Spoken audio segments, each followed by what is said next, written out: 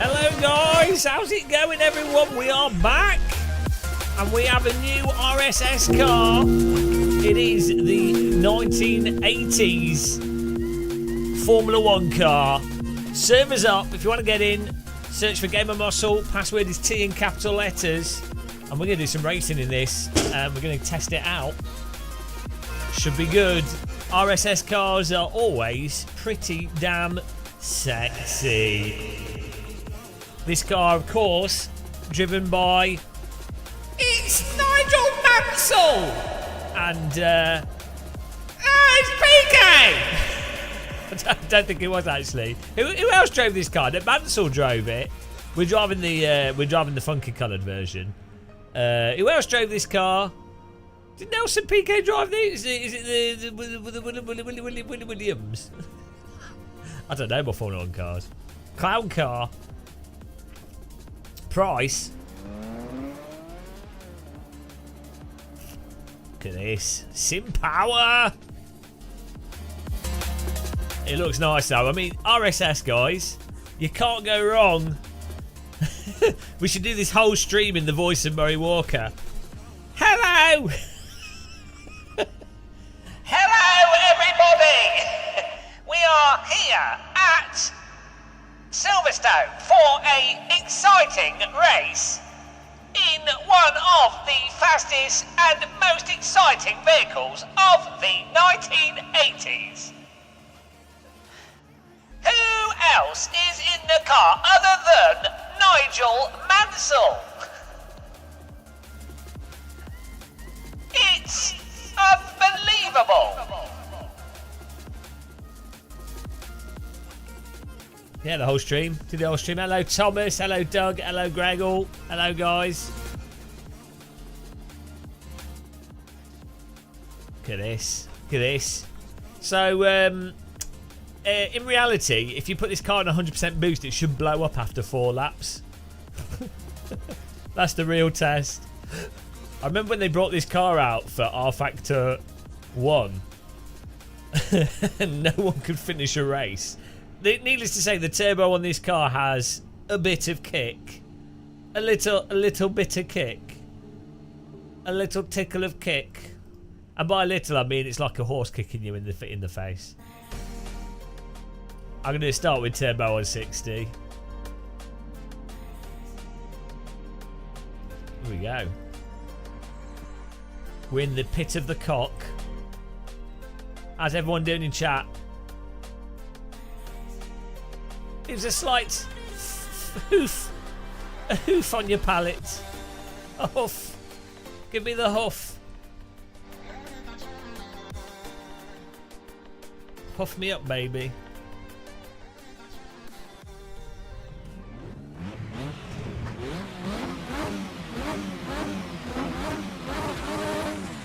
All or nothing. Hoof power.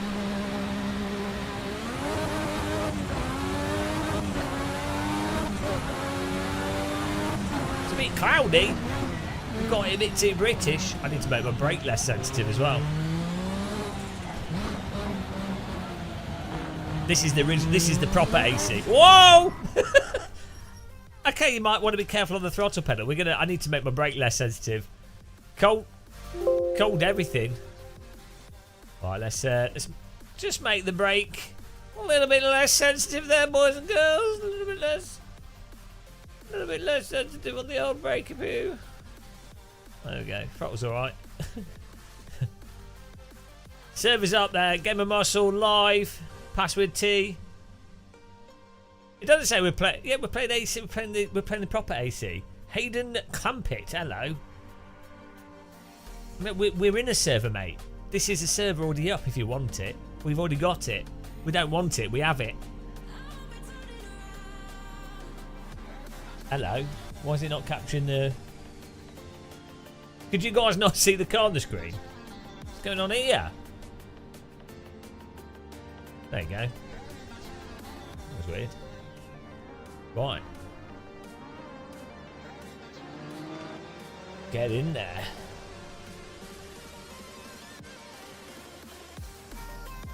Okay. Look at that. Look at that. Look at that. Right, we're good. Put some soft tyres on. Take some fuels out. God, his camera's going a bit crazy. Calm down, content manager. Right, that's all good. It's all good.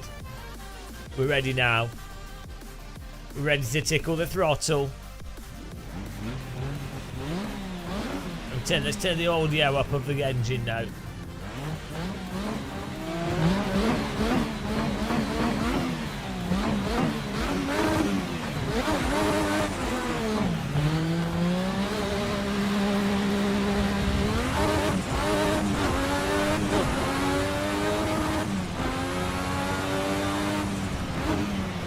Wow, already I can tell you it's not realistic because we can drive this, unlike iRacing. Yeah, imagine it. Imagine the misery. Oh dear. Why are you even bringing up the filthy AC? Oh, hello. We didn't 1 second there. Whoa, my goodness! You bloody hell! You've got to be careful on the throttle with this. Let's put it on 50. This thing wants to go. It's got a bit of kick on this.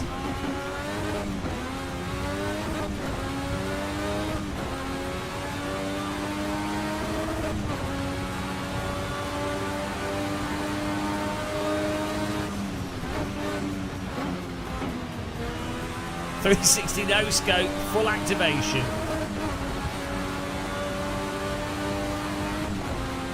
This is a nice, sensible car to drive. This is one to do your shopping in.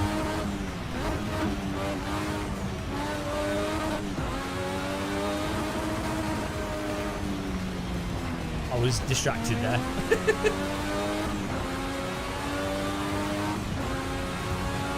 Nice, a nice, relaxing vehicle, this. Another relaxing car by RSS. I'm sure once you've got it going, it's the slow corners you have to watch out for. Oh! Whoa! And we're here for our first lap at Silverstone.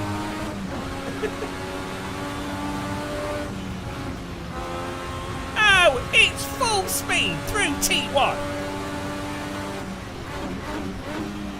And Mansell is struggling with the turbo lag. It looks like the team didn't have that planned out.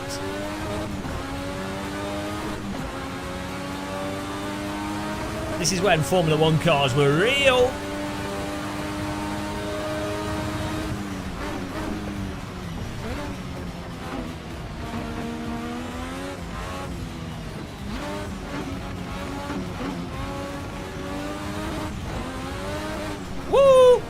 Hello, hello, come back.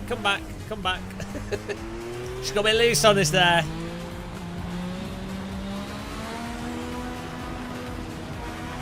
Watch out. Hello, Martin Vandis, how's it going?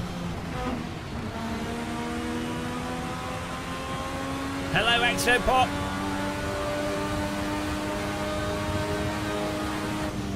Only 4 wheels. What's 2 wheels? What's that? It's not a car, is it? Whoa! Sure, you really have to know where that is. We're finding it. Turn that force feedback up.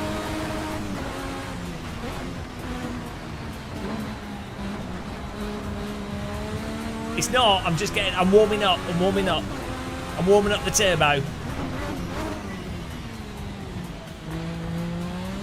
And if you find a problem with this car, guys, remember it's CC's fault.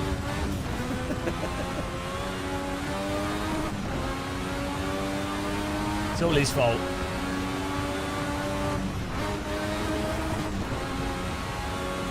Anything wrong with it is his fault.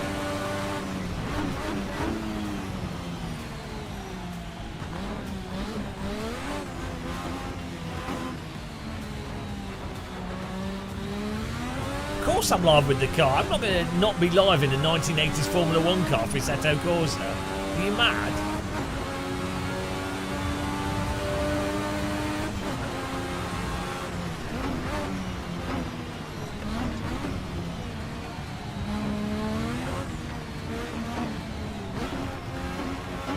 Let's put it on full. Full beans. Listen to the Hoover. You can hear the Hoover go. Oh dear. Has this car got 7 gears? Ah, no it does, doesn't it? Or is it just 6? This car has 7 gears, doesn't it, in real life? Can't remember. I think it might do. Is it 6 or 7? If it's 7, I'm screwed because I have to do the old Fanatec 7th gear. Just 6, okay. More beans! Full can. Full can with this. Total Heinz.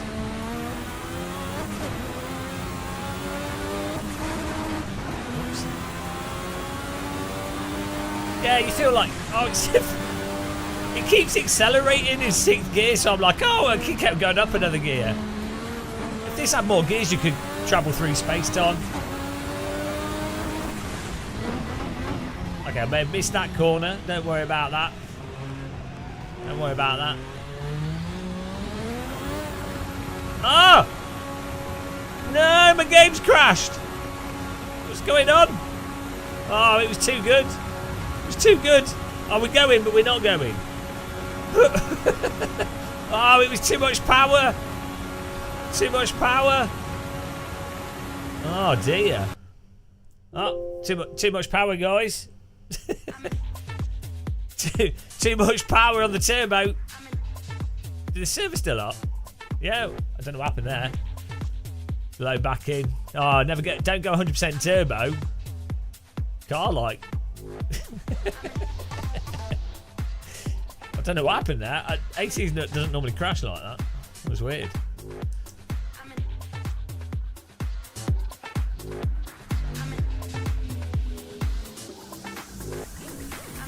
If you come up with a good setup, guys, make sure to share it. Remember, sharing is caring. Let's put the softs back on. We put the Hoover. Let's put the Hoover on 100.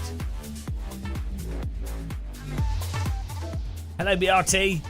Ludicrous. We went so fast the CPU couldn't keep up with the car. Oh, here we go. Tacho position. Hang on, what's this about? We can rotate the tacho. I'd like a tacho with. Can I have it with refried beans, please? I'm just gonna click. I don't even know what it does. Maybe it rotates it in the socket. What? That's nice. RSS thinking of everything.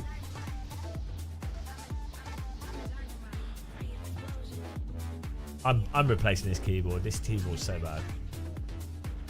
Rotate that fish. Right, here we go. Rotate the taco before you eat it. But yeah, you put a lot of fuel in this car. Right, let's go again. Here we go. It's Race Essentials. Oh, nice one, B Stu. You'll enjoy it, man. You'll enjoy it. Oh no, look, my taco's well rotated. Oh no, look how... Oh no, at least we can now see the... Oh dear. Let's rotate... I made it worse. That's why you don't change... If you change stuff, it makes it worse. You know, typical. Don't rotate your taco, guys. Let's rotate... Oh look, here we go. Beep, beep, beep, beep, beep, beep, beep, beep. Ah. Oh, my taco's fully rotated. I think I'll just leave it there.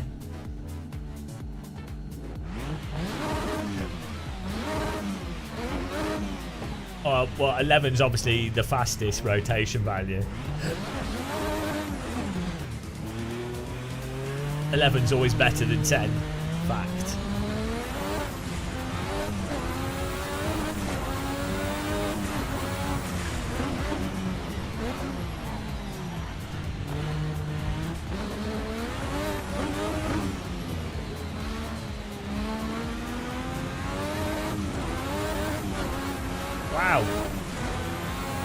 even a straight line, the rears.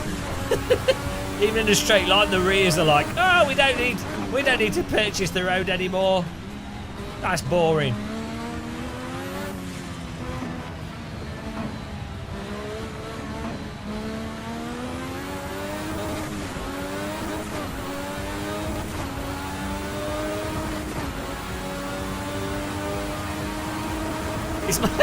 It's maxing it out.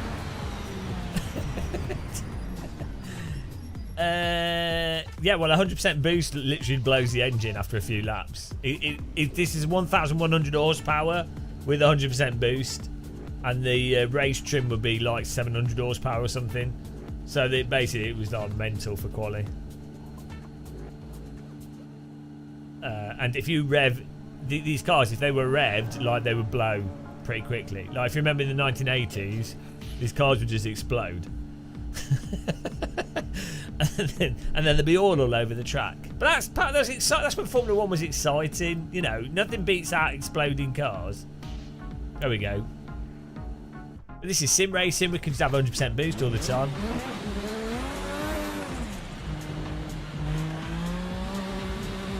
This is the new way to travel.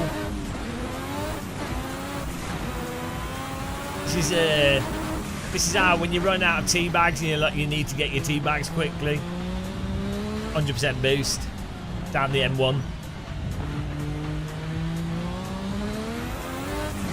Speak for yourself, Martin. Yeah, that exactly, Race Centre. That'd be fun. Oh, there you go. Putting the higher gearing on is a good idea. If you want to join, guys, service called Game of Muscle. Password is T. In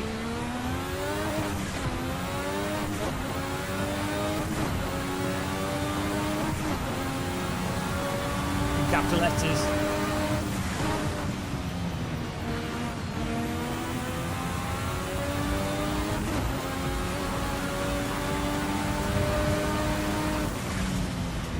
Whoa.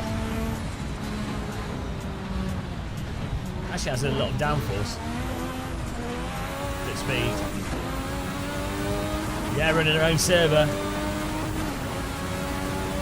Master of servers.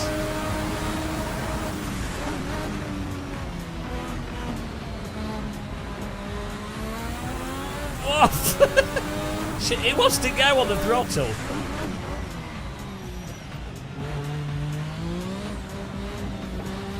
To get this in the limit zone controller B is going to be something else.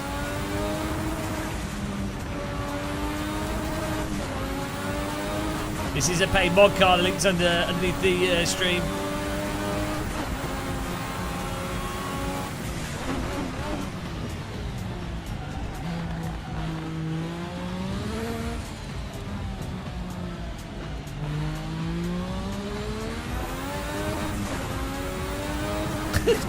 just feeling out the grip a little bit.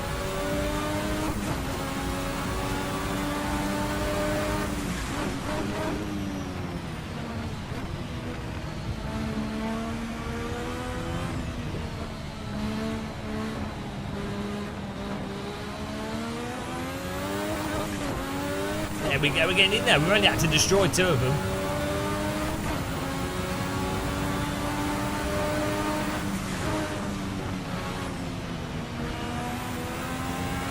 Full Hoover.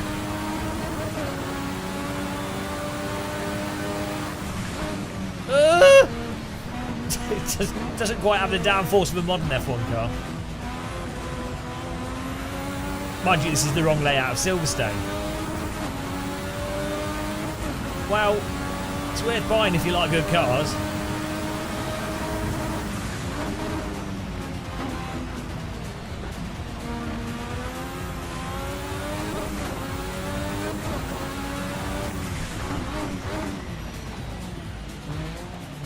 Oh, it takes the sausage all right. Champion. Oh, too much throttle for him. It's a workout.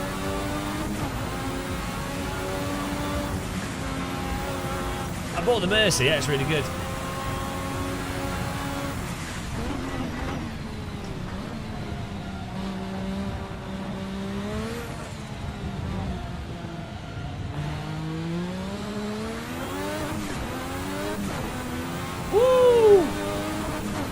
going, it's going. Once you get dialed into the to the grip levels and the throttle application, and listen to where the Hoover is, you start to play with it.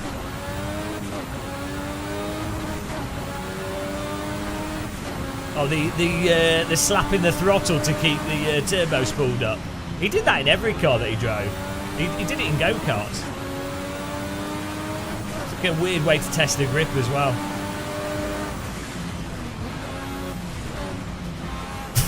Shifting through here, that don't make any sense.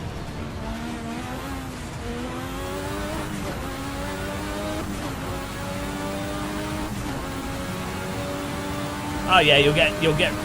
Everyone could drive this kind of car easy. You know, this is a good starter car, a good beginner vehicle. This is what you put kids in. I'll totally put the car in second gear there. This is what esports should be in. Why are we doing esports in bloody GT3 when you got this?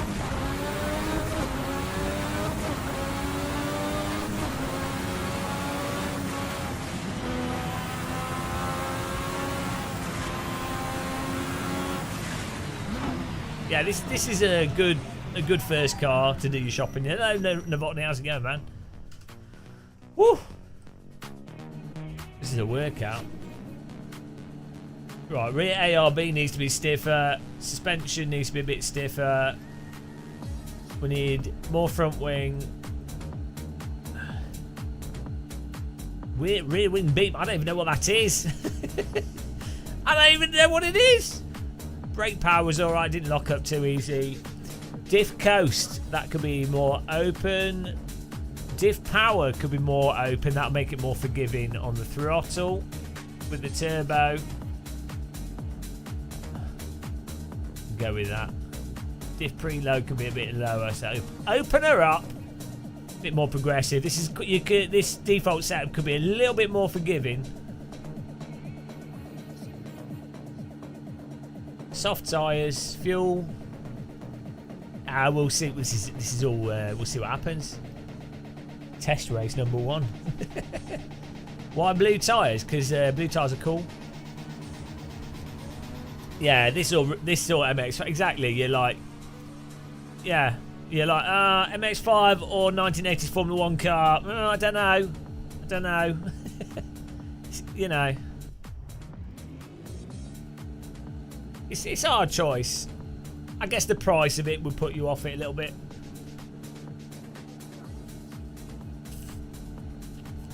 Hello, Mukyami. How's it going, man?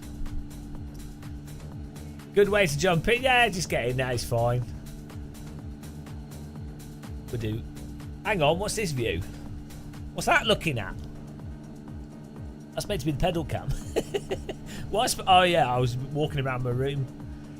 That's now ceiling cam. There we go. Get in there.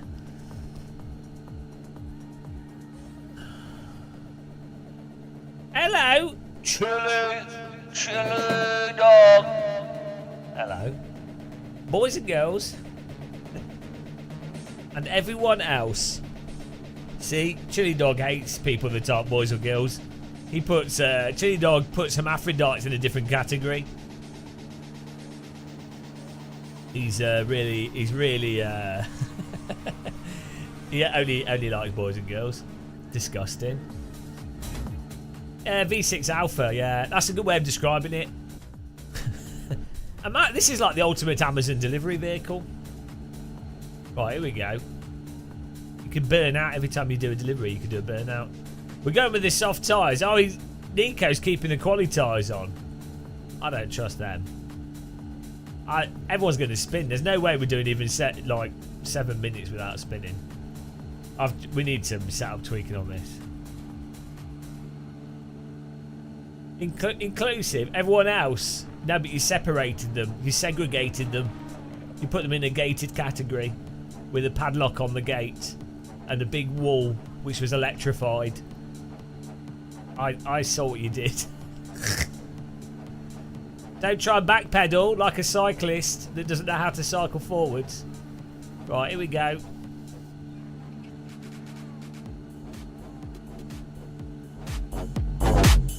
This is the music they had in the 1980s for this as well.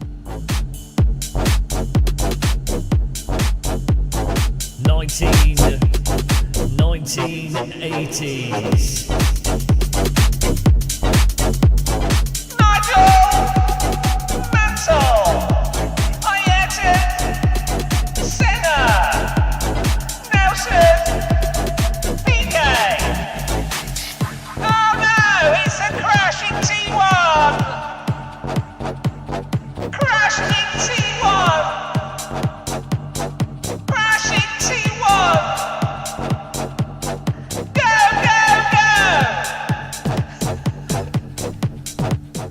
Why Murray Walker wasn't ever a DJ. So he would have. Well, here we go. First race. Hello, Billy Boy's bongos. Go. Even in the straight line, she wants to go. Oh my goodness.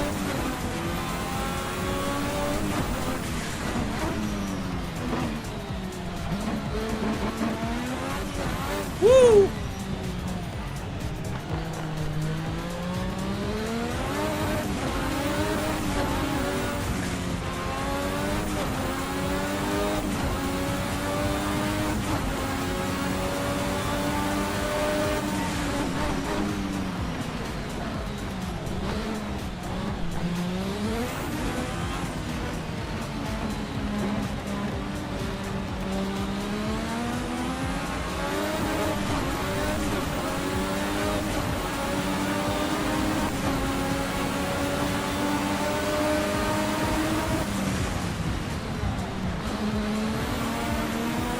You idiot! You idiot!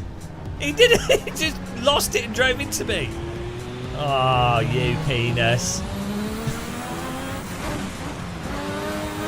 Absolutely ramshackled off the track. His rear. He got loose on his rear. Oh, Jesus.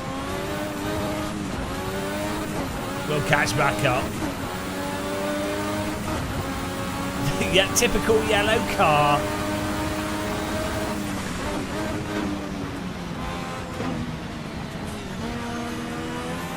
Oh, is that in the wall?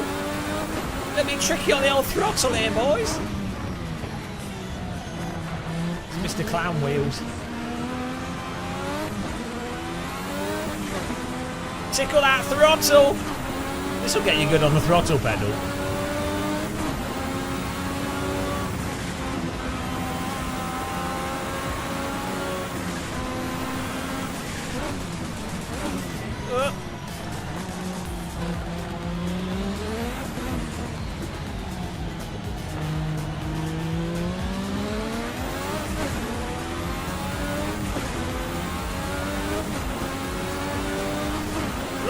I'm not sure why that car's got clown wheels, but why not?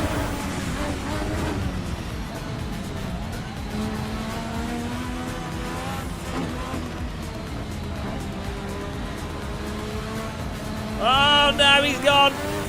Ah, I missed the gear.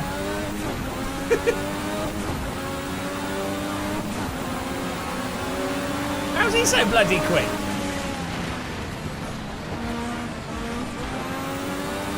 Different gearing. Ah!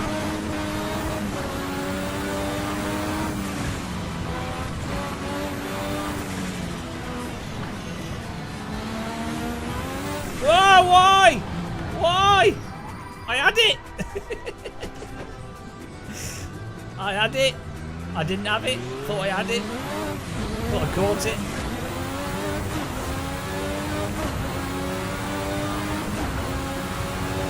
This is a war against tyres.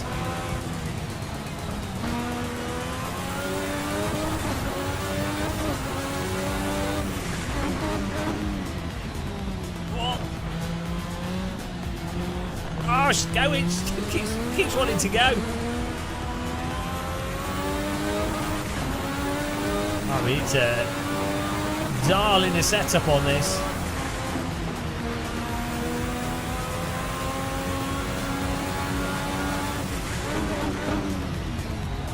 Oh, he's going again. Going again. Man, finding the limit on this is tricky.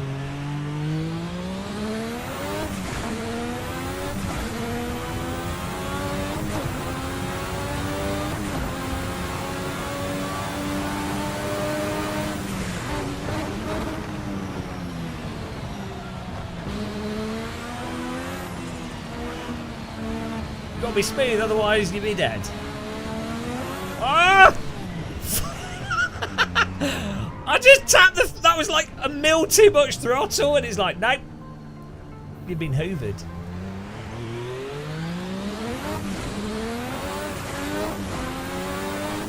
Once the hoover's going...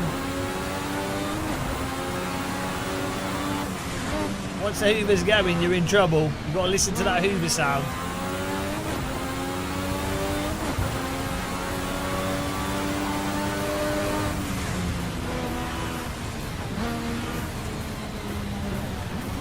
What?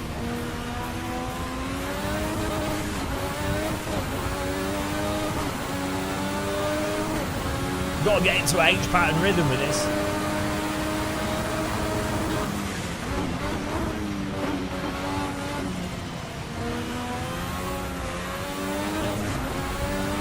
Of course the turbo set to 100. There's no other setting. I got the team to just put it on 100. It's welded. Why would you run any other mode?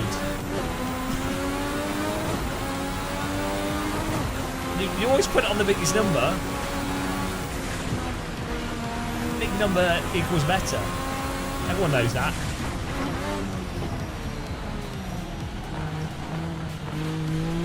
Where? There you go. Car coming out of the hedge.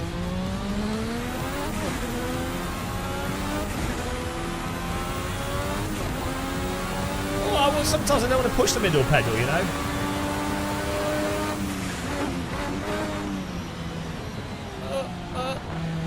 This has pretty sensitive brakes on it.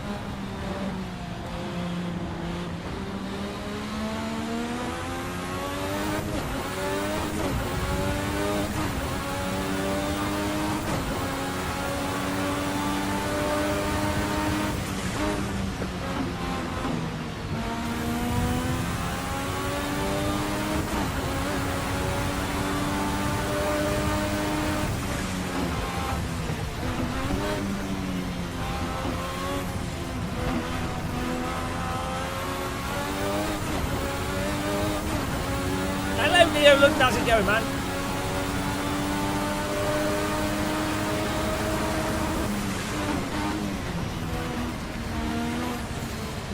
Nah, this car's nice and easy. Walk in the park.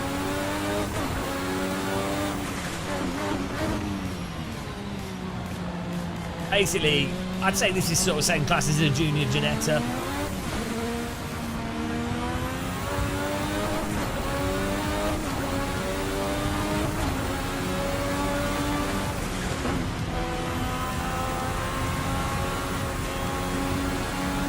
Yeah, sort of Formula Ford, Skippy, that kind of thing. Bloody hell. Optional grip. As long as you listen to the Hoover, it's fine.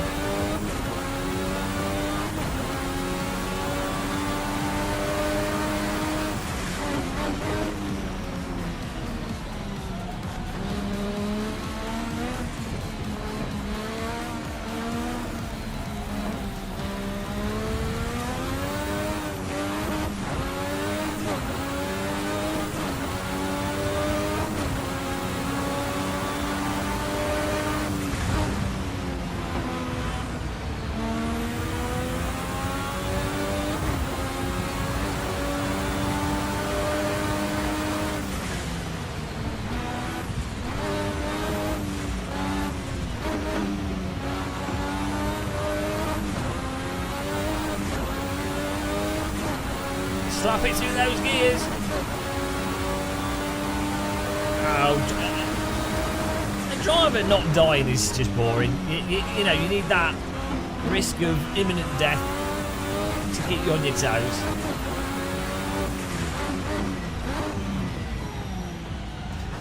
Your tyre's gone. Oh dear. Mine are perfectly fine. There we go. No, we're not in the opinion zone.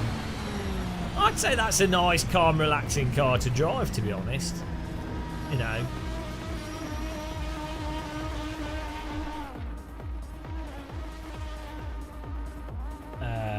Well, you could do counter-debate, I'm pretty sure. All right, let's do another track. It's a little bit of a workout, that car. a little bit of a workout. Right. There we go. If you want to join the server, guys, you can jump in. Be the same name. There we go.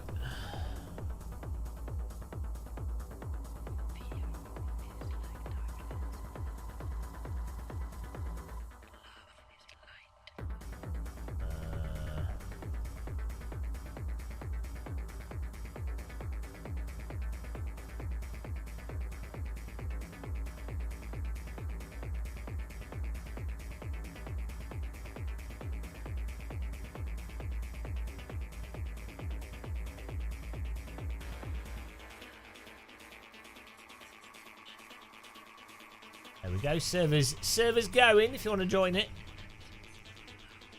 Get in there. I don't know how you don't have the clown car. Is the wheel colour accidental? Why has one of the cars got clown wheels on it? Is that just for, was that like a promotional car they did or something?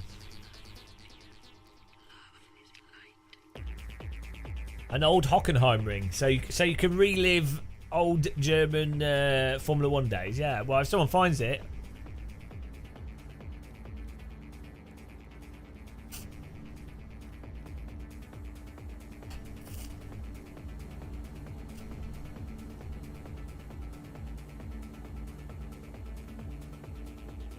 Here we go.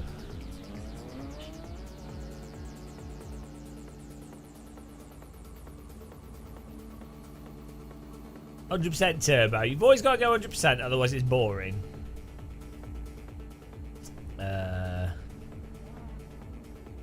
Well, there you go. Shows how much I know about clown wheels. It is it's a proper rate looking race car, isn't it? You know what I mean? This is when cars actually look decent.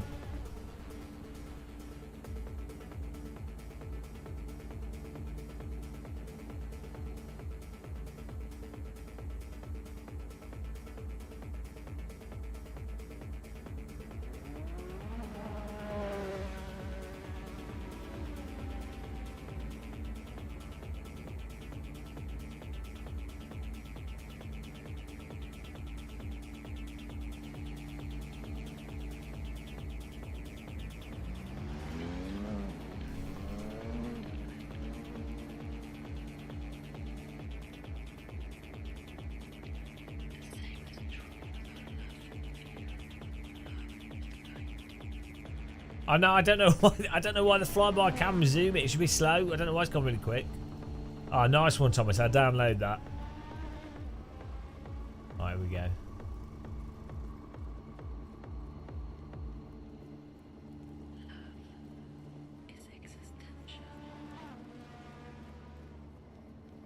Oh, let's give it a go. I'm sure we've set it up perfectly. I'm sure it's totally race trimmed. It's the 1980s. We didn't have a simulator to test it. We just have to go to the track. We have to do a test day.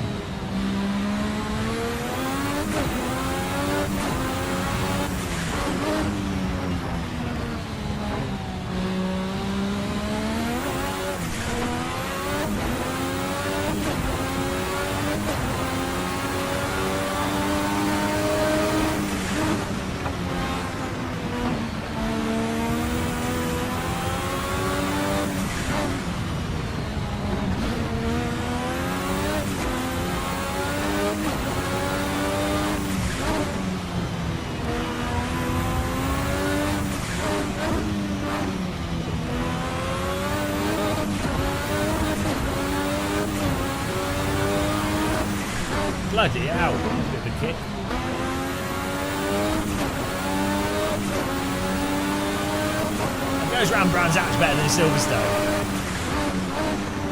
Like, the track makes more sense.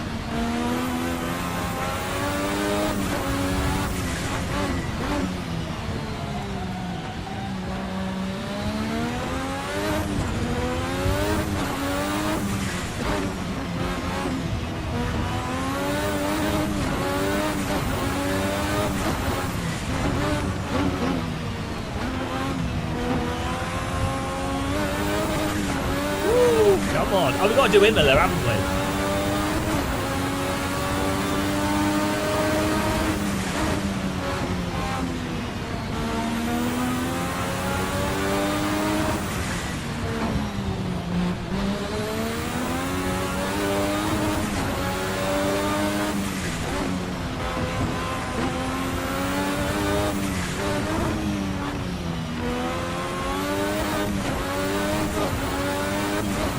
No, Kowalski, not at all. That would be copyright infringement.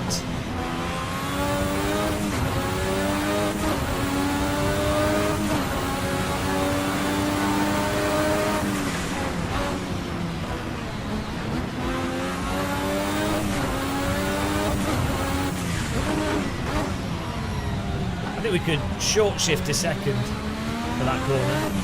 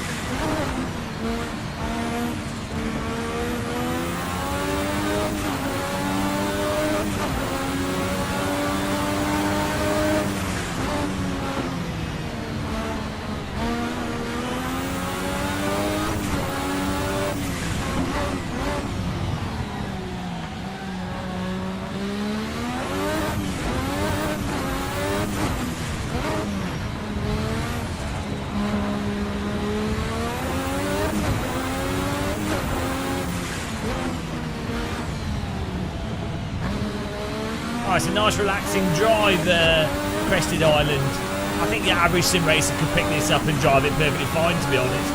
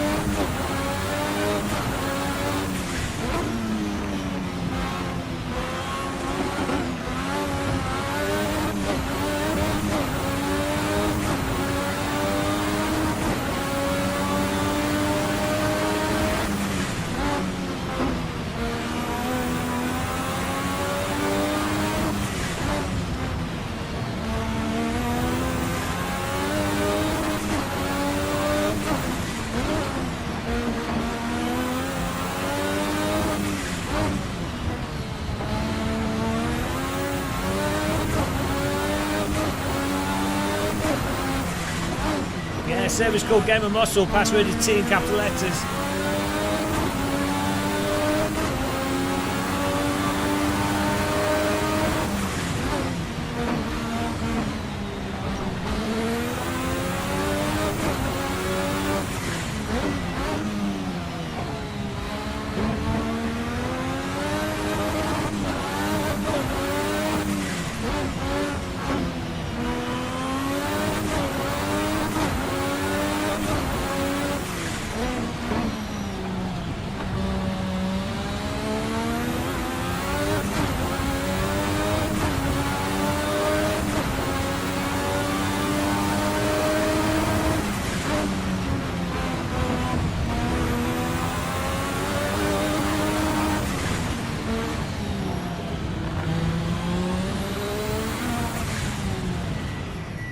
We need some front wing, I think. It's not. They don't want to stick into that corner. Let's take some fuel out. Rear wing's probably all right. It's front wing to get the turn in onto that right hander. I like the diff coast could be more open. Hello, Flint. How's it going, man? Welcome, guys.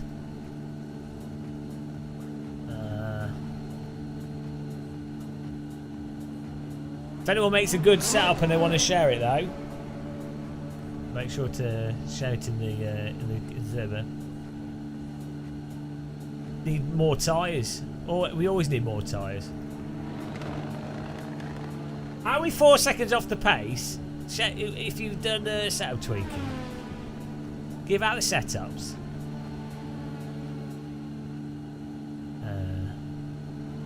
Oh, nice one. Wow, you'll win every race now with those pedals. No excuses. It's always setup. It's not driving. It's never driving. Thanks for clicking the like button, guys. Those of you that have. Appreciate it. Let's turn some more laps here. We're a little bit off the pace.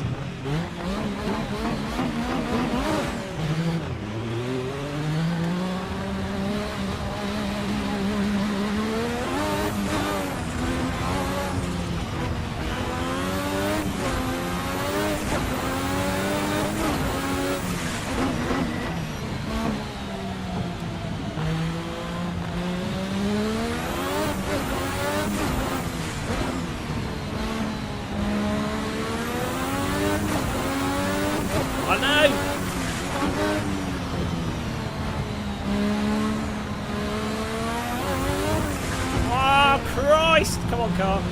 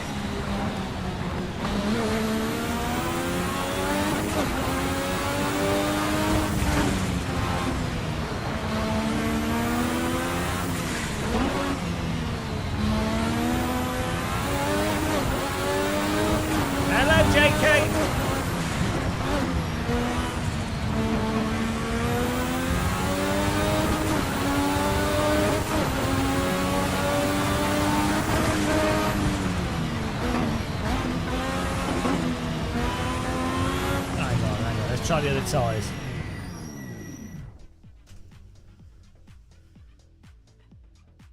It's hard to get it to turn in on the. Well, you can chuck it in a bit, but it's hard to get it to go. So you can't flow it in. You can chuck it in a bit. Everyone else is on quality tyres. I was on the soft tyres there, so we'll see what it's like on these. I think there's some setup tweaking. The clamp, exactly.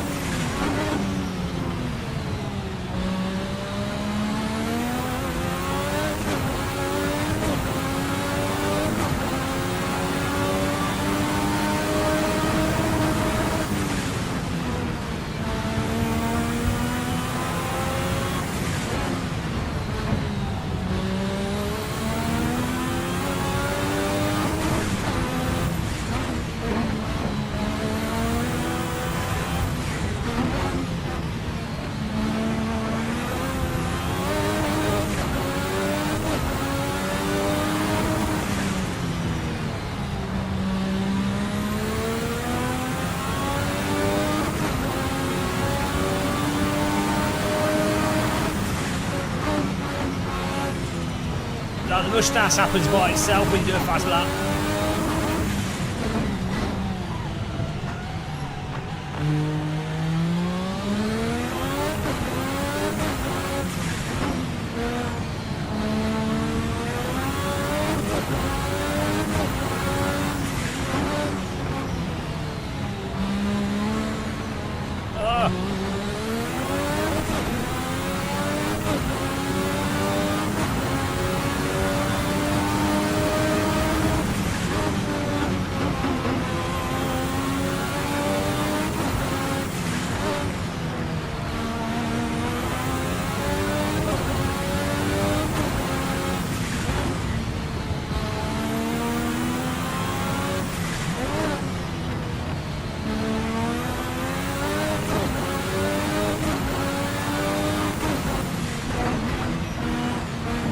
How do you become a member? I don't know. I don't know if you do it through the app. Thanks for trying.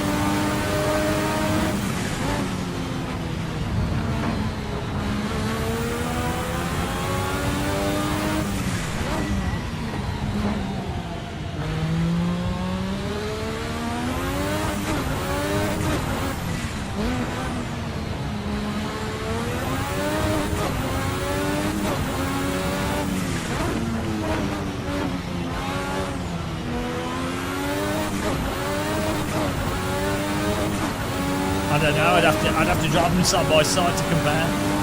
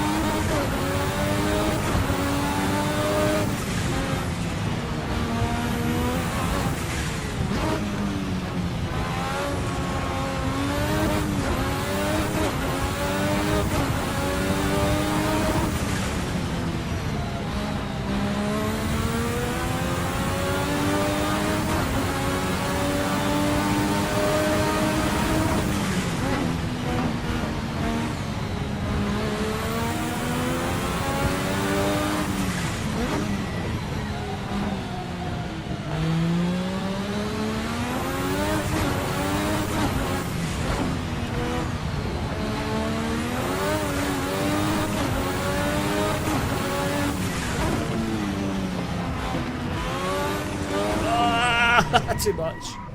Jesus Christ. You have to concentrate a little bit to drive this. Good fun though. It has like really monster downforce at high speed, so you kind of want to go into the corner faster and deeper than you would with a modern car. Weirdly, it's weird. It's a different challenge. Did anyone do any setup?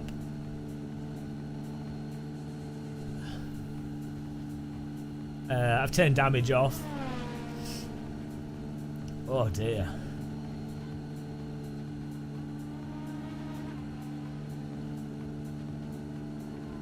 How are we doing? 2.7 seconds off.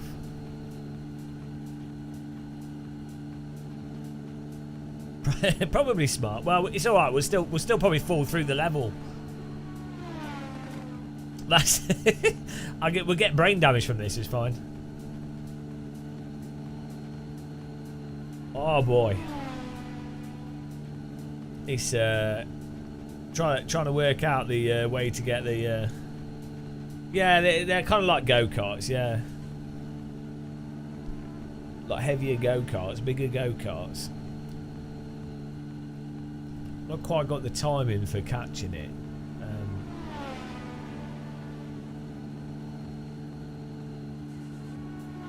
You kind of want to turn the force feedback up, but then at the same time I don't want my arms to fall off. These cars in real life will probably have like 40 plus Newton meters of steering on them. They'll be like mental.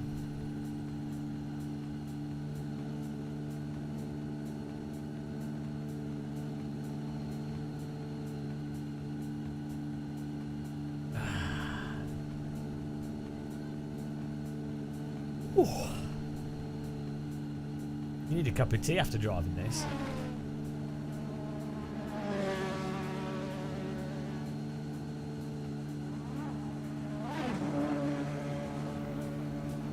Yeah, these drivers, these F1 drivers had arthritis. Yeah, arthritis straight away after 2 races. Bloody hell.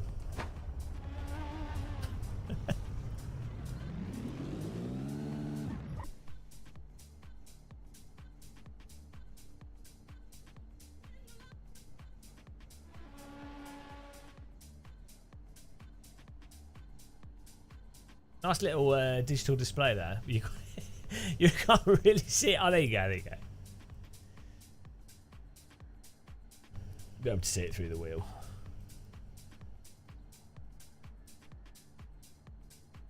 It is on 100. Pretty sure.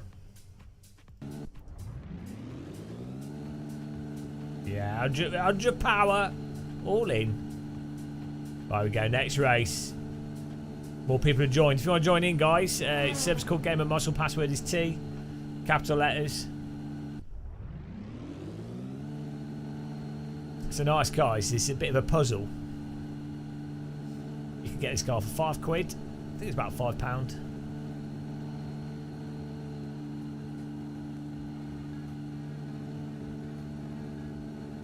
Woo!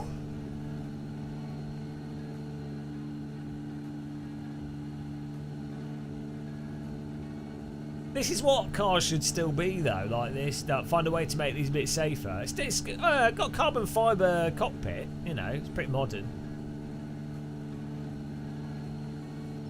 Yeah, it's good fun, yeah. I mean, it's literally better than every car in iRacing, but I mean, you know. And every car in ACC. Like, you know how it is.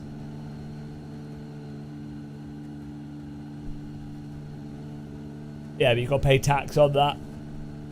So it's about £5. Here we go. Racing about to happen. Oh boy.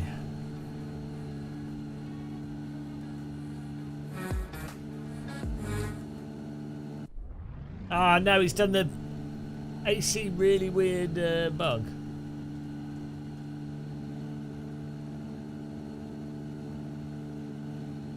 Don't know why it does that.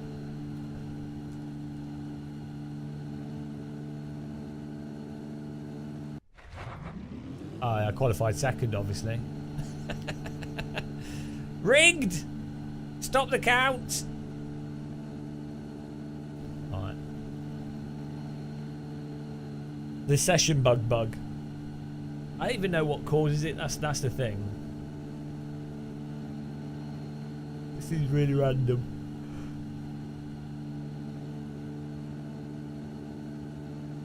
Sim rigged.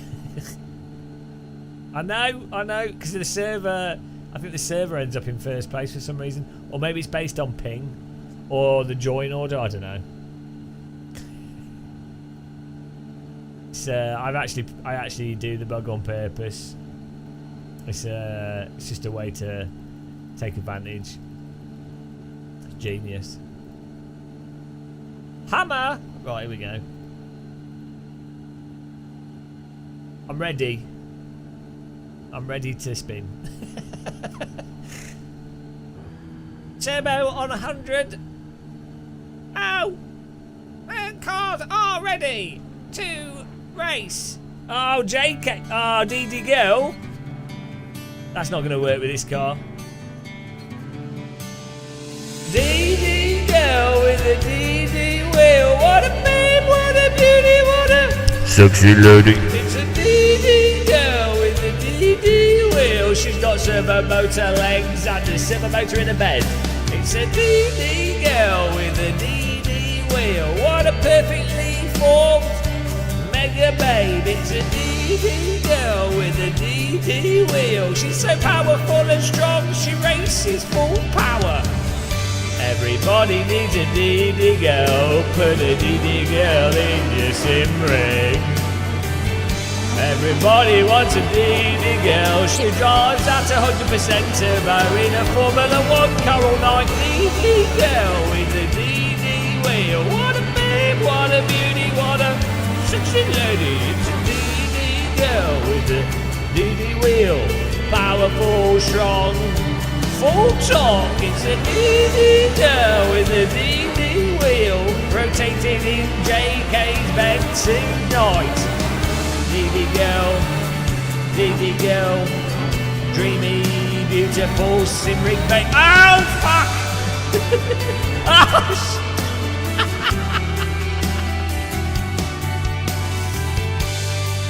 oh no! DD girl.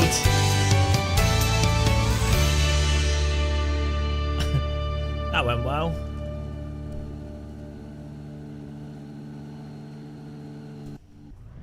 That didn't happen. Don't worry about that. Thanks, JK, for becoming a member. Appreciate the support. Didn't see anything. I didn't see anything there. Oh, nice to do the first race in this. There she goes. DD girl, she had too much power and it caused me to oversteer. That's how it is sometimes. Managed to take out Thomas there. Thanks to JK. Good kill, JK. What a takedown.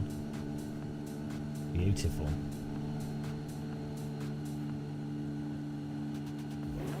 Right, we got to concentrate here. We've got to be very careful in second gear, and we have to full focus. Look at the skid marks from the from the launch of the previous race. It's like we managed to travel 200 meters with full wheel spin. Perfect vehicle.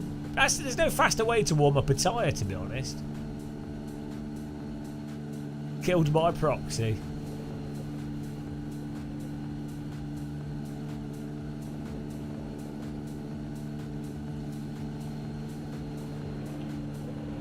Easy. Easy. Here we go. Nice and easy. Nice and easy, this one.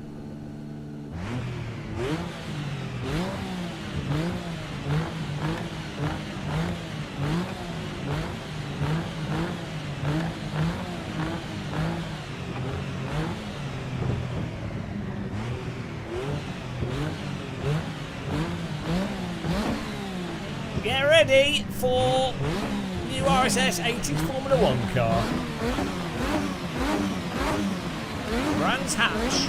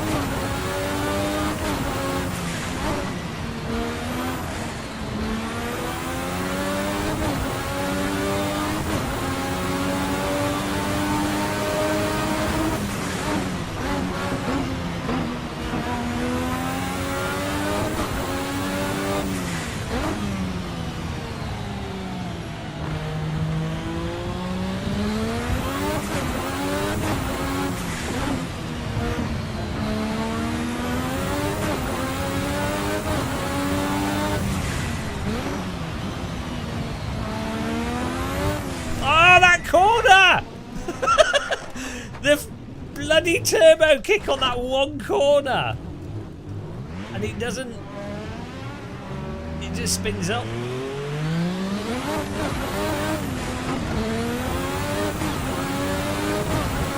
Hello, Matt Lodge.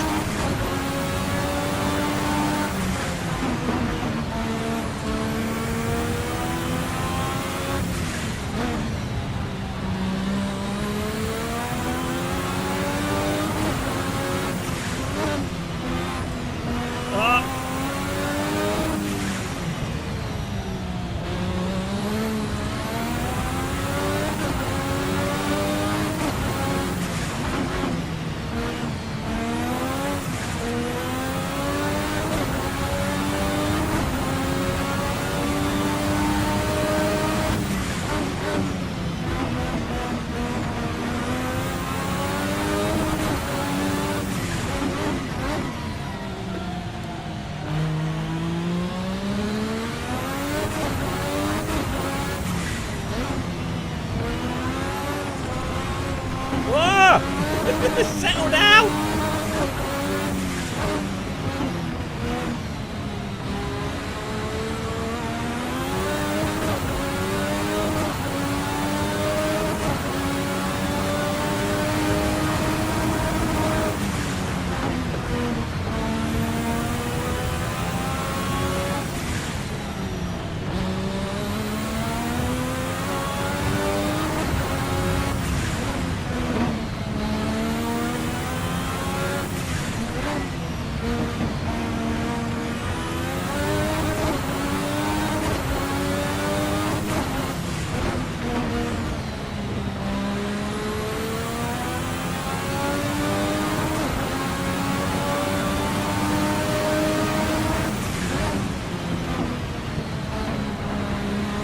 wrong kind of wall.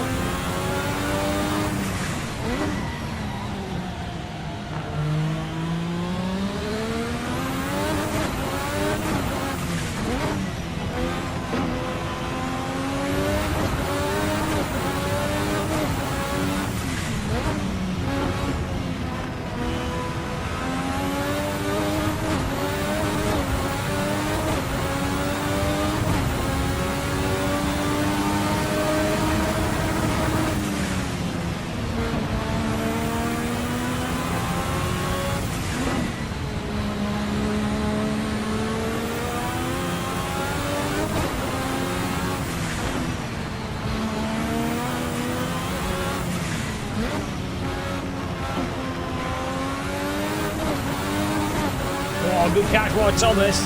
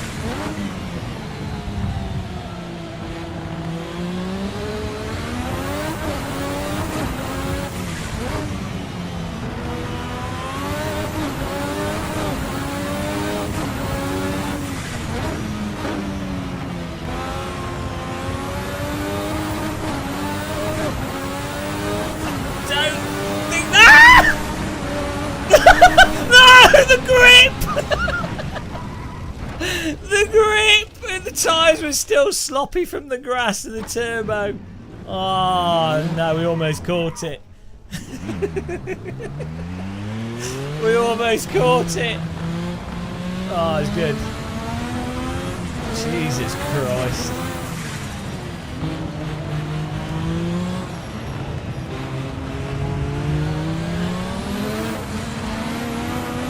The grass? Death by grass? Oh, it's good fun, good racing.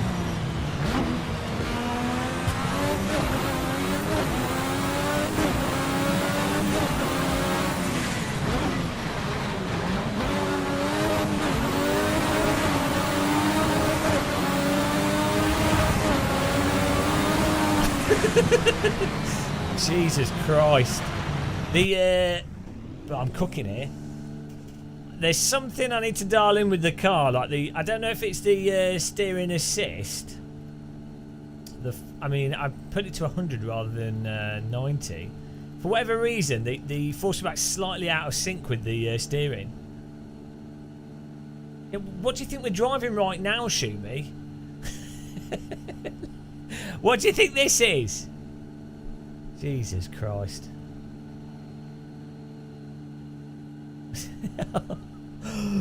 Oh yes! Yeah, it's good fun. Bloody hard. It's like the R Factor 1 80s Formula 1 car. Right. We still need to work out a setup here. Oh, I need an iced tea. What? I didn't do anything. No, my wheel rotation's on 900. Everything's 1-to-1. Pretty sure we have AC set up to 900. That would explain it if it wasn't, but I'm pretty sure we do have it. I think it's this, for some reason, some games have this steer assist option, which is basically like steering lock. By default, it's on 90. Maybe I'll try it on 0, see what happens. Okay. Do not put it on 0. It's weird. It's like, well, what's 200 do? No, it does weird stuff with the Fanatec wheel. It doesn't do it with all wheels.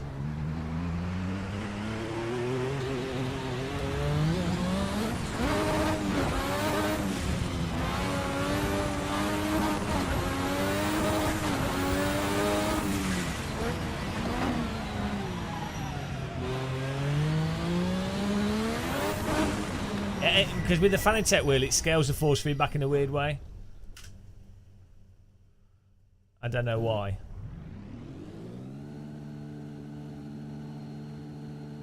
Use real force. Yeah, it's not quite the same though. It's some weird thing. There's just something slightly off. Not sure what's causing it. Let's do another track. Let's do Imola. Yeah, we got set up nice. Speed go. Well done, guys. That was good fun. We've lost the results of that race. I haven't really got a setup. I've just been messing around. No, so the point is what you want to feel in a simulator is when the car's at the limit and the car's stepping out and the wheel's correcting itself, it should feel totally in sync with the. So when the back steps out, basically with the DD wheel and high force feedback, it all lines up absolutely perfectly. What it feels like, for whatever reason, it's like there's a little bit of overshoot, almost as if you're running slightly wrong wheel rotation. So the car is just slight overshoot. I'm not sure what's causing it. Yeah, everything's 1-to-1, so it's weird. Let's change track here.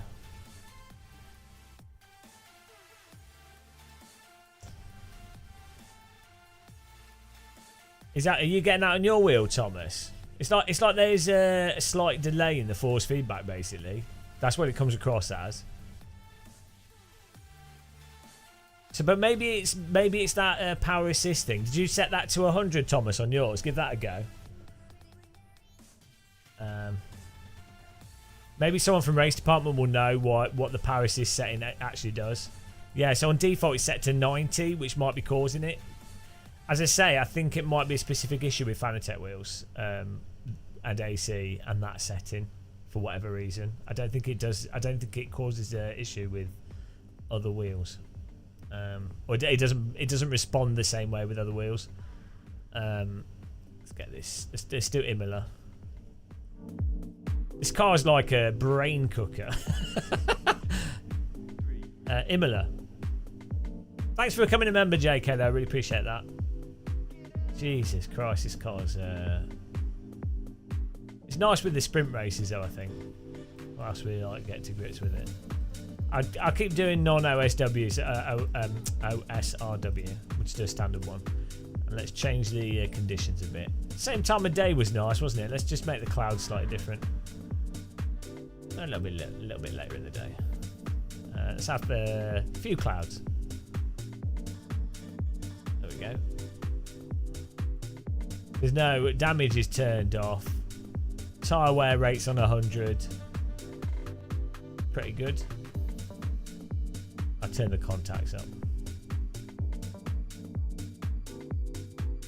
Off topic, F123. I found F123 with the right wheel settings, using weird wheel rotation and stuff, was like passably drivable, but then it's still nowhere in the ballpark of like even R Factor 1.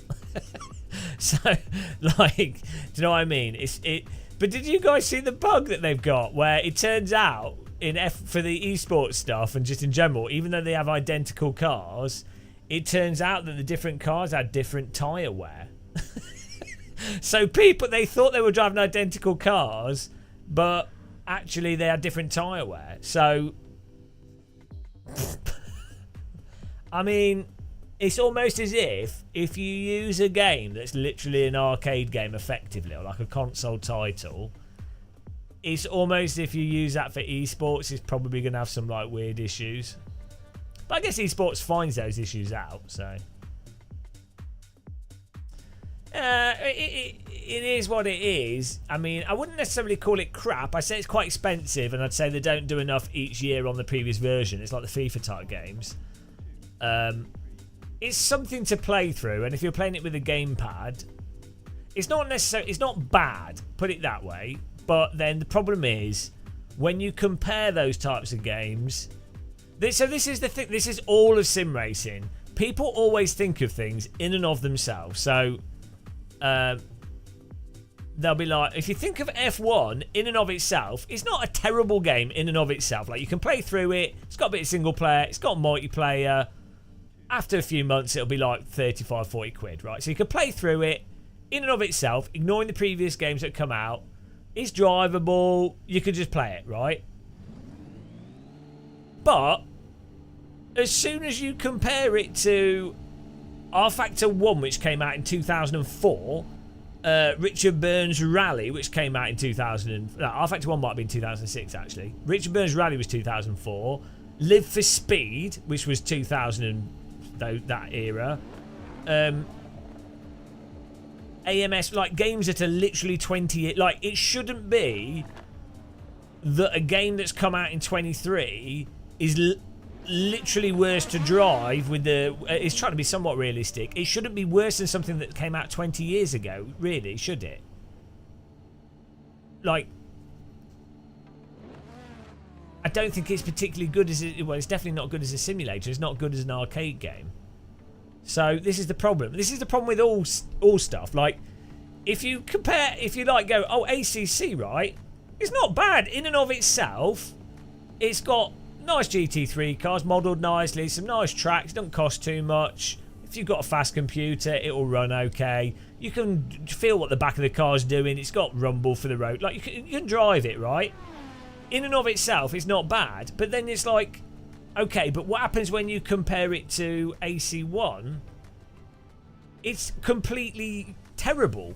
Or AMS, what? Do you know what I mean? So, people don't seem to like to compare between stuff as a way of like going, oh, is something reasonable or not reasonable? And they get really upset when you do that. But it seems to me, though, in life, how do you evaluate if something is good or bad? Like, you might enjoy whatever you enjoy. That's fine. That's a separate thing. You can enjoy anything. How else can you contextually say if something is better or worse? You can only do it by comparing. That's how reality works, right? Oh, I bought a pair of shoes in Roman times. Oh, well, these sandals are pretty good. They're all we've bloody got. These leather sandals, they're all right. But you're like, okay, in 2023, you can buy, like, breathable, crazy grip, highly durable walking boots. Well, it's like you compare them to other shoes, right? So... yeah, Marcus, we were just saying that. So the one setting that might be worth trying, I'm just going to give it a test. This force feedback here. If you go to...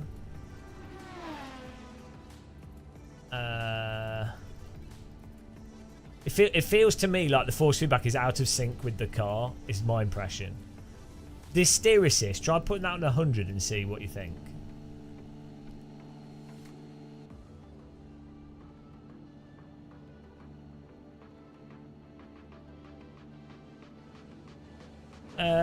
Rory, yeah. Well, that's so like the enhanced understeer effect is really good in AC for a G25. Yeah, and those you'll always find with video games, the controller the game was designed with in mind is probably going to be a better controller. And when it comes to driving simulators, if a game was designed with the key programmer designing it to work well with the G25, by the time you play it with a DD wheel, you will have more detail, because for a G25 to pick up detail from the sim actually has to give quite a range of force feedback or operate in a certain way. And a DD wheel, that just means you've got more information on a DD wheel, and if it's too much, you can add dampener or filter. But if you design a game and you've got a DD wheel there, it's like, well, what if you got a lower end wheel? It's exactly the same problem as if you design a game and you're like, graphically, you're like, oh well, we'll assume that everyone has a 4080 and DLSS. It's like that is going to perform shit compared to if a developer designs a game with the expectation that people need to get 200 FPS on a 5-6 year old graphics card, right? That's what happens. They do speed goat. They're just in a rush. They say the developers at Codemasters are really talented people. They just don't have much time because management just needs to ship a game each year that makes money, and it will do as long as it doesn't crash. That's an important thing, and as long as it tick box development on as tight a time frame as possible. I'm not. We've just been driving it. I'm just chilling out. My wrists are dead. My wrists are falling off, but actually my shoulder as well. This is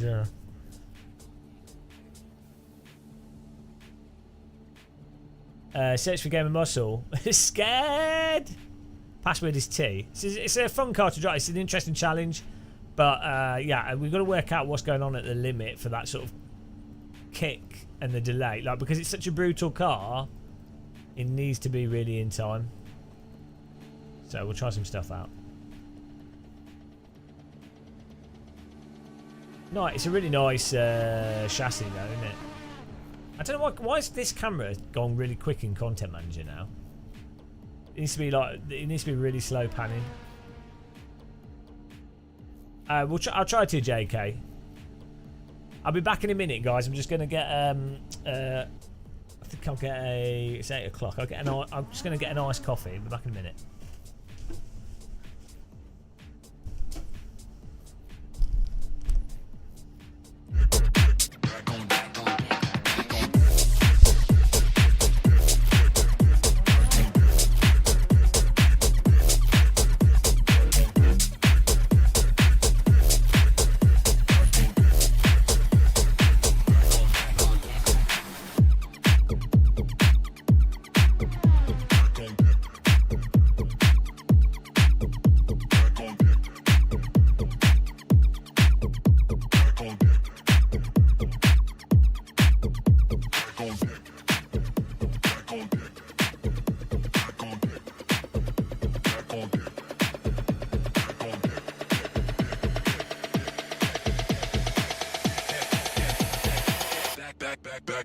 Back on deck.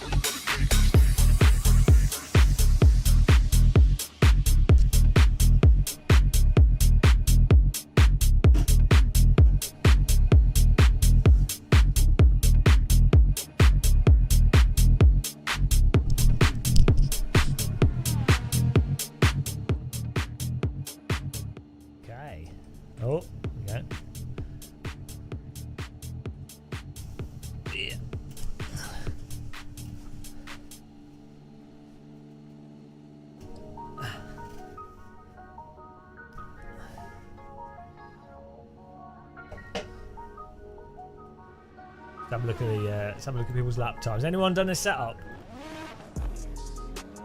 Gregor's has done a setup. Let's just try a setup.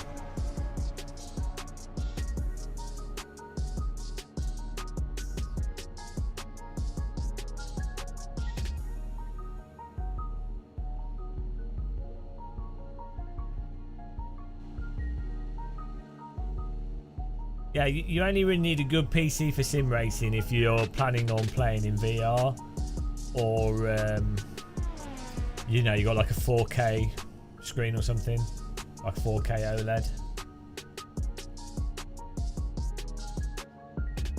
I mean, as fast a graphics card as possible is always going to be good, but you want triple screen, so that, yeah, it probably works out about 4K. I like how the suspension arms go into the bodywork.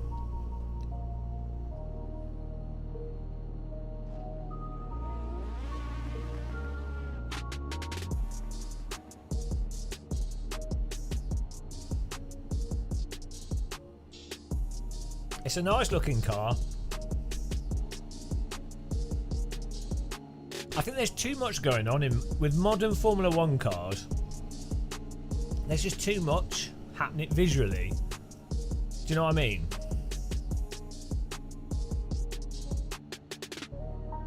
I don't think so like aircraft look visually satisfying because there's not too much random shit going on with them, with the way aerodynamics are designed to break up the turbulent air, redirect it, and all the, you know, all the mental stuff, which to be fair is interesting engineering. Visually, I think just doesn't have the. Although this does kind of look a bit like it is kind of a bit chonky, but still, do you know? Maybe a few years after this is kind of peak Formula car design, like visually, I think.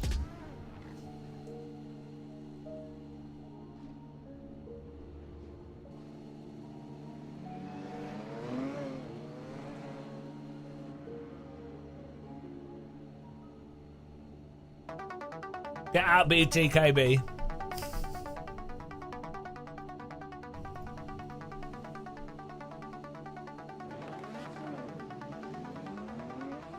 Yeah, the main cost at the moment for your PC is a graphics card. Unfortunately, it's a bit of a piss take at the moment. Has been for the last few years, thanks to Nvidia.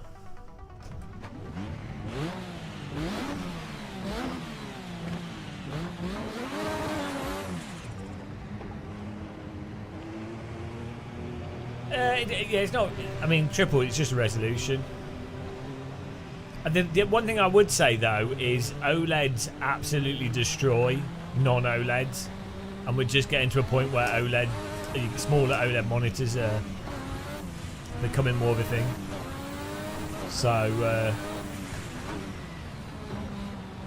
like 32-inch OLED, honestly, like it. Well, in some ways it's annoying because you can see stutter and stuff more clearly, but the image quality, the frame timing, it's incomparable. The contrast is utterly incomparable. You get just a much richer image.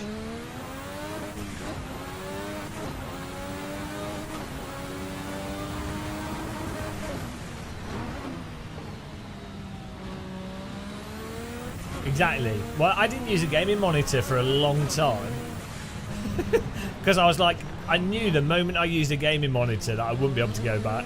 And now since I've used OLEDs, it's painful using my work PC on my desk is VA panels, BenQ and God knows what, and it's awful. Like, also I've got an Asus VA panel. It's just, oh god, the motion blur, the ghosting, the contrast, the colours. They're nice monitors as well. That's what's funny.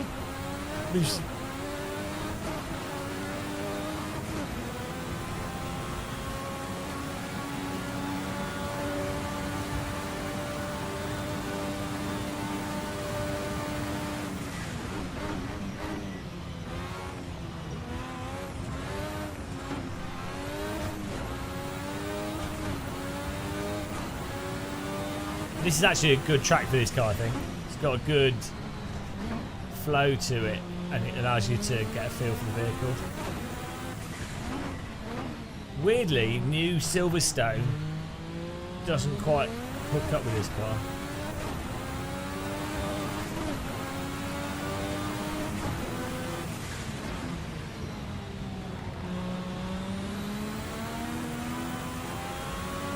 Oh yeah, CSL Elite's so much better than G29. CSL Elite's really good.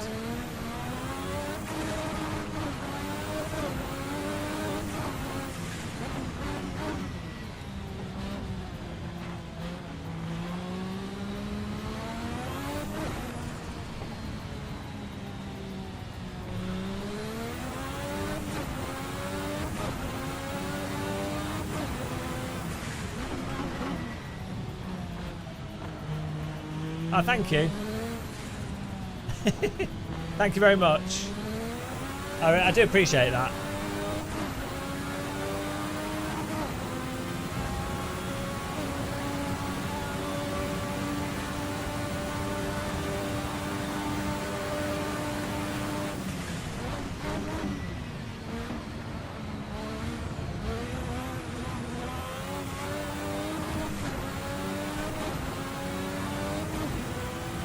Oh no. UPS are terrible. I don't know why Fanatec uses them. Might just be maybe on the German side, UPS is alright.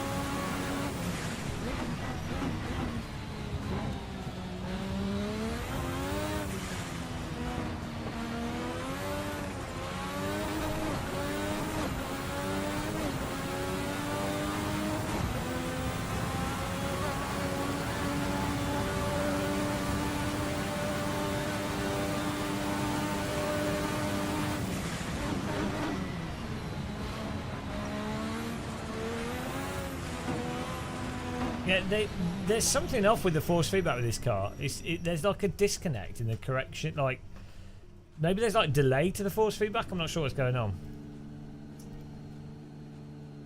That's why it's doing like over corrections rather than just immediately correcting and itself.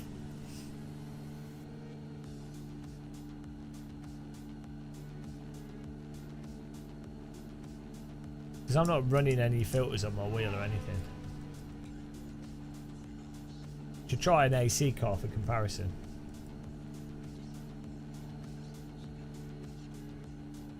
Well, if there was a delay in my brain, then I wouldn't notice, would I?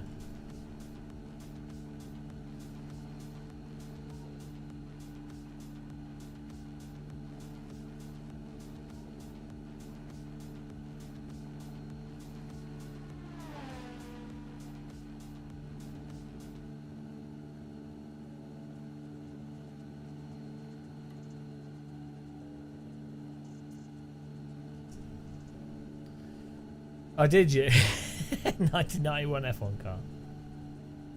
Yeah, I don't know, maybe.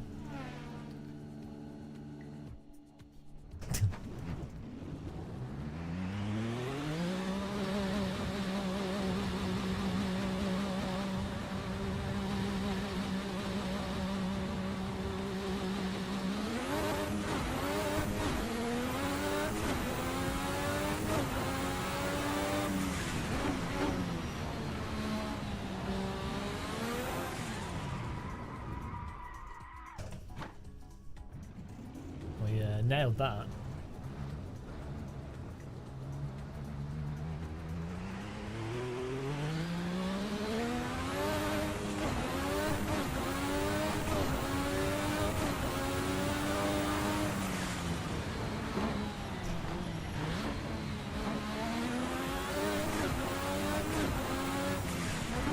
I'll put a Kunos 80s car in.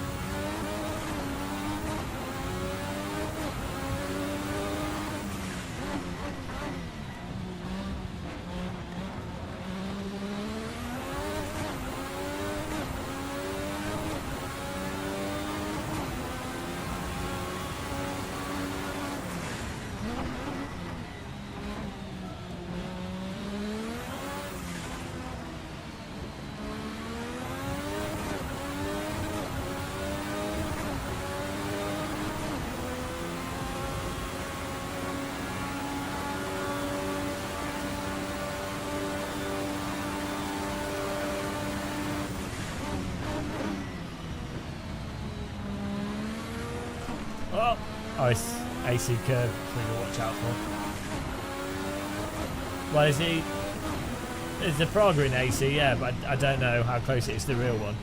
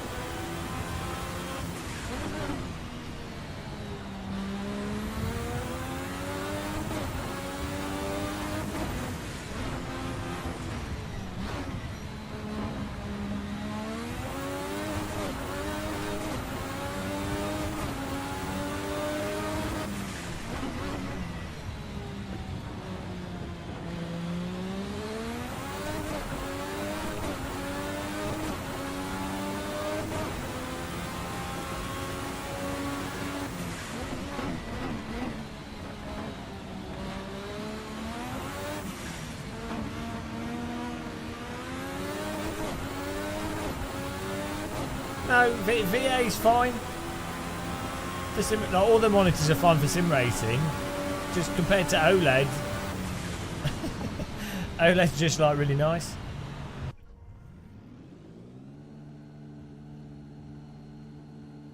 Yeah, newer VAs are a lot better. They have less motion blur, but it's just yeah, it's just OLED's just really nice.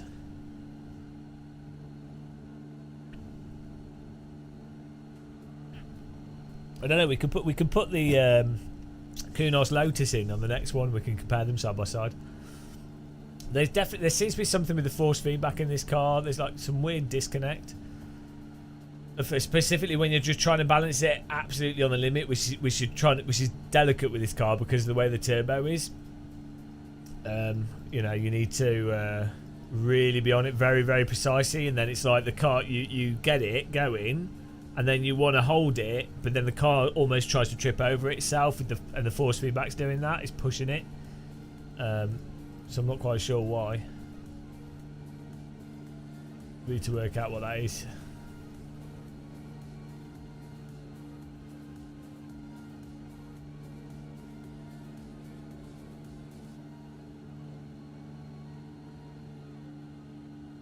Won't let you use auto clutch. Don't know why. You can't use auto clutch. That's just cheating. That's filth. Oh, here we go.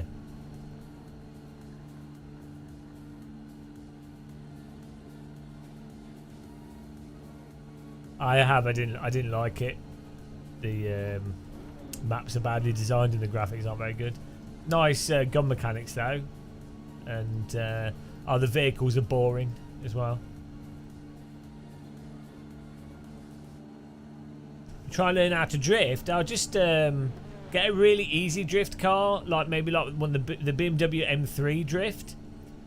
Try that.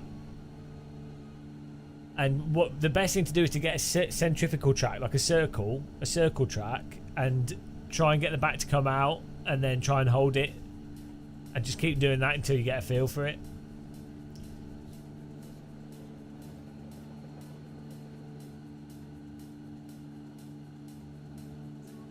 Yeah, you just want a circle, because then you can just you can add more throttle and see when the back comes out, and then you can gradually counter steer.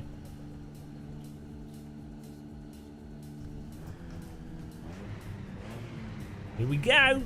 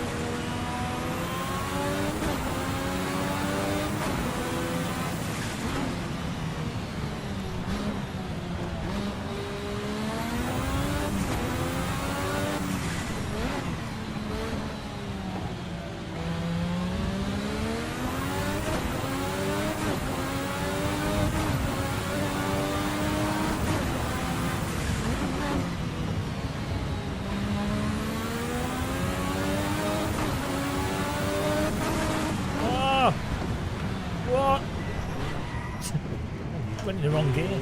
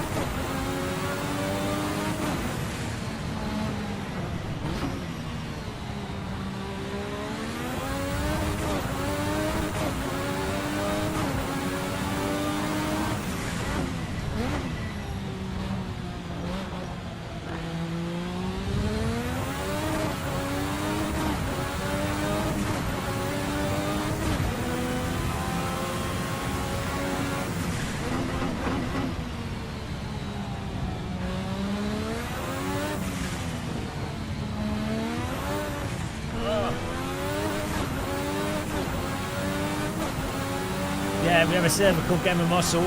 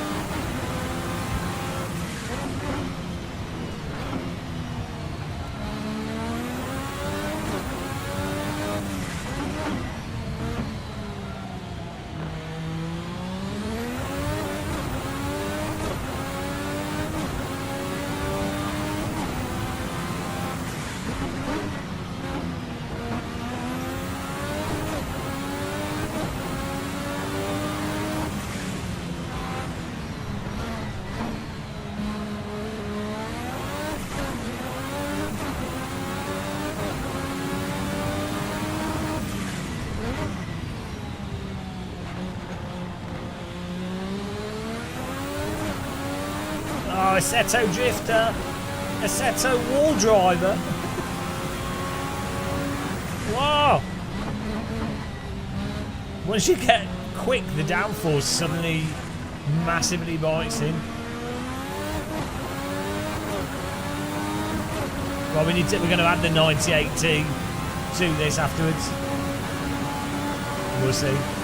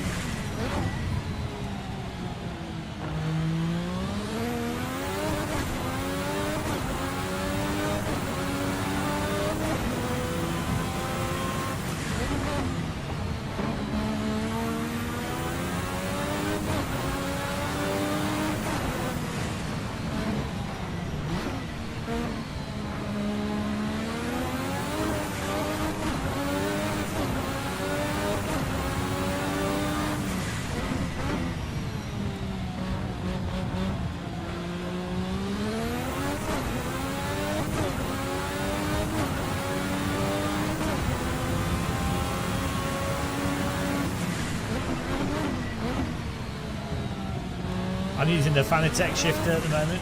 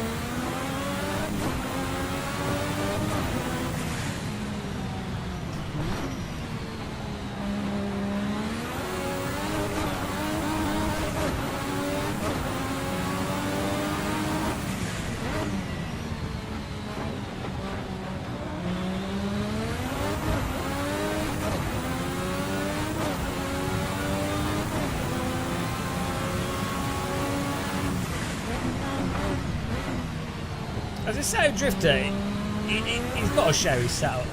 His car's just faster in a straight line.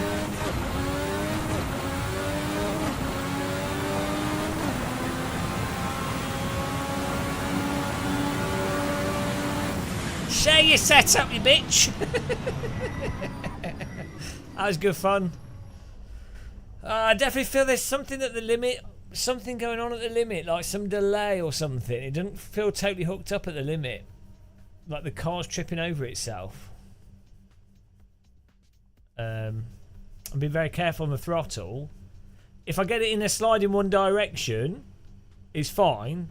But if you're trying to actually balance it at the limit, Oh, did he share it? Oh dear. Now I've got no excuses. I'll probably use his setup. Right, I'm going to remake this server, guys, with the Lotus. So we see if something's going on with the force feedback. I mean, it's still better than iRacing and everything else, but it just feels like there's something going on.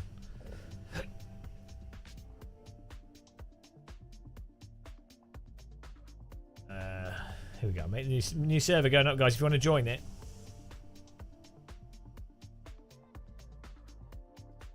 Yeah, but that's what I'm saying, Court Martial. It's something's happening where you do have to worry about it too much.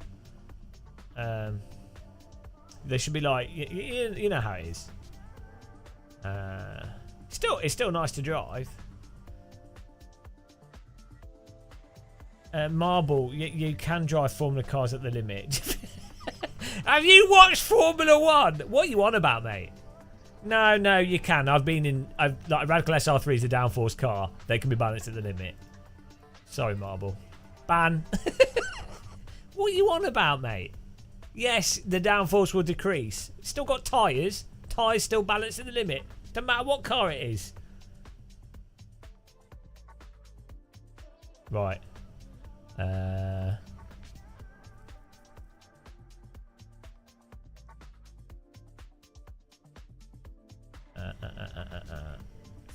Add the cars.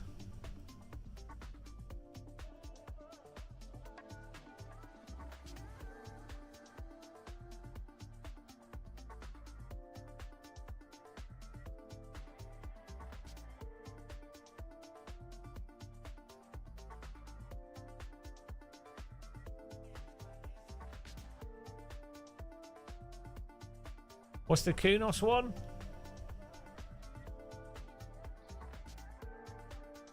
Is it the Lotus 98T is the same? Wow, no, it's not. Is the 98T the closest one?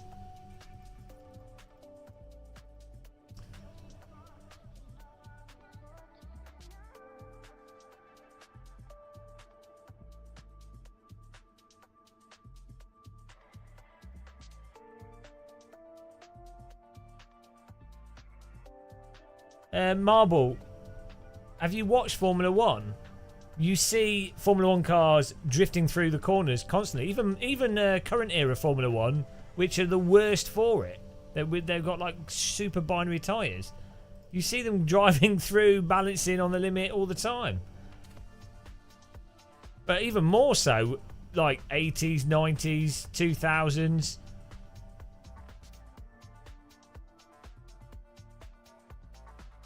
Okay, I'm not going to argue with you, but I'm not even. There's no argument. Right, so add another one here. Right.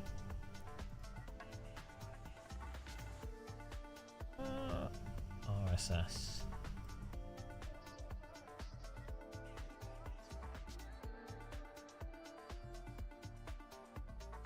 No. Those poor examples.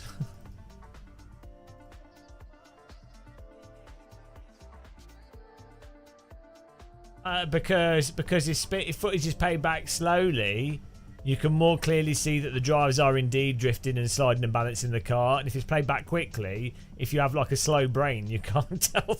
You can't tell that that's what they're doing. So don't play the footage in a way that makes it evident as to what's going on.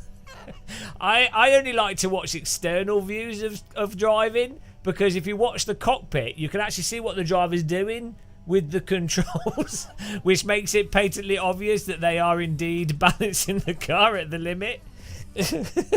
So don't look at that footage. Don't look at that footage. Delete it. I only like to read books about Formula cars, because you can't tell from that.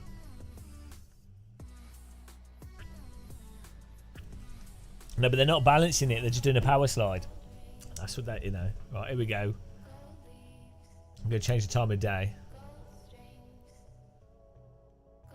Yeah, only watch the podium standings. Right, here we go.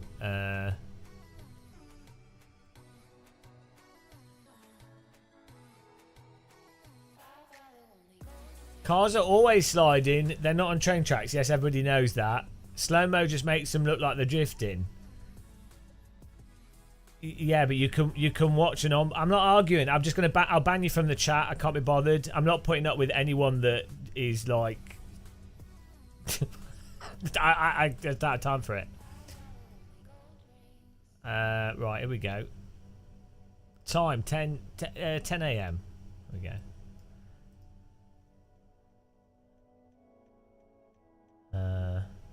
Right. Server.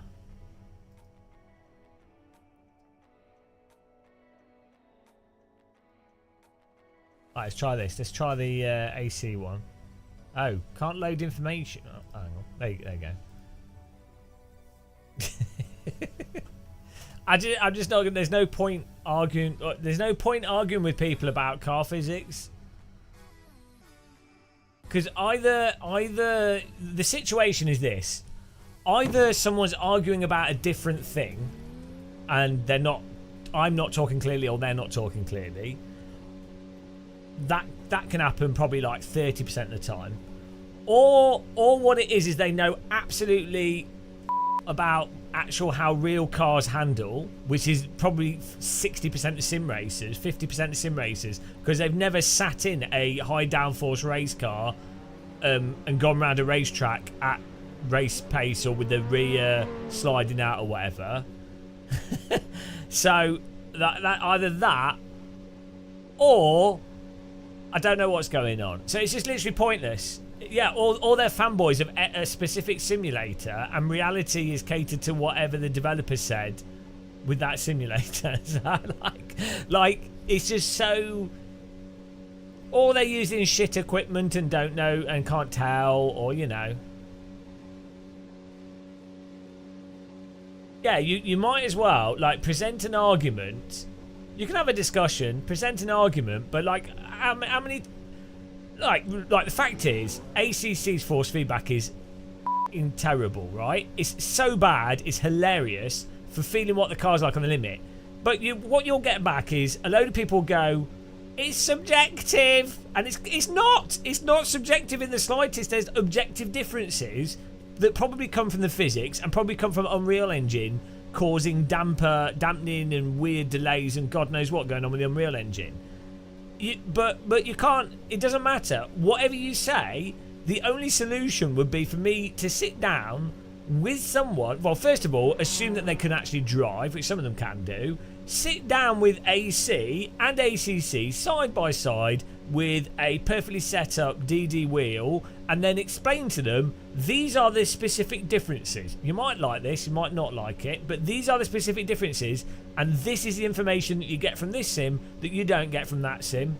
That and that's the only. There's no oral way of explaining it. It's like when VR first came out, and I was saying this. I had like the DK1 and stuff really early on. I was like, VR is really good, like the 3D. It makes you feel like you're actually there. You're like trying to explain presence. Like actual VR presence, like the sensation of being in another location with a VR headset, until someone, well, for some reason I understood it intuitively, but a lot of, and I think some people do, but a lot of people can only understand things if they have literally done it. Some people cannot understand something until they've done it. I don't know, they don't have imagination for things, or they don't have a messed up super dyslexic brain that like makes, like, I have a very interconnected way of thinking about stuff, interrelational way, which I know a lot of people don't think that way. I think maybe more artistic type people, which is great for certain things, but like me doing accounting, writing, spelling, certain types of like maths, I'm shit at all that stuff. But I'd never been skiing, but I could ski immediately. After rollerblading once, I could ski immediately. So like, and I snowboarded immediately, having, well, I've ridden a skateboard. It's not very much like snowboarding, but I knew from watching people snowboard exactly what it'd be like to a very high fidelity. A lot of people just don't have that capacity. They have to do something to understand it, or be shown it explicitly. So there's no point trying to logically explain stuff to those types of people. They just won't get it. We should fundraise you to buy the ultimate rig in form of an actual Porsche GT. Well, I've sat in a Porsche GT3 car sim rig.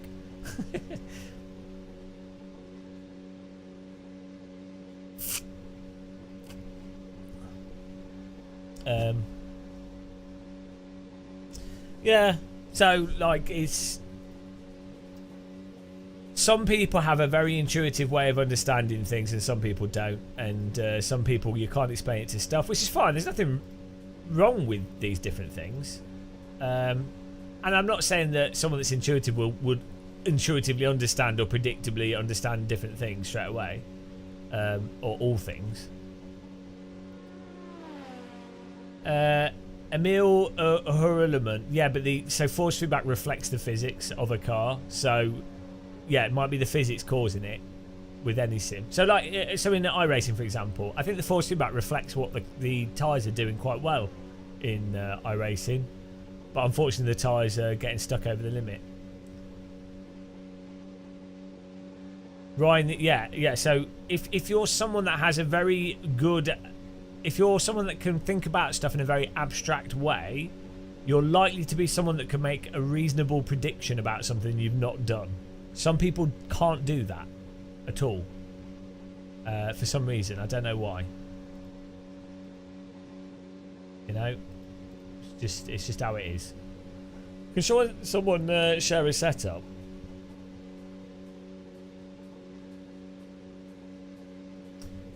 Yeah, maybe get native. It's totally pointless. It's totally pointless. So people form their views from an argument from authority. So I could make the best explanation about something. I could explain something as best physically possible, or to a very high standard. It would be meaningless if you got like a winning esports driver or real Formula 1 driver or real driver. Even if that real driver was shit at the simulators and didn't like them and barely played them, that would trump the best argument you could possibly make. That's just how people are. They, you know.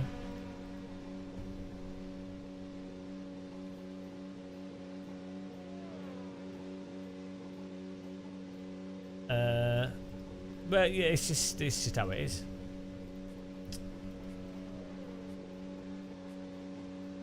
Right. Did someone share a setup? No.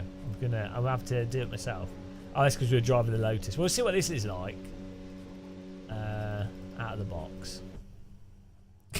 The view. You sat on the bonnet. I know, Billy. Don't listen to yourself.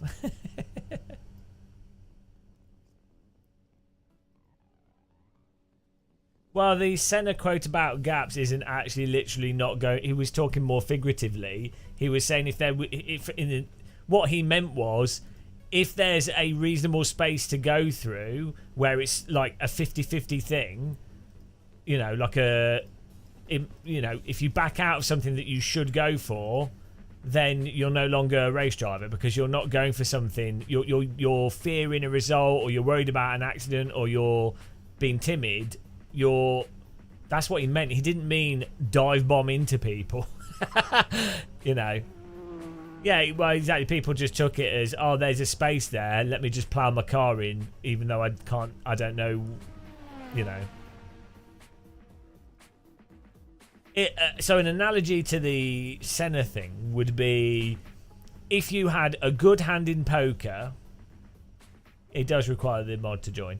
If you had a good hand in poker and you know what's likely the other players on the table have played, and you have enough chips, or the chips make sense of the position in the tournament or cash game that you're playing, a good poker player will play their cards and their position as best possible off the expected value of what's there, right?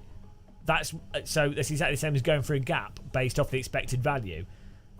Whereas a bad poker player would play the incorrect value of, like, you know, so they got, it doesn't matter what the cards were. Let's say you had technically shit cards, a 7 and a 2, but you knew that the table were playing high cards generally, and so you got in at a low value because the bets weren't high, and then you got two sevens on the table and you had a full house in the show, or like something that makes sense. Do you know what I mean? You would be stupid to then not play it. I don't like promoting gambling. I like poker, but I won't do anything that promotes gambling. I'm against gambling. Well, I'm against how gambling. I talked about this before. I don't like how it affects people. I don't have a problem with it myself, but I've had personal friends that have been very badly affected by it. So it's sort of, I don't want to promote it at all. Though I think poker's all right, but it's attached to gambling, so fixed odds gambling. Right, here we go. Let's see the difference.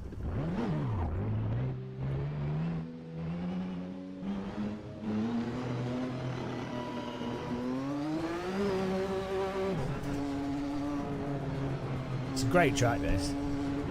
Guys, go and subscribe to Billy Strange, by the way, if you haven't. He does really awesome sort of podcast videos. He does a call-in show, it's really cool.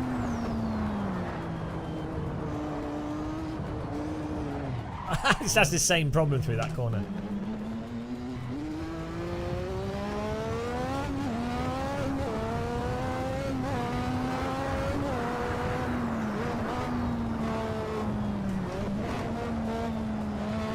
Yeah, so the baseline handling of the RSS car, this car feels tighter, but the RSS car feels more dynamic in its movement, like more range to how it's moving. So this car basically feels plainer to drive, but as a result more direct in a sense.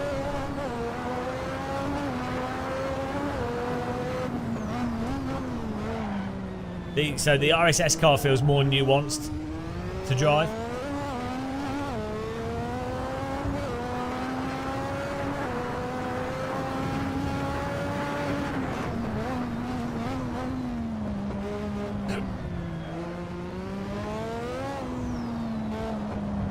They're relatively similar though, like this.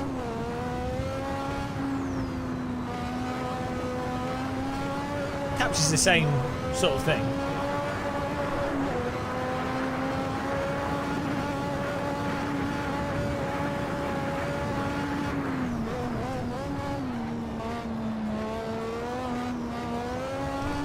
The force feedback's better on this car though, I think.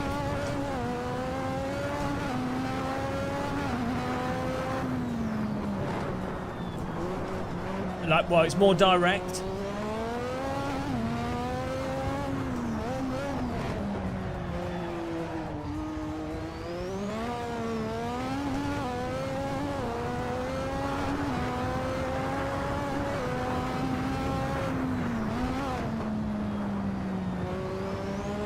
You can feel the grip fall off of the front tyres better in this, with this. So it feels like there's more dynamic range in the force feedback with this car.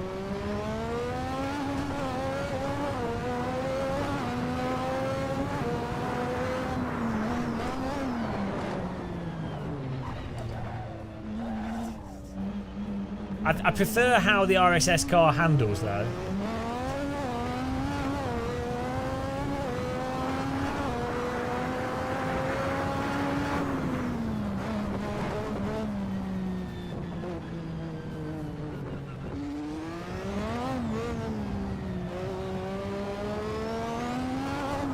I also prefer the turbo seems to be more aggressive on the RSS car, like the point at where it comes in.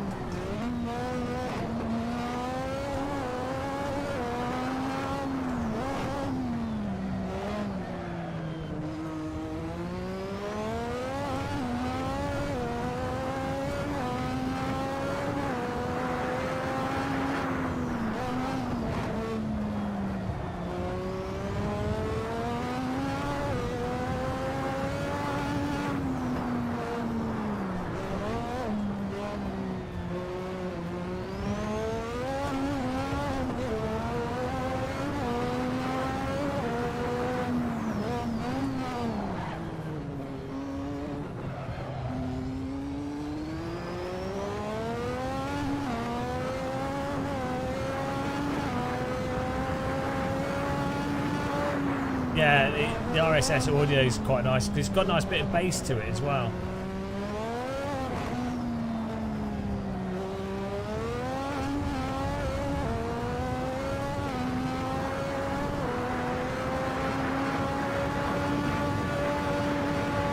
Seems a similar pace.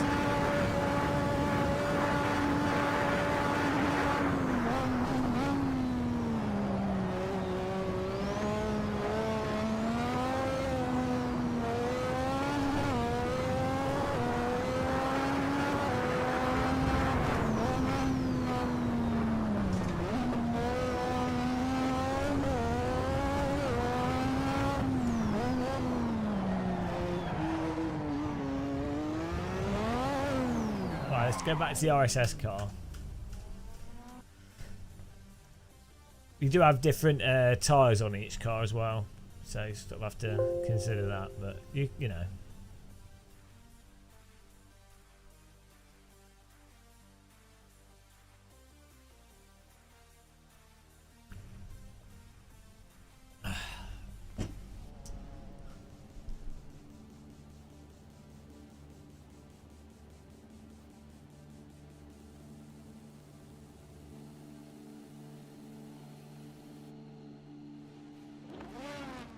I have a suspicion setting the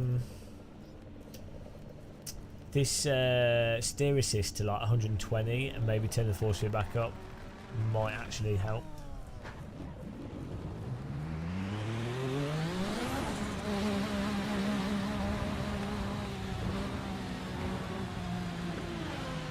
Anyway, boys, imagine how many hundreds of hours went into making that mod, and just ask RSS why they didn't make it so it balances on the limit. Had to write that so the narcissist old know-it-all knows. Right, great. Imagine F1 car in a wind tunnel, and imagine another sitting side. Marble, like, why are you typing like that? I find ad hominem attacks are really productive.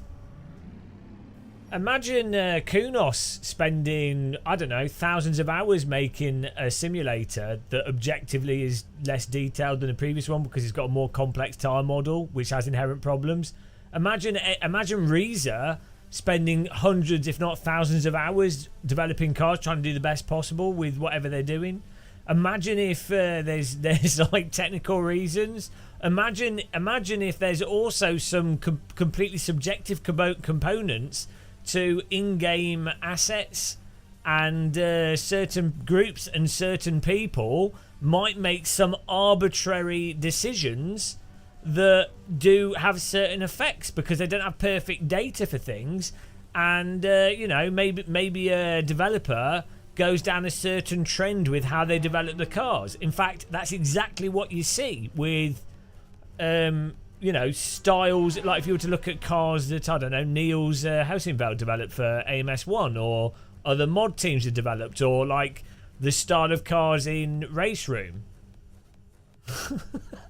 Like, yeah, you can call someone a narcissist for being just pointing out objective stuff. I don't know, like, why am I a narcissist for saying that Formula 1 cars can be balanced at the limit? I don't think that's even controversial.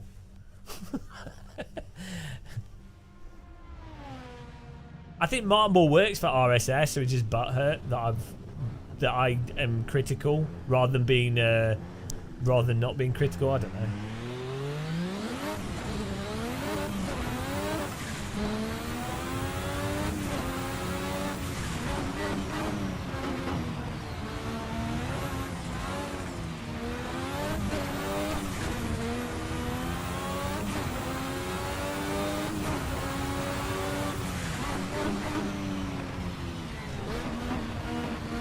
Do you, Marble, you do work for RSS, right? I mean, to be honest, that attitude, literally, for me as a YouTuber that plays sim stuff, this attitude from some sim developers, honestly, it just makes me want to quit sim racing. Like, oh, he doesn't, fine. But like this attitude, like Reza have been like this, And my thing is, it's like, it just makes me go, oh well, you know what? What do you want? Do you not want people to have a? First of all, it's wrong. So there's that. Like, I just this weird. Oh Jesus Christ.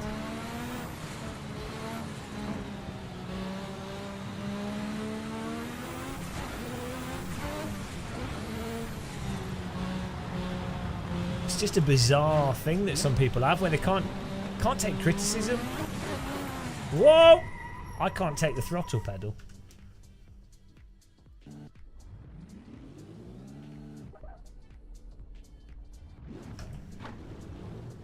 I've got plenty of sun on those. I was out all. I walked like 8 miles today.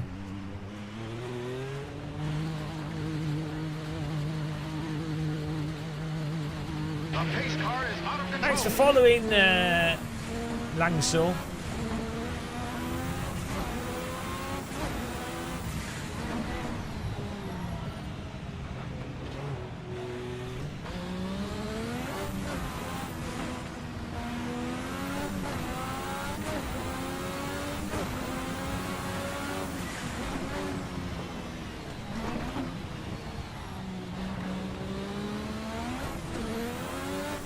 Yeah, well, what seems to happen is the problem is if you're critical and you're specific about being critical, it upsets people. I don't know why it upsets people, because if someone's being critical and being specifically critical, not just going, oh, that's rubbish, then someone that actually knows can say, oh no, this specific thing is, this is why this is like this, or this is like that, or, you know.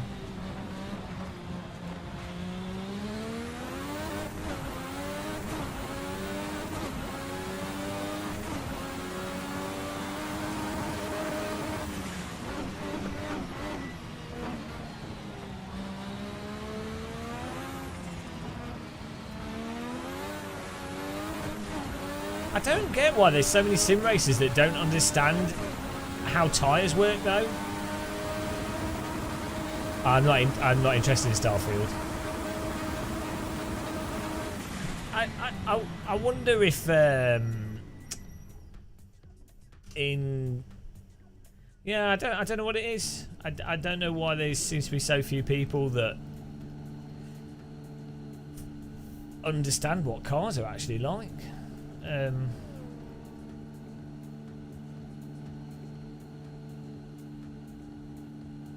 Maybe they've never been in one, I don't know.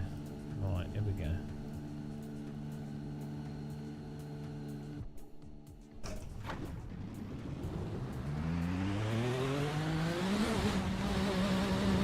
Hang on, I was going to try something here. You got, yeah. You're talking from your high horse. Respect others' opinions instead of... Well, no, I'm not. I'm just banning you from the chat. I can't be bothered. Goodbye. Goodbye. Ban. ID'd on this channel. Goodbye.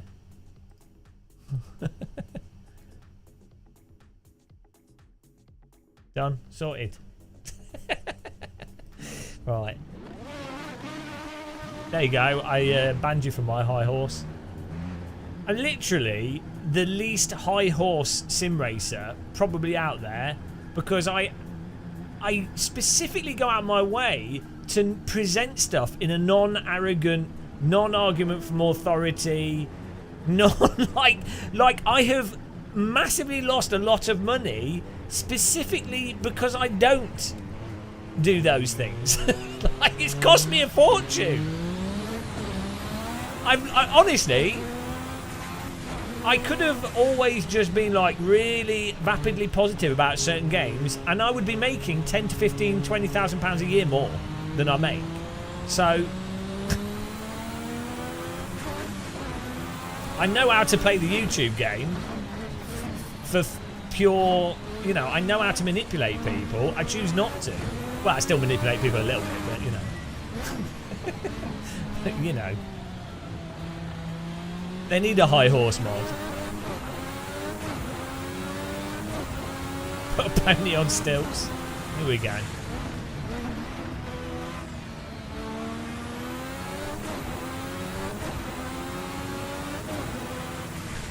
Horses had too much to smoke. Oh, that's it. We just get banned every time.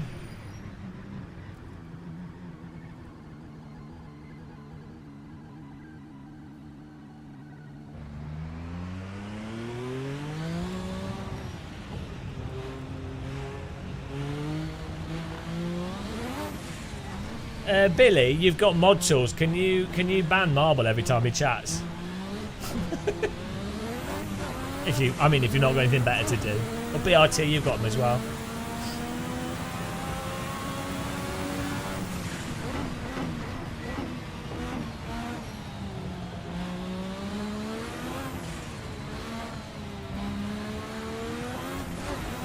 Full set of Michelin Pilot Sport 3s coming at £500 in a 15.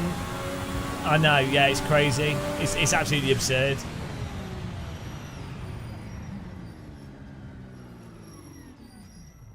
It's absolutely ridiculous how much tyres cost. Nicely though, if you've got like cut slicks and stuff with certain cars, they can last for a while. And that's all right. Yeah, I mean, I don't mind. It's just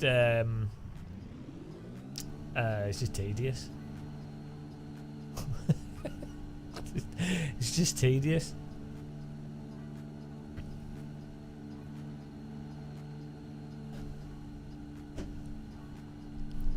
You're not into touring. Oh, you're more into touring cars. Did you see the thing at Brands Hatch this weekend? They had like Nissan Primera, all like the 90s Tourers and stuff. I didn't know it was on this weekend. I've just spent this weekend with family walking, so I'm not complaining. It's really nice. Actually, really nice weather, especially today was nice. I actually got a bit of sunburn.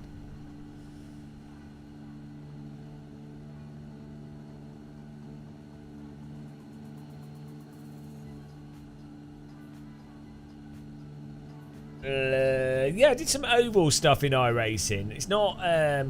I get motion sick unless it's like a large track like the super speedways.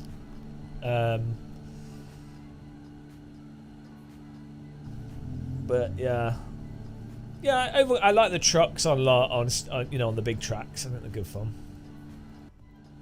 There we go. Let's go for the soft tyres. Oh, nice. We've got 11 cars in here. Great.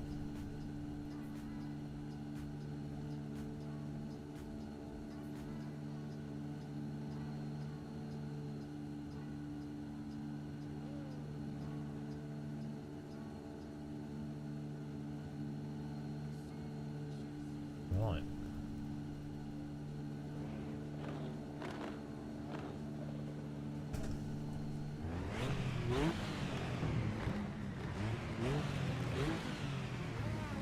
Let's get ready.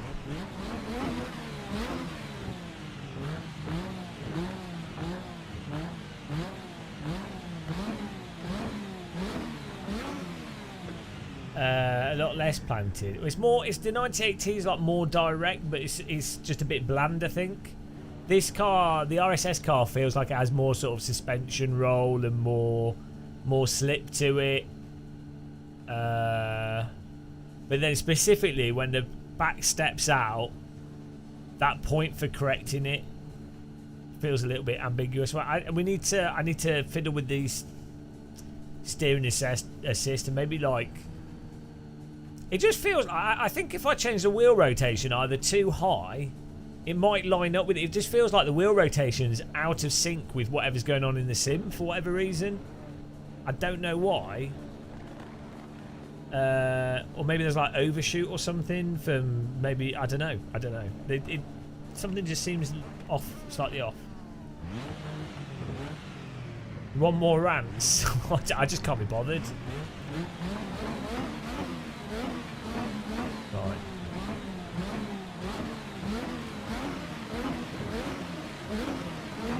Right. It's like anti-vaxxers, right? I was just reading something on Twitter. Oh yeah, that 30-year-old bodybuilder died. And the top comment was he vaccinated? And it just makes me go, it just makes me like, oh, do you know what I mean? Oh, cock. How come I went flying from that? I should have stayed behind him, that was my fault. Yeah, so like, just someone is an anti-vaxxer. Like you can be generally, you know, there's reasons to say, oh, certain age groups shouldn't be vaccinated or whatever, or there's logistical reasons not to at certain points. But you know what it is. There's people that are like, you know, anti-measles vaccine, they're completely arbitrary. So the problem is, there's groups of people out there that are basing their view on bollocks that they've read. It's not based on scientific consensus, or it's literally just based on complete bollocks. And what it ends up doing, ow, come on, I think I was in front then. Right, this has gone well. What it does is it just stifles all conversation. It's just, yeah, so because you actually have, so with the vaccines in particular, there are valid things to be said. Like as I said, like there's valid reasons for certain age groups to not be vaccinated because they're not at risk. So it doesn't matter. So why there's no point. The efficacy of it is actually a reason not to, and then that needs to be investigated. And there'll be interesting studies on how to deploy vaccines, and there will be profiteering by. Fuck. See this. I know we're spinning up the rears from the throttle. There's something off. We need to work it out. Don't worry, Raph. I'm messing this car up.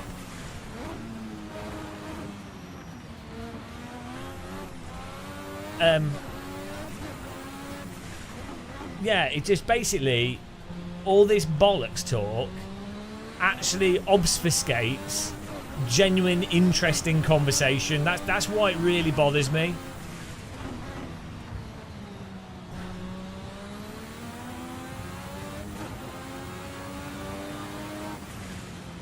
Yeah, you definitely can't feel the fronts as well with this car as well as you can with the AC Lotus for whatever reason. Like this car has much blander force feedback. Maybe let's turn it up a bit. There's something going on with this car. Let's just see if it clicks.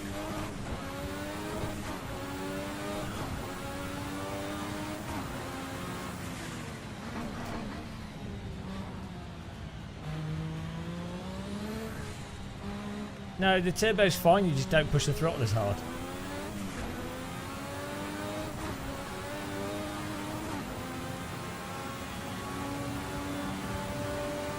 You put the boost should be on as high as you can cope.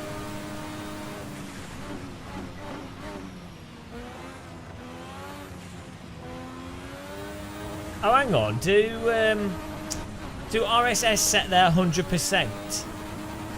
Such that it's not clipping. Maybe the RSS 100% isn't the same as AC 100% in the force feedback as well. So like with AC cars, if you set them to 100%, they will generally clip.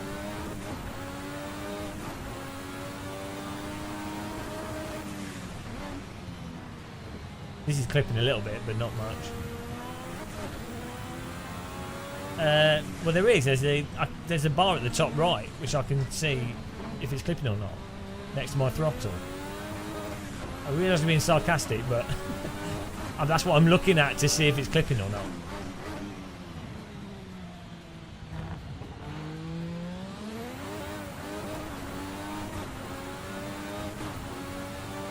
I'm running the wheel at pretty high force feedback as well. It doesn't have 7 gears, it's just 6 gears.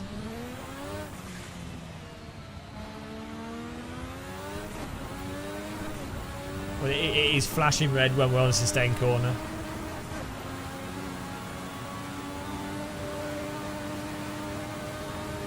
which is fine.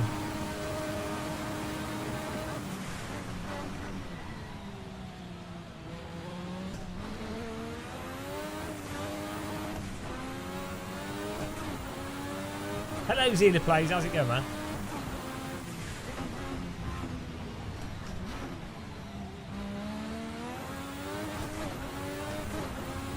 Yeah, you can make the gears longer, but we're just...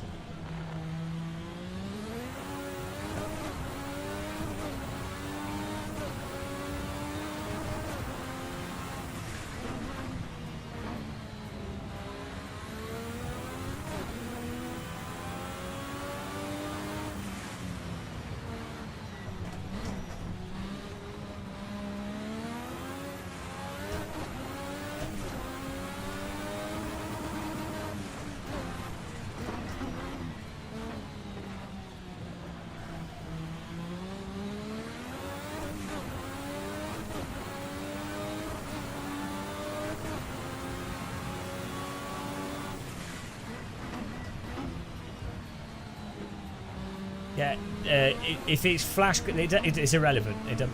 It's not the issue. Flashing, clipping doesn't matter as well. Yeah, yes, BRT, we know this.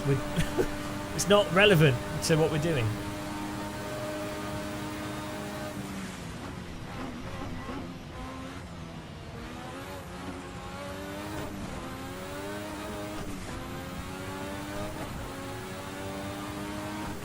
Yes! Oh my god, Jesus Christ, guys. I've been sim racing for 20 years. Obviously, I know if I want the car to go faster, we need higher gearing. I know, I can obviously see that we're hitting the limiter down the straight. Shouldn't you, like, understand that clearly I've not set it because we're doing something else? I'm not adjusting the setup at the moment. Bloody hell. We've just done 2 races where we adjusted the gearing.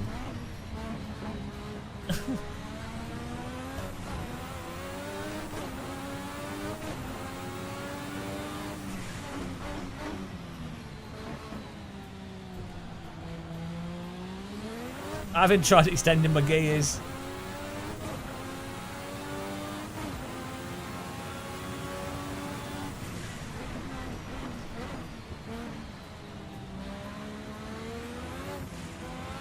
Ah, thanks. You wouldn't have had to have watched it though. Like, I've got 5k I rating. That's enough. Yeah, it does start to clip unless you have it on 80. Ow. Christ almighty. I'm running my wheel on really high force feedback. So we're going to try this. We'll keep on the same track here. Let's put steer assist on 120 and then...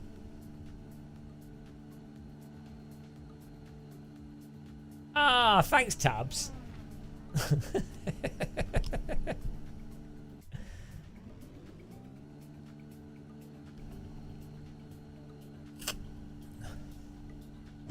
Recut all the teeth. I think they can swap the gearbox in a race car relatively quickly. In these cars, I think it's actually accessible from the back, like 30 minutes. It might even be less than that. Or maybe they do it before they go to the track in the 80. In modern cars, I think you can do it reasonably quickly, like surprisingly quickly. Yeah, Matt. I'm trying to sort things out separate from setup. I know how AC feels.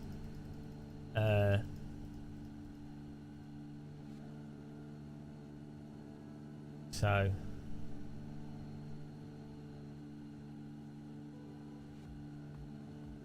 Oh, what is this chassis? So it's built into the chassis. Alright, fair enough. Yeah, I just know with some cars it's not too hard. Yeah, well these engines, they would blow them up all the time, wouldn't they? Yeah, okay, fair enough.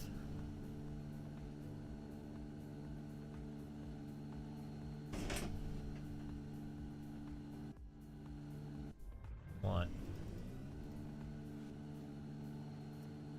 Well, this is actually at max. Actually at maximum gearing. Yeah, it's already at max. So.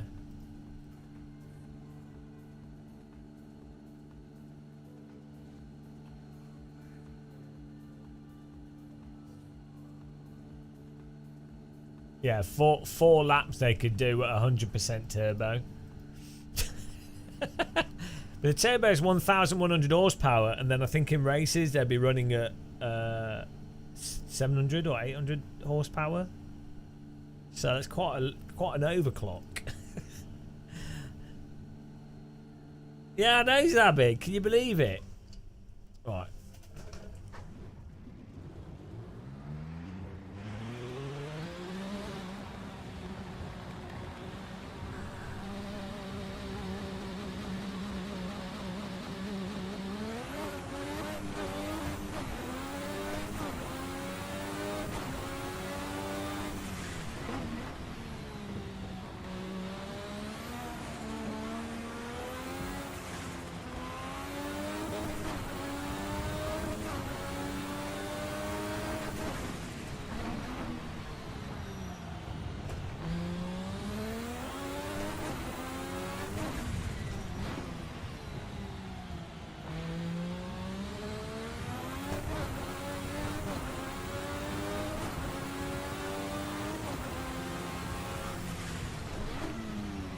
That would have been a broken gearbox.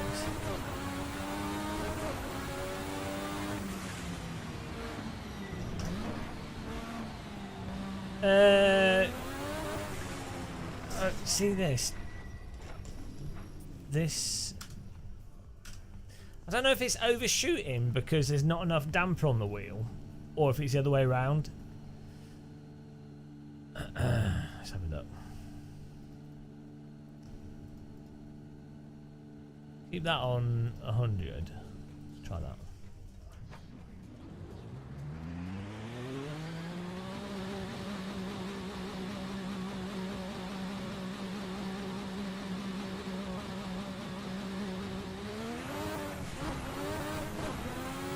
Thing is, this car is so snappy.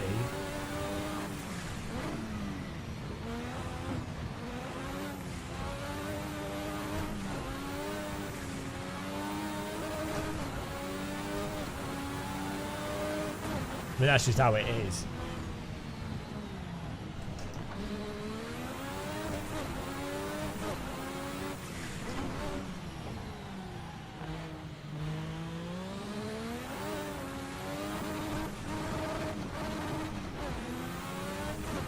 Yeah, but that's what I'm saying. So let's try changing the steering. Let's make this. It feels like the steering lock is incorrect in the car. I put it on 1,000. So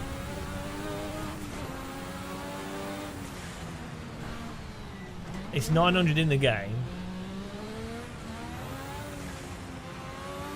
It's still like 1,200.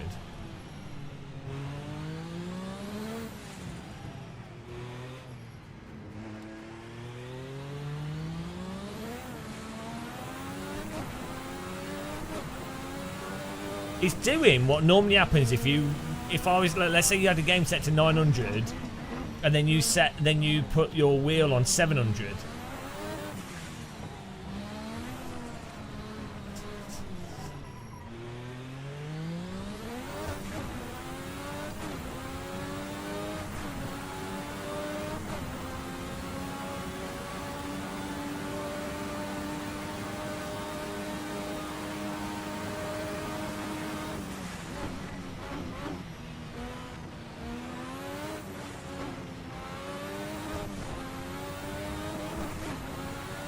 Yeah, it feels like overshoots for the force feedback. Like it's still, and then this is which you can get from it being delayed as well, due to like the whatever's going on with the physics or whatever.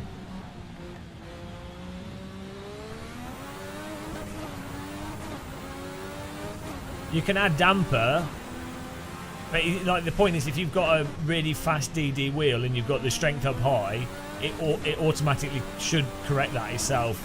By the fact that the wheel's so charged up, as soon as it goes the other way, it instantly catches itself and then catches itself again. It doesn't really oscillate.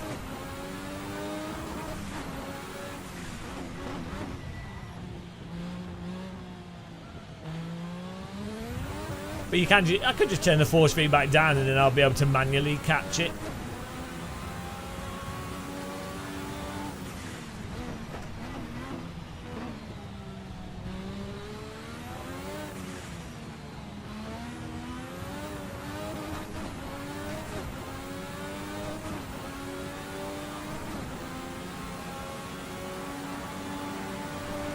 Yeah, the RSS mods are normally really good.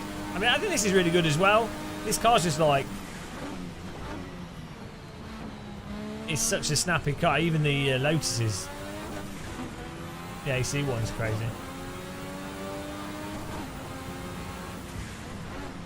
Like, it's really fun to drive either way.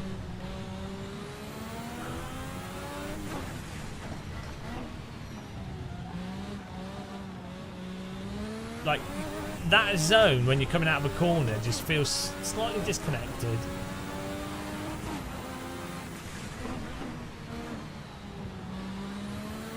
When you're actually on the limit of the tyres. This car has so much grip, it's hard to actually... And the tyres are so peaky, it's hard to actually get it in that state consistently.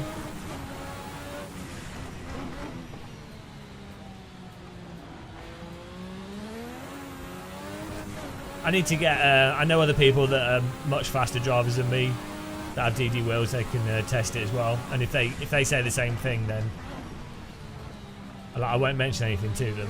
I'll ask them what they think of it.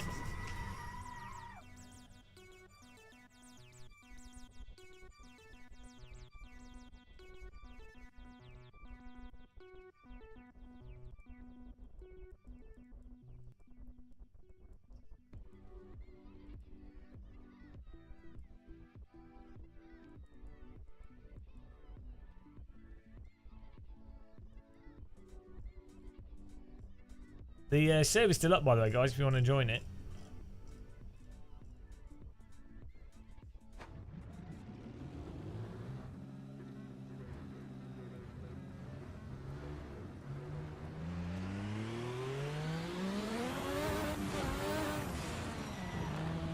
Maybe it's just coming from the physics. Like, you can see how it's responding to the correction.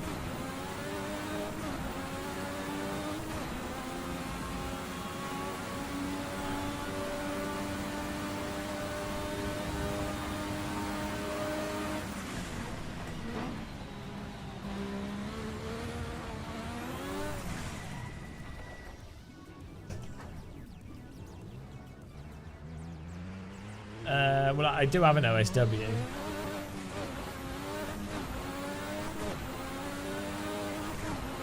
I think it's built into the physics, whatever's going on.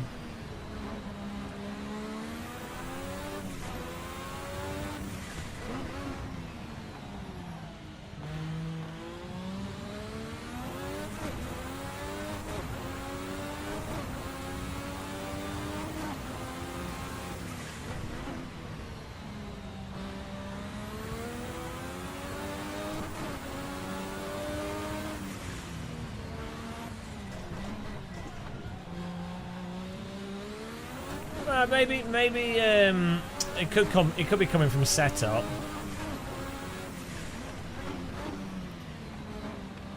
Normally the RSS default setups are slightly understeery though.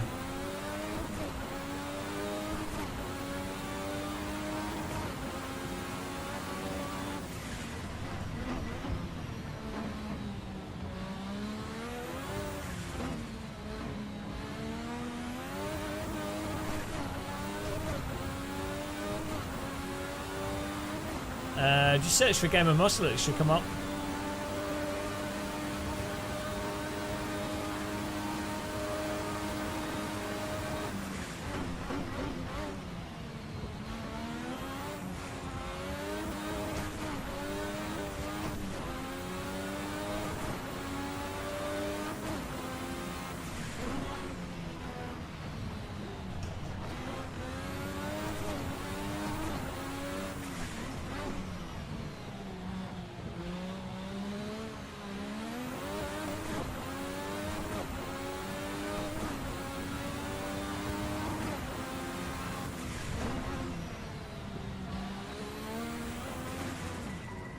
Yeah, there's something weird going on. There's something weird going on. Can't explain it.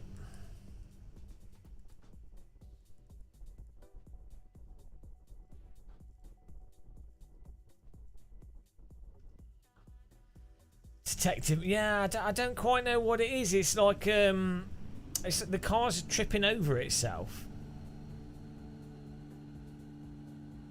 Yeah, no, I'll do that, Matt. So, I mean, it could be that. No, I'm not using extended physics. I'm just using whatever's the default stuff.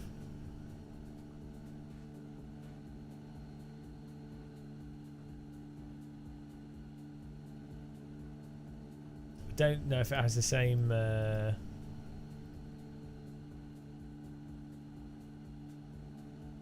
Yeah, well, no, so diff preload will just make it so that the car is more progressive on throttle. That's not causing the issue. Front bar might stop it from just tighten up the front a bit. Tighter suspension would.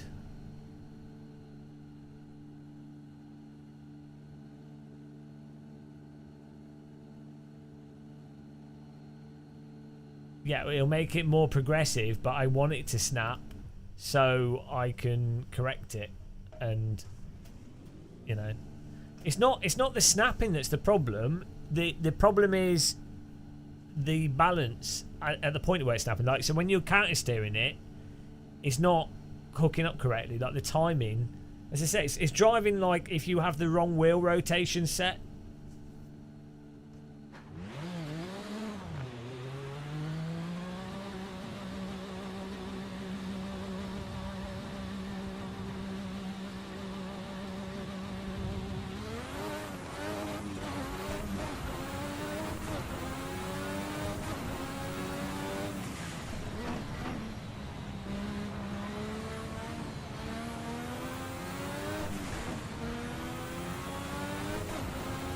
Yeah, maybe it is just a delay from the front ARB being too not tight enough, and then it's that time between the car loading up left and right, and then by the time you catch it with the wheels, you know, it's I don't know what the correct word would be. So it's like flopping about on the suspension basically. It's weird for them to have that as the default setup. The Lotus, not the Lotuses, you know, like the vintage cars in AC. The default setups on them are absolutely shocking. Like the Lotus Type 49.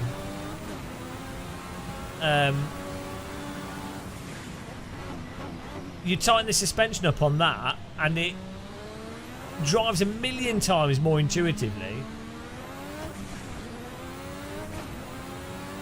The extended physics, I think, are mostly for if you've got rain and stuff.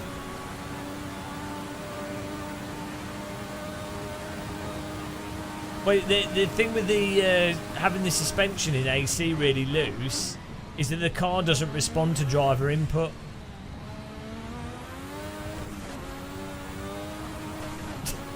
Which is not good for a race car. Like the back starts to go and you want to catch it and everything's like really delayed.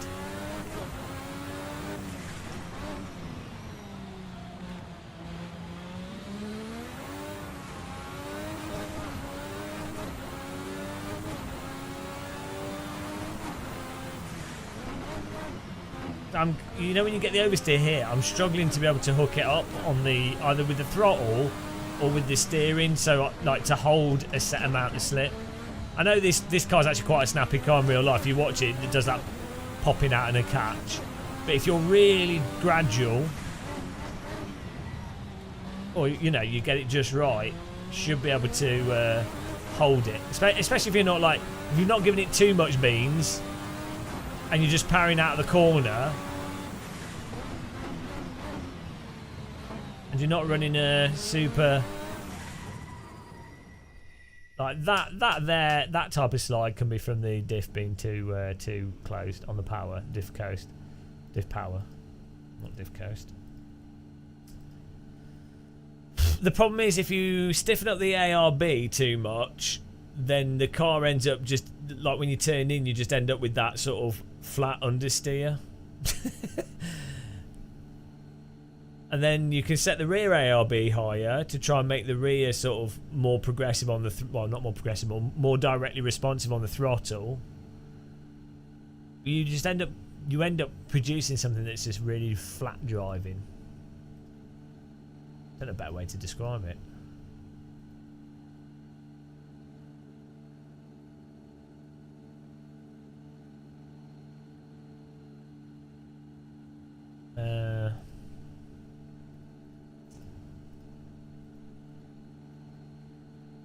What was I going to do? Oh yeah.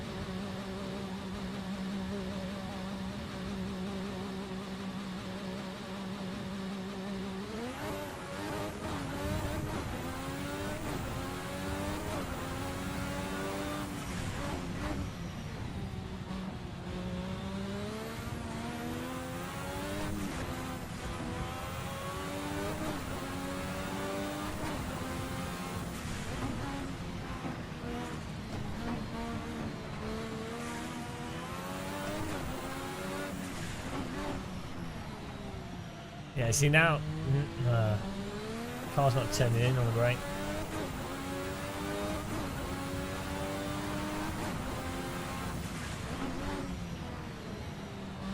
See now the car's quite understeery.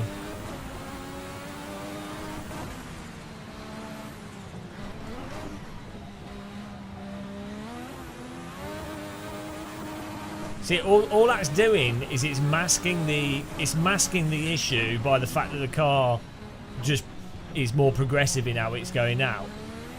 So it's hiding that aspect by the fact that the car's no longer doing the getting in the state. But it should be a state that I think you should be able to control. You know, you shouldn't need to have to hide it with a setup, if that makes sense. But you want to get it onto the limit as fast as possible.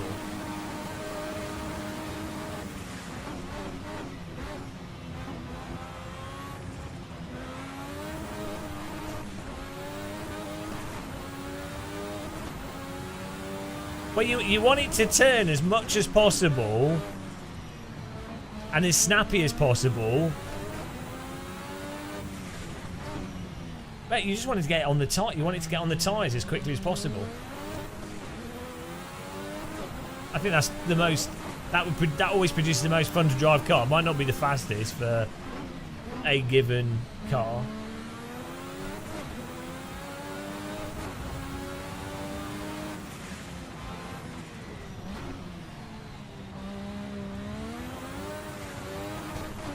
This is basically by opening the diff more and making the ARB like that, it's making it drive more like the Lotus.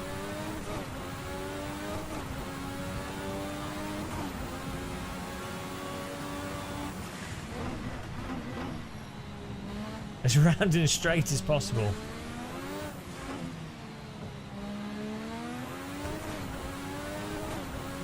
Alright, Matt, have a good night. Squeeze those stress balls.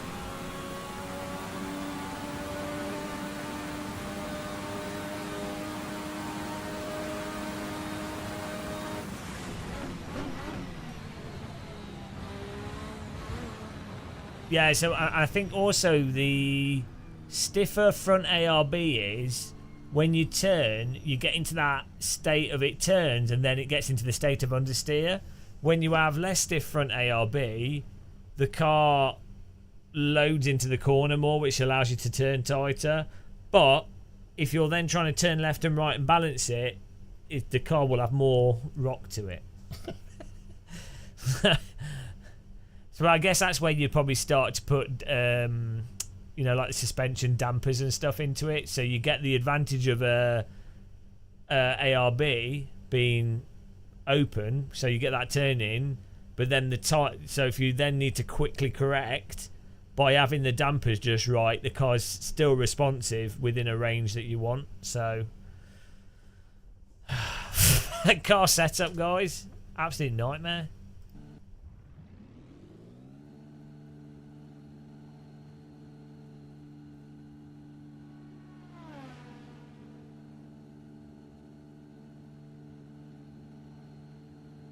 Go back to default.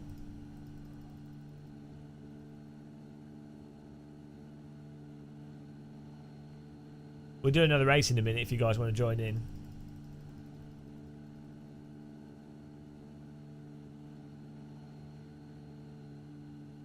Yeah. GM, yeah, exactly. But then that kind of misses the point. Because that's basically what you're doing. This is what I was saying earlier. That's just chucking it into a power slide where the car is already fully loaded up and you're onto the tyre. And then you're no longer driving it. That's how you drive iRacing. Like, and ACC, it's like preemptively. Well, in iRacing you do it as smooth as possible, but you're effectively doing a corner in one. You brake and you're loading it up, which it's not a bad way to drive. Like, it probably is a fast way to drive, or one of the fastest ways to drive. But I think a more fun way of driving is actually balancing the car. Again, it's like, it's sort of avoiding the interesting part of driving for the sake of going quick, which is fine. There's nothing wrong with that. I think, yeah, it might be the meta in AC as well. That's the whole thing. It's like the meta for R Factor 2 with that weird drift driving.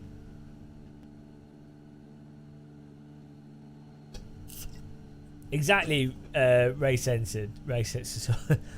Well, yeah. It should all be about fun.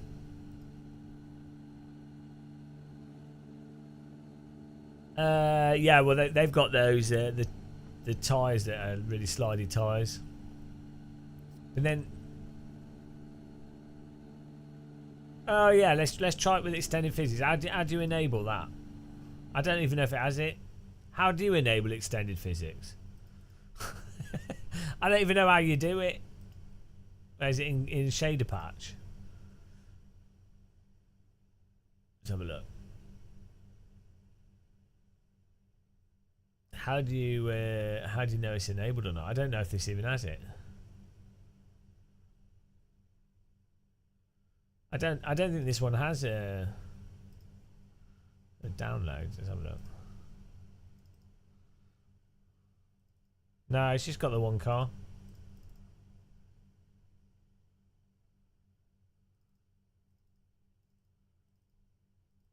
There's a single.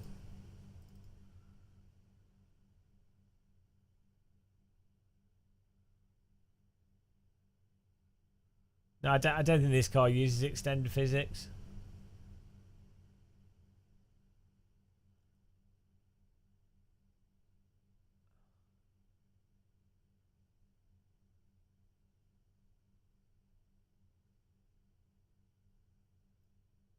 I am. I'm looking at it now. There isn't with this car. There isn't anything about extended physics.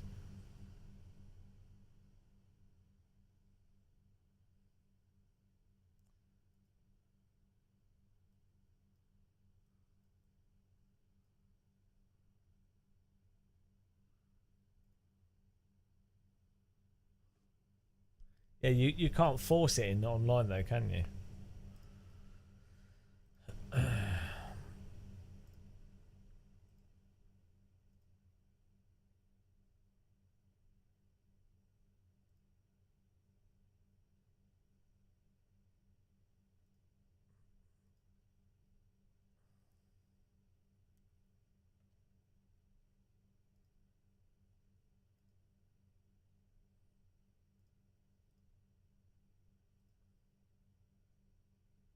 Hello, Izzy. High energy action.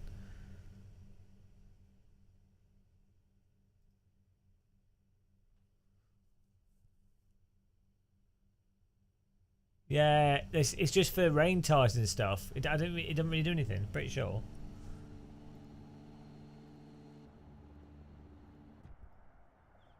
What is that? No, no. No.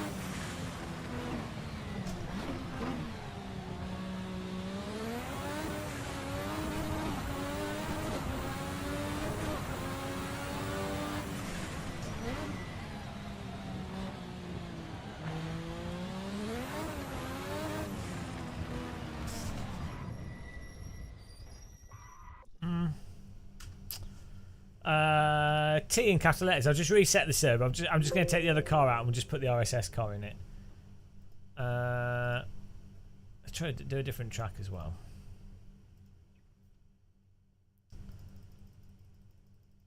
Yeah, that wiggle's just like a bit weird. Like,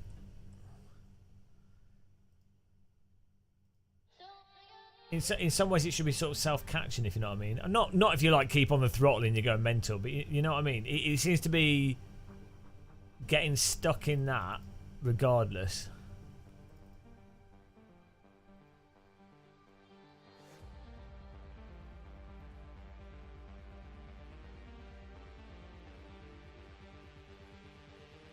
I mean, you can drive it perfectly consistently though.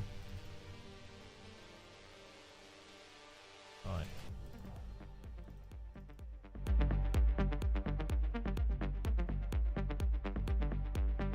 Just setting up the server here. Yeah, it's I don't know. I think I've permanently damaged it, but you know, it is what it is. Might have got better a little bit better. I don't know. I probably should have my arm in a splint, but we'll see. I'll change the track. I don't know. Nadali, straight, Starlight Nightcap. Oh, let's do Nürburgring GP. Here we go.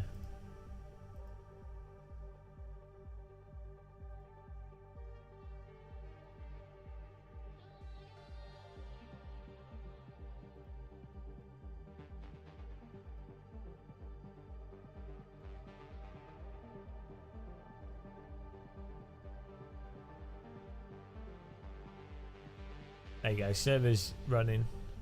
Password is T, server's called Game Muscle Live.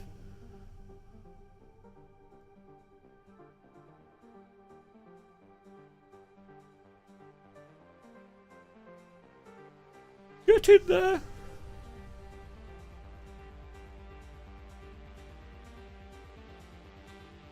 No problems, JK!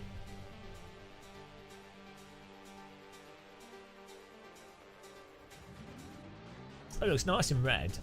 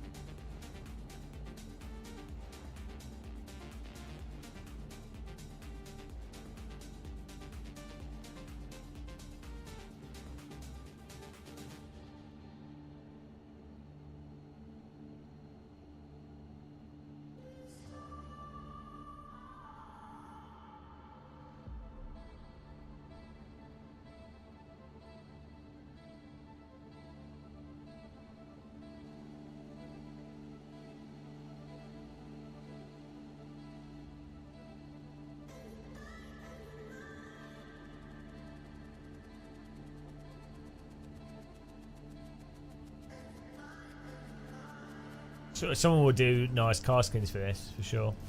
I'm actually on crisps, actually, guys. We'll keep streaming for a bit.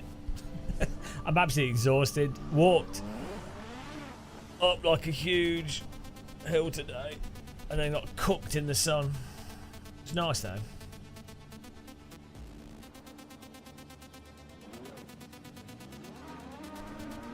Let's try that with the ARB. Just use the diff. Oh, this sky looks nice.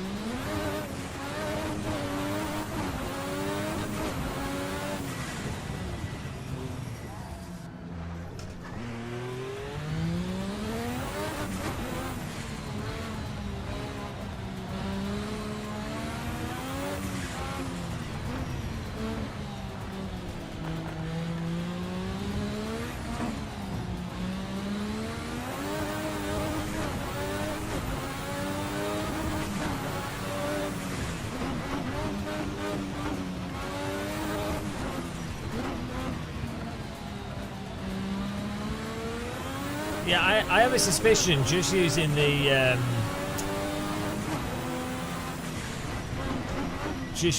diff settings,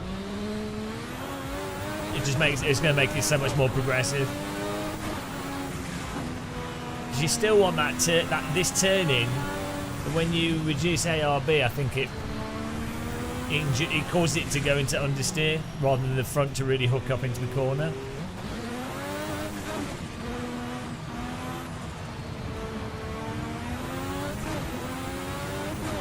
Oh, I don't know. It's just got one vehicle. No, I know, but that doesn't matter. It's irrelevant, BRT, because the turbo. The only problem the turbo would have is car would brake from the engine exploding. That's it. And then as long as the driver doesn't push the accelerator pedal too hard, it's fine. And AC's got very forgiving. It's very forgiving, so.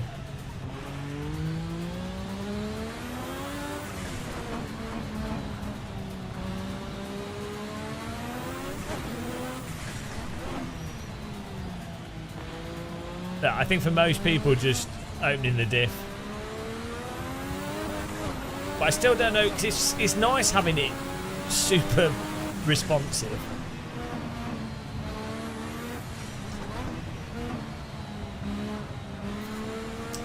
Maybe with the Fanatec wheel.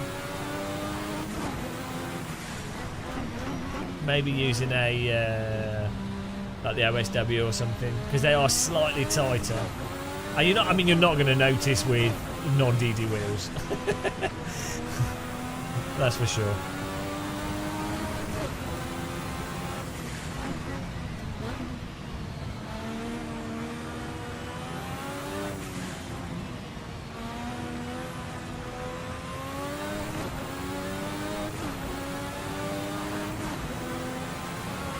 Whoa!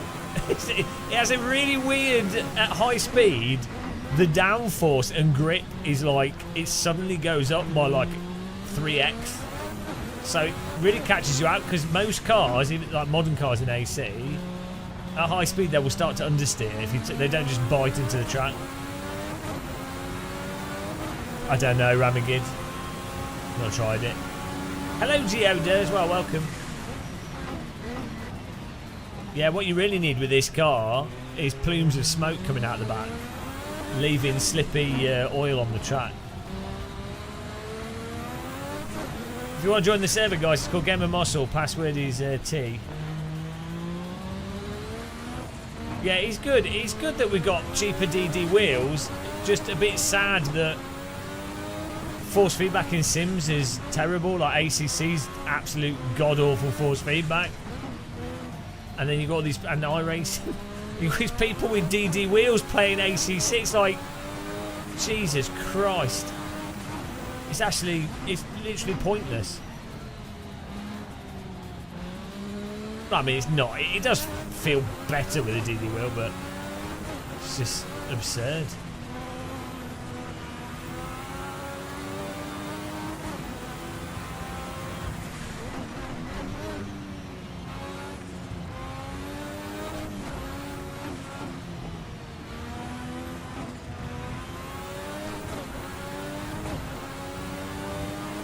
Oh yeah, DD wheel makes driving so much easier.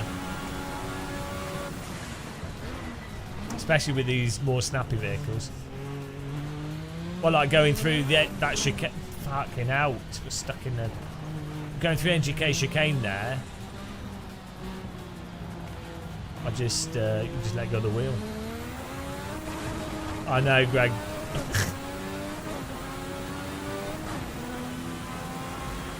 Yeah, a T300 on ACC, ironically, someone's probably not going to notice a difference so much because a T300 doesn't have that much dynamic range to it. You probably need like a CSL Elite or something or better. I mean, you'll be able to know, you can notice a difference, but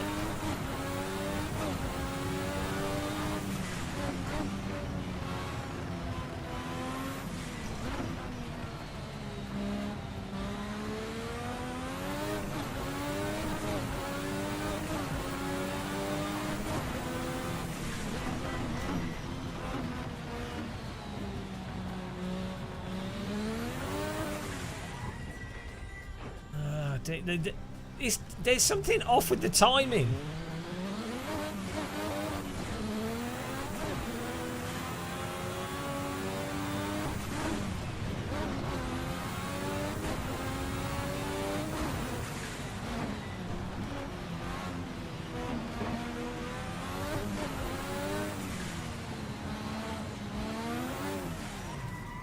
I know what's going on here. Maybe there's something with my wheel. I'm going to turn my steering wheel off for a bit and see, because I've had it turned on for ages. No, I don't think so, BRT. A T300s over time do wear out, for sure. I know that I had a T300 for years. Thrustmaster probably have gradually improved. Oh, they don't. No, they did do about 2 or 3 years ago. Thrustmaster did a driver update that did improve the wheels, the way the wheel responded a little bit. I think it was about 2 or 3 years ago. Because they fixed that. There was with the old T300, there was an overheating issue. And I think they fixed that. They fixed the issue where the fan would come on incorrectly. Ow! I just dropped the power block on my foot.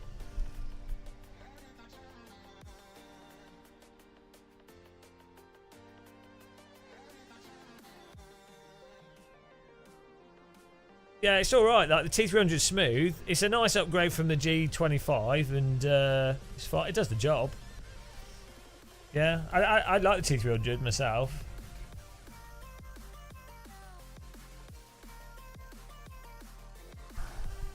You definitely notice the jump from a G25 to a T300. I would say the jump from a T300 to a CSL Elite is about 50% as much. But the jump from a T300 to a DD is like the jump from a T300 from a G25.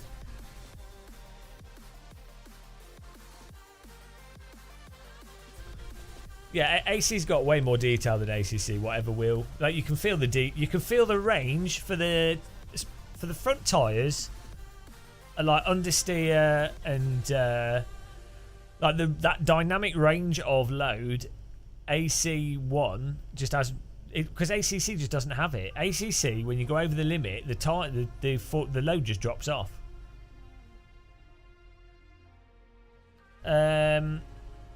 Yeah, but the thing that a G25 has that's really good is it uses smaller motors.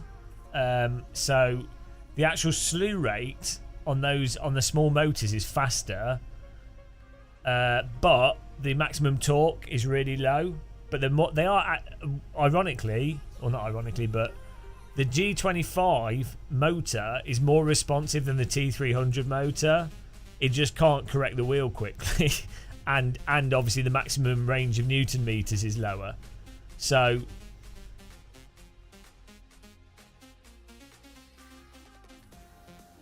yes, the same JK with a DD wheel. what you do get is there is a shape to the tyre, and people confuse that with dynamic range for the grip. And by the point where the thing drops off, you're already driven way over the limit of the tyres anyway, so it's irrelevant to drive from. Yeah, G25 is like the Nokia of force feedback wheels.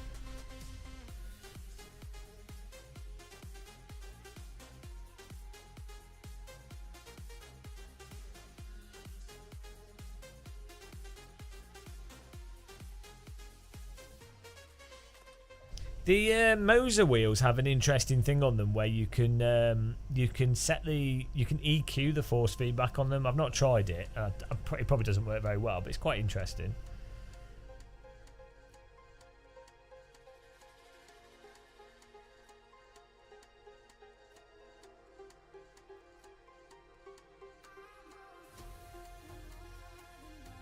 Yeah, I mean for like there's always compromises with all the motors.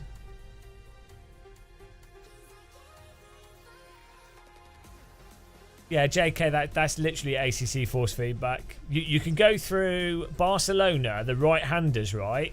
You can stab the accelerator through those corners to the point where the front of the car is like washing out like massively. Like you can see that the car is like leaning on the suspension, loading across.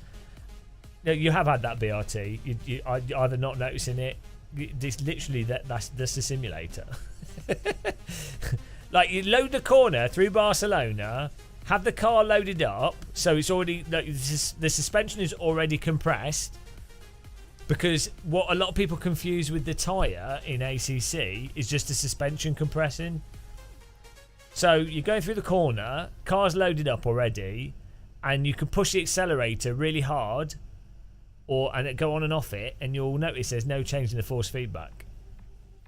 There'll be bumps, and there'll be like maybe if you massively slide, it will there'll be more fall off. But in AC1, if you go through a court like Barcelona right-handers, you can modulate the throttle, and you will feel a range of force feedback that correlates to how. First of all, there'll be like a strong, consistent signal until you get to the limit, and as the tyres start to go over the limit and drop off, you feel a range of force feedback that directly corresponds to how much the force feedback is dropping off.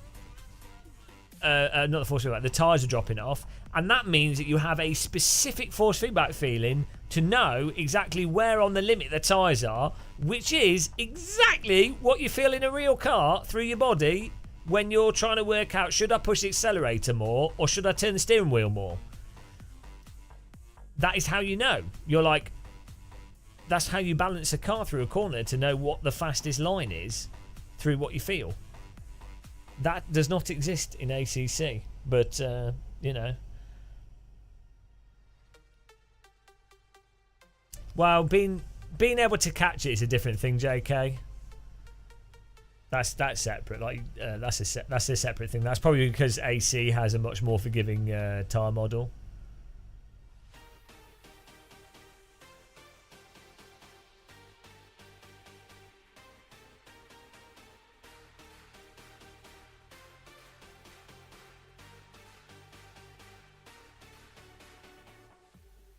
To be honest, ACC is very easy to drive or not spin, which I think that's quite a good thing of it.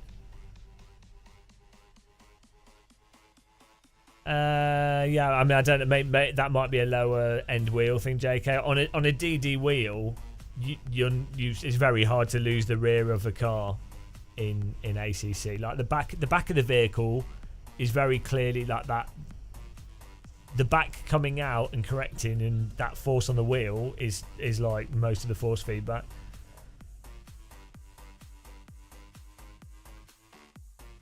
So the reason why Logitech, I've talked to people that work at Logitech and Thrustmaster. Typically, the reason why they have to launch new wheels, one of the biggest reasons, obviously there's the benefit of doing a new product and there's new sales. That's obviously a thing.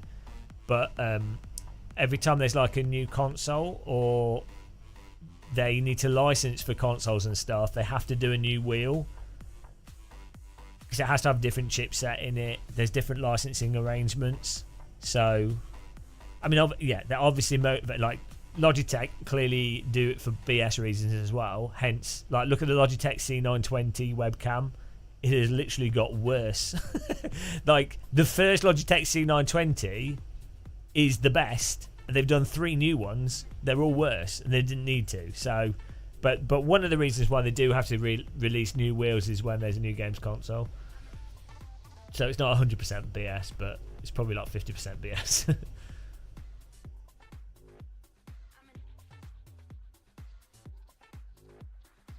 Yeah, well, JK, you won't have a preemptive load for the rear. It is it's still very binary. But what you'll find is on a DD servo wheel, it catches the wheel itself catches the rear totally by itself. So it doesn't matter that you can't feel that range there. It's not relevant. But yeah, in AC, you have a warning, like you have a range of forces to go, oh, you're getting close to the limit, be careful. Which is exactly like a real car, like every real car been in Ariel Atom, Radical SR3,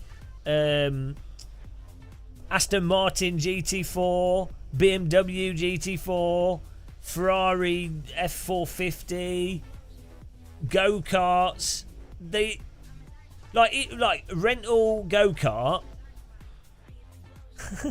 Rental go-kart, you drive in a straight line, go to corner and push the brake, right? You push it as hard as possible, you spin instantly, but before you can then push it gradually, and you can be like, oh, that's the amount of G-force before it's going to spin, and then you know. Yeah, I'm resetting my wheel. That's what I'm just letting my power supply cool down and see if it. I don't know if my wheel's being stupid or if it was a game. Yeah, DD wheels are BS. It is a total hack. When you play AC with a DD wheel, it will blow your nipples off. There's a video of me first playing when I first tried a DD wheel with AC. It was like the AccuForce wheel or something. I had the force feedback so maxed out it bent my sim rig.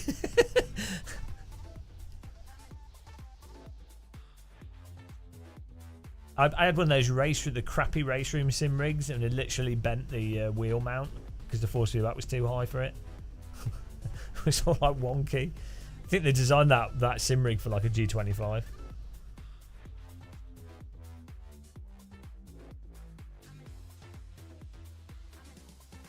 I think a G25 though, if you play Sims with a G25, I think it makes you like hyper aware of physics, because you have to have learnt the physics to such a high level, and you have to be so precise. It's like if you learn to drive a sim quickly with no force feedback, you are having to be so attentive to what's going on and fundamentally good at your inputs. I think it actually weirdly is probably a good training tool.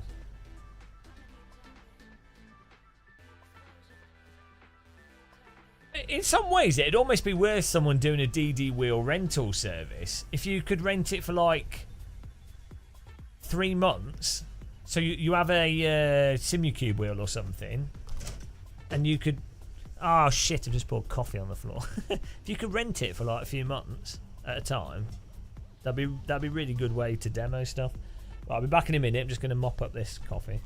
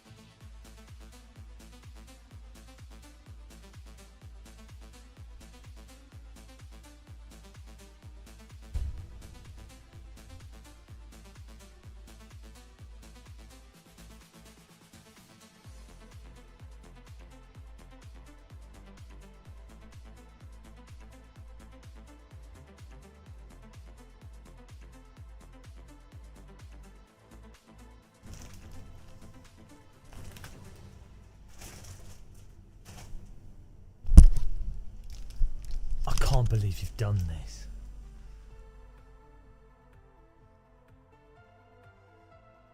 Yeah, I'd say the only issue of learning to drive from visuals is then you don't necessarily realise that you can learn to drive preemptively from the fact that you can feel exactly where the car is and where it's going. Does that make sense?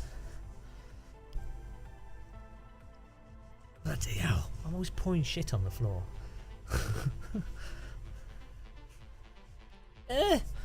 Lost my fish.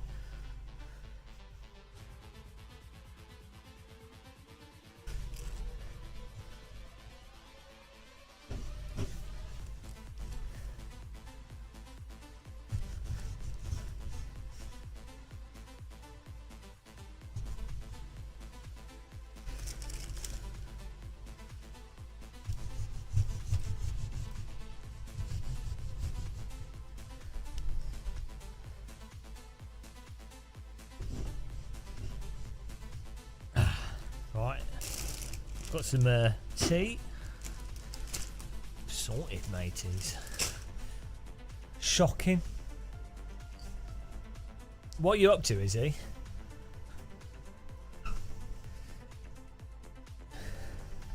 Put some lube on that carpet. I've got to plug the wheel back in. I forgot. This is a good workout.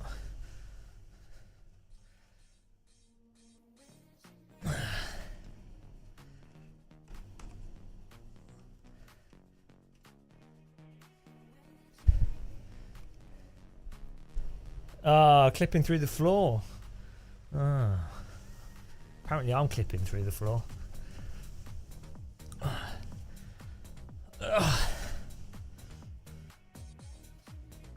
DD1.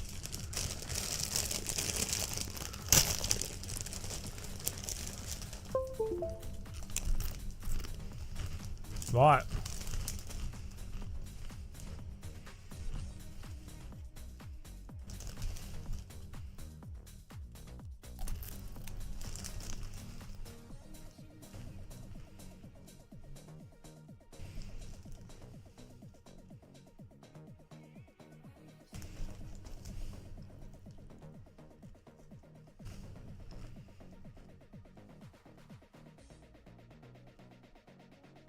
Getting the server.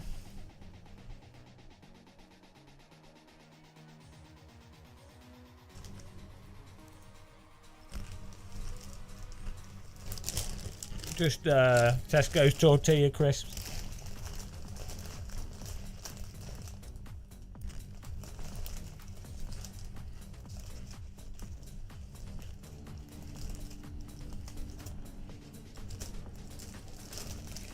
Oh, what's going on here?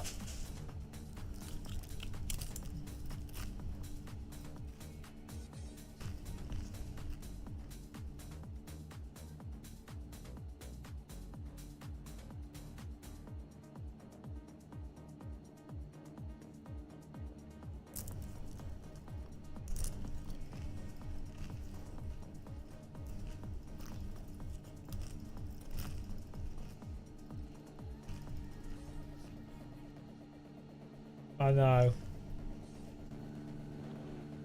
Man with no dip.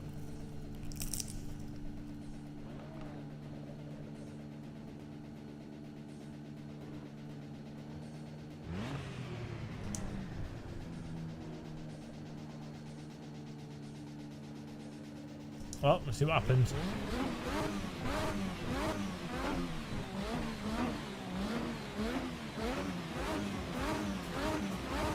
Big grid.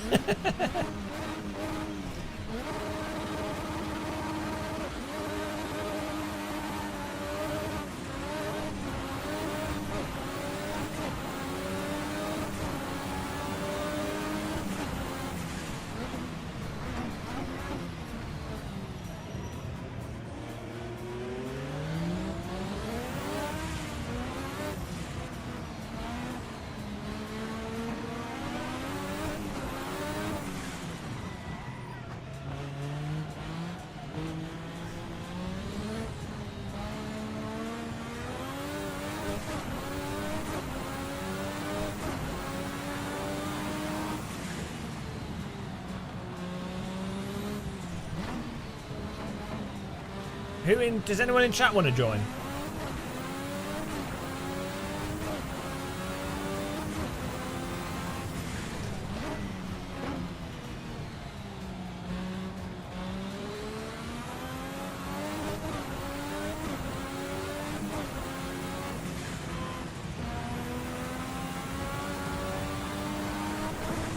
Ah.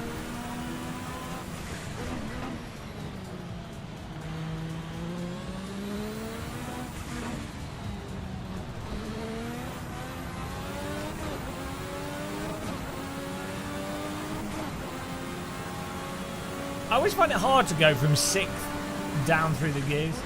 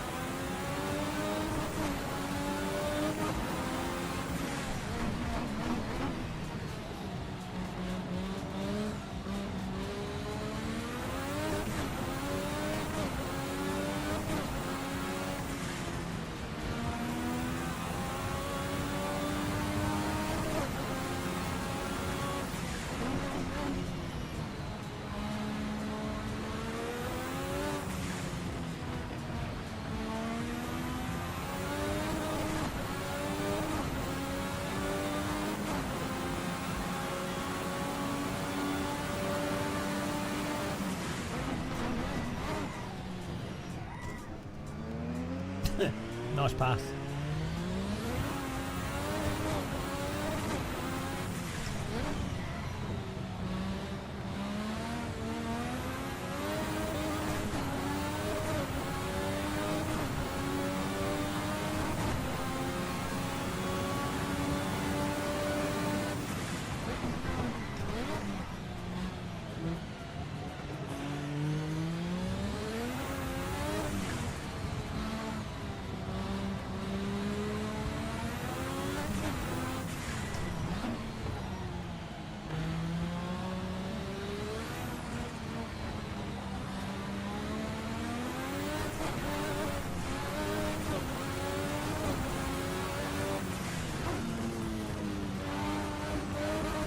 Bit of a money shift there.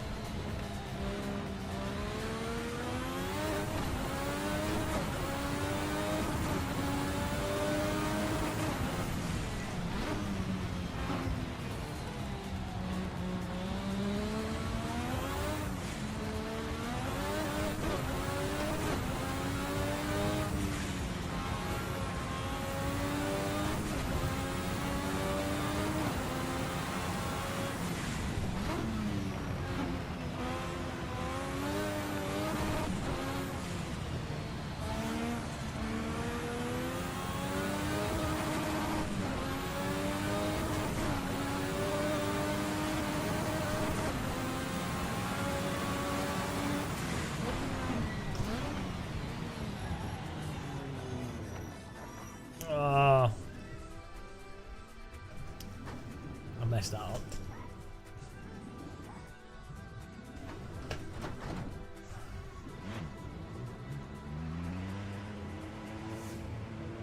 What's it called, a money shift? Because your engine explodes. It's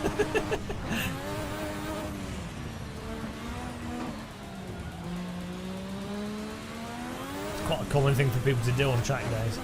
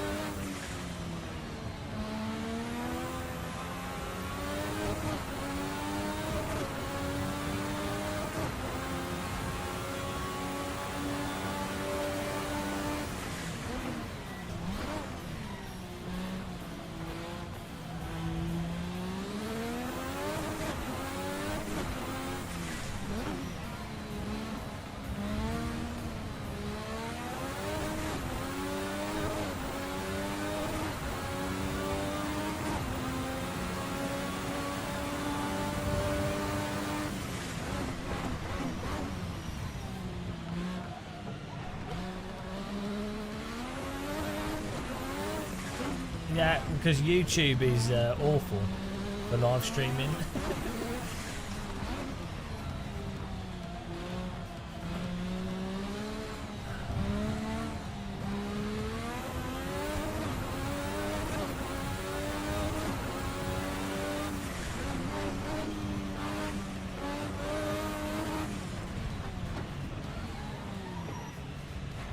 I'm struggling with this car.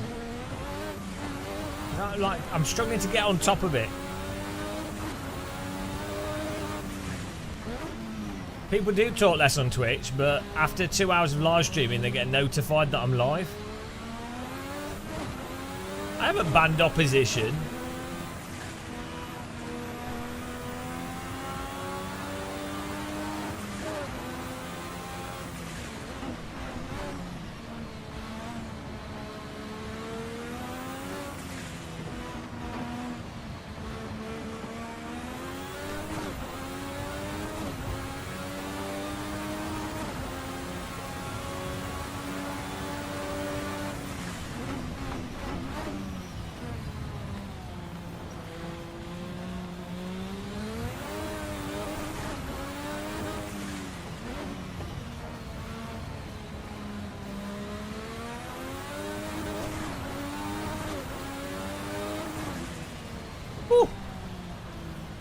Yeah, I'm not sure. Like, I'm not sure. I just feel like it's lacking force feedback detail. Good driving, guys. I'm slow, though. Right. I'm going to try the Lotus again.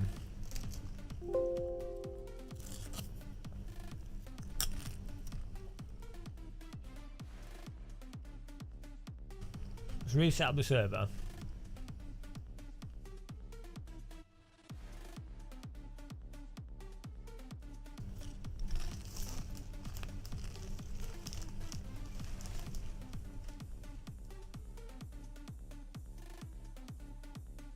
What would be a good track?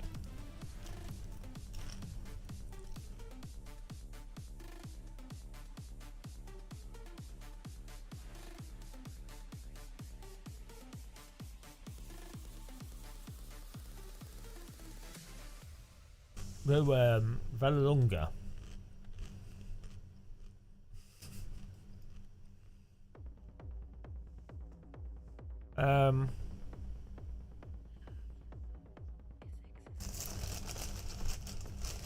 Oh, Donington, yeah, but no, because people don't have it.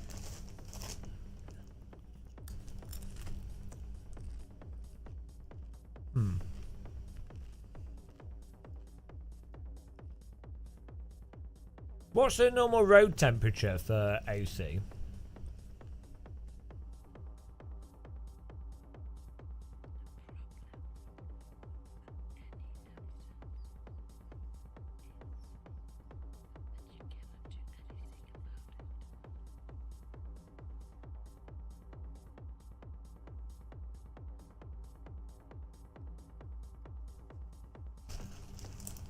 Alright, thanks JK, thanks for joining us and thanks for becoming a member, appreciate it.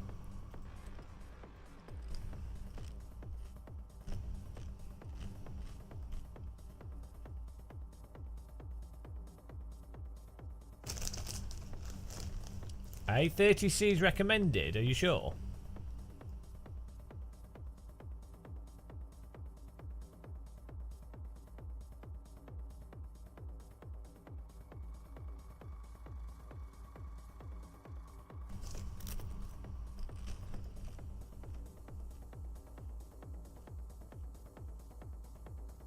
Oh.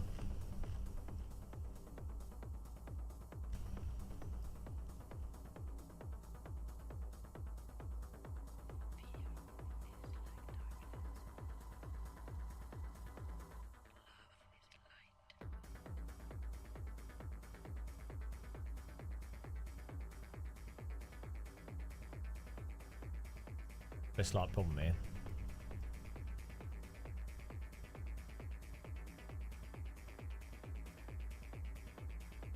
Oh, my TV's turned off. I was like, why is this monitor not working? It's because the TV's bloody turned itself off.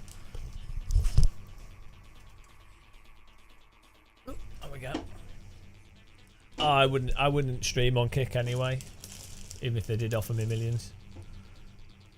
It's a gambling. They're associated with like gambling money and weird stuff.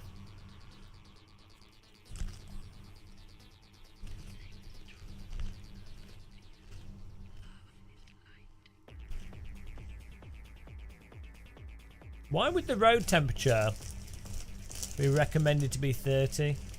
30 degrees centigrade is pretty hot for a road, right?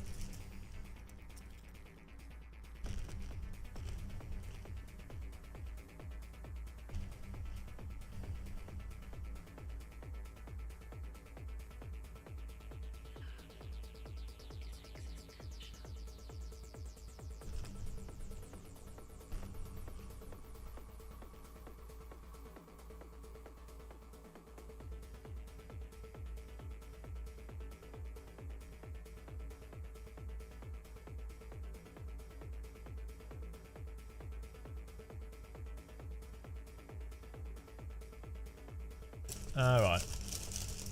Is it? I mean, I don't know. I have no idea what temperature a road should be. I ain't, okay, so... I guess so. It does get pretty hot, doesn't it? Like tarmac melts and stuff. Oh. Really?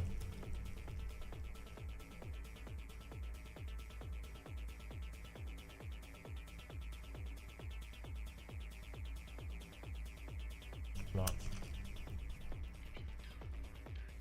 Maybe our road temperature is cold. Alright, let's try this. Server's up, guys, if you want to join it. Sorry about the crisp noise, I need my nutrients, my crisp nutrients. Right.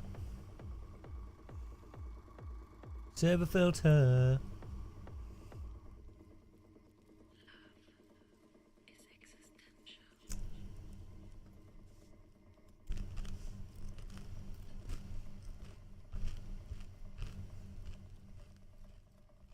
Well, it's a potato. Well, I had chips today, so.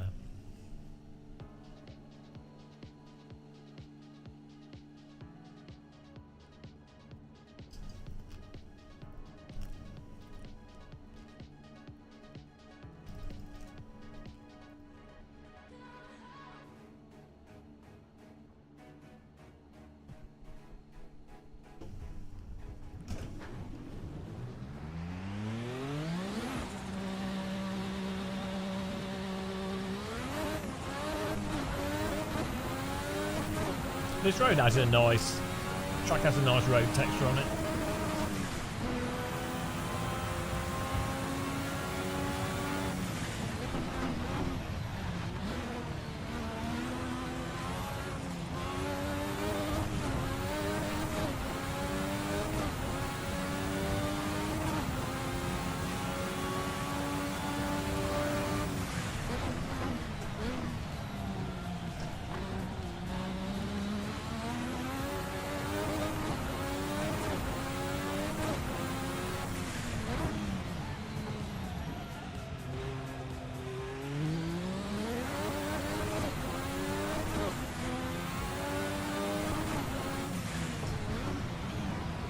Oh man, I think my brain's just cooked.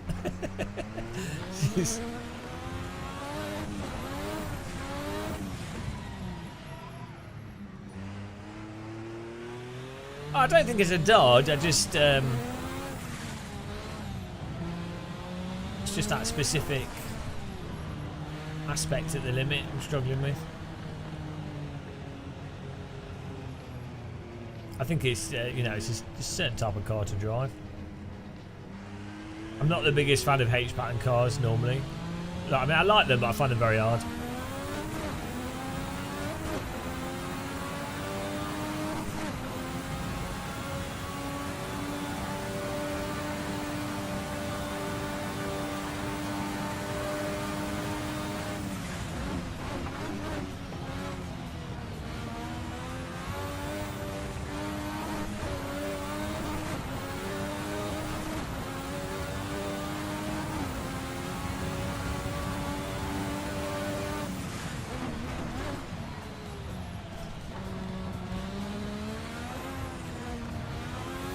I think I might have got it dialed in though.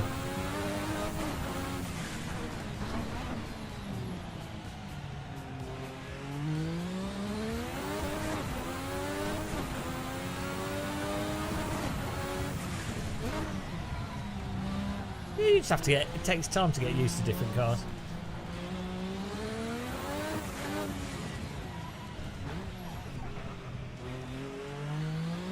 Nigel Mansell hates driving simulators.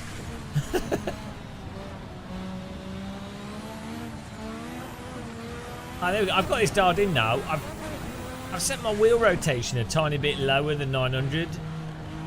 So I'd imagine, I think, I don't know, maybe it's with the Fanatec wheel. Something's going on that's making it not line up properly. I don't know.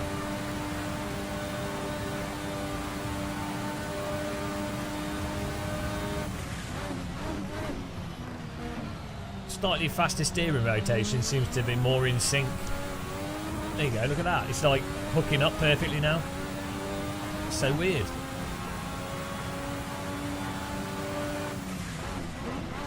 That'd be like running a touch tighter steering rack.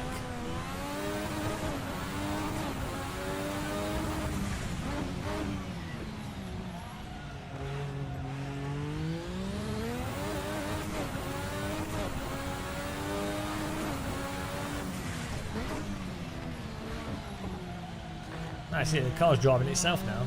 That's what you want. Ah, there you go. Look at that. It's just, there you go. It's not tripping over itself. That's weird. How strange is that?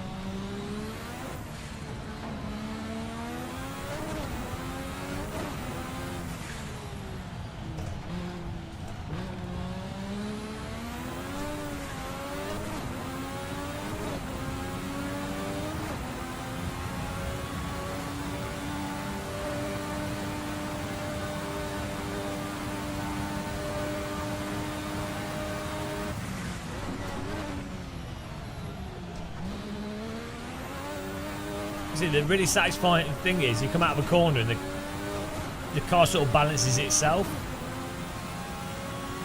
This is Velolunga. It's a really good kunos track. It's actually where kunos offices used to be back. I don't think they're there anymore. They used to have offices here.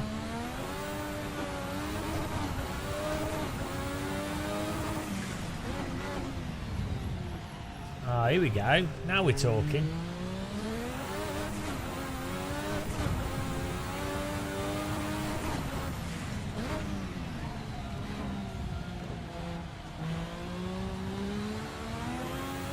Yeah, so now I can just modulate the throttle.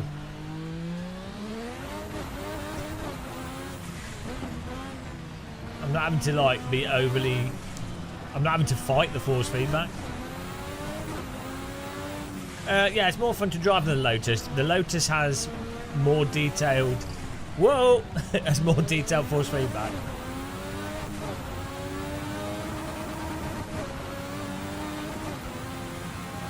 A little bit more detailed.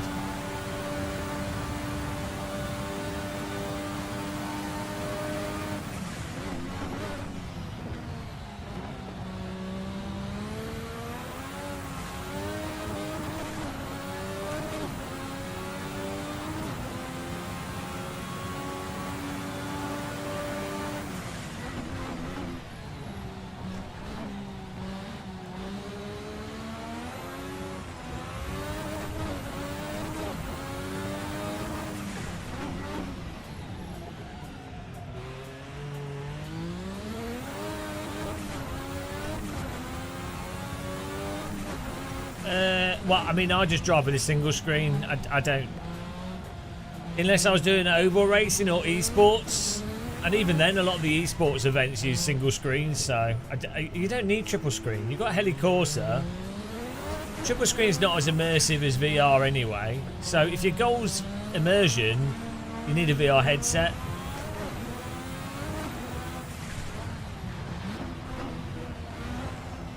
Oh. There we go.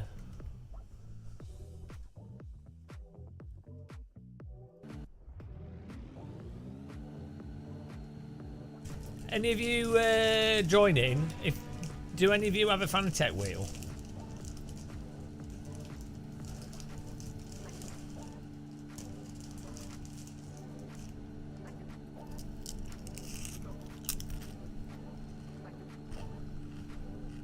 No, so this has been these settings.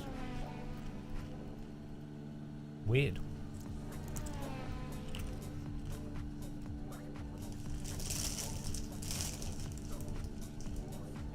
Yeah, I mean, I'm on a 55-inch 16 by 9 screen. It's fine. I've got the 3... This is the setup I'm using. We have 3 55-inch... 3 55-inch monitors. Oh, that's the 42-inch TV to the left that I don't even use. I just have the one. I just use the one in the middle. The other two have like YouTube stuff on them, and there's no point. This is like fills your whole vision. These screens are what you get in like simulation settings and stuff. You don't need it. It's so like pointless. Like all that matters is being able to see what's going on. Well, you've got a mirror, you've got a car radar, and you've got audio. You don't need it. Yeah, 35-inch ultra-wide not that. Yeah, an ultra-wide monitor lets you see the mirrors of your cockpit of your car. Done. And then you can push a button to look left and look right. It's fine. In many ways, right? It's easier to push a button. You've got helicorsa, so you know if a car is literally on you or not, and if it's clear. And you've got audio. But if you want to check, for whatever reason, because you're getting used to it, you push a button and then you can see where they are. So, like, the only reason not to would be, I think, flight sims or like Euro Truck Sim or drifting. But even people do drifting use like weird camera settings, so you know.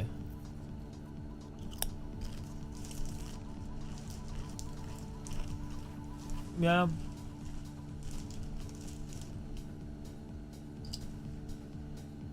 You don't get right.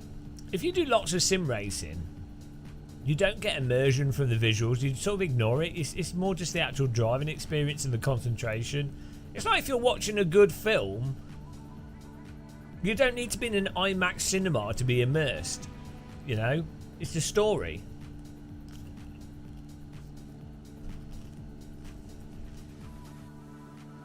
Yeah. 35-inch ultra wide is nice. I've got one on the rig behind me. It's good. It's good for FPSs.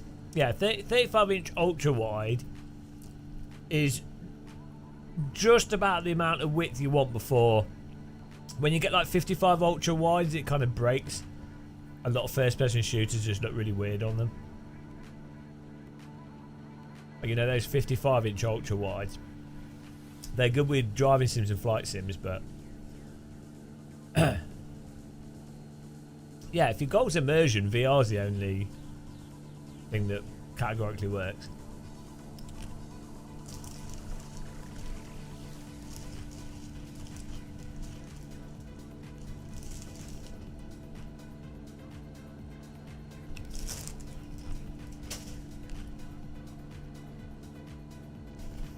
They're just Tesco's tortilla chips. They're too easy to eat.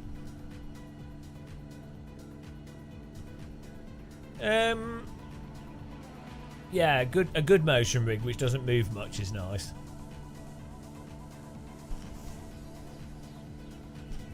Cheers, guys. Lemon iced tea.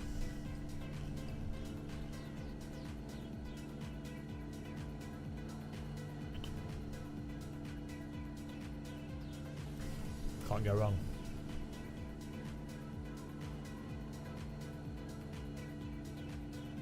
Well, I think the problem with VR BRT is the headsets are still too heavy. This is why I don't quite understand why Apple have done their headsets too clunky. They've made the same mistake that like every VR company is making, which is understandable for like the Valve Index and the Rift and stuff because they're the first VR headsets. But even the Quest 3 is it's an improvement. It's still big though. Yeah, the headset needs to be almost imperceptible on your head. That's what you need. Until then, you might as well make something just for gaming. If you're not using it for gaming and raw immersion, why on earth do you need like a big VR headset? Like, you might as well just have something that gives you the functionality. And then you might as well ask yourself, why not just use a mobile phone? Well, that's the thing. That's the point. If it's like glasses, you're not going to get sweat, are you?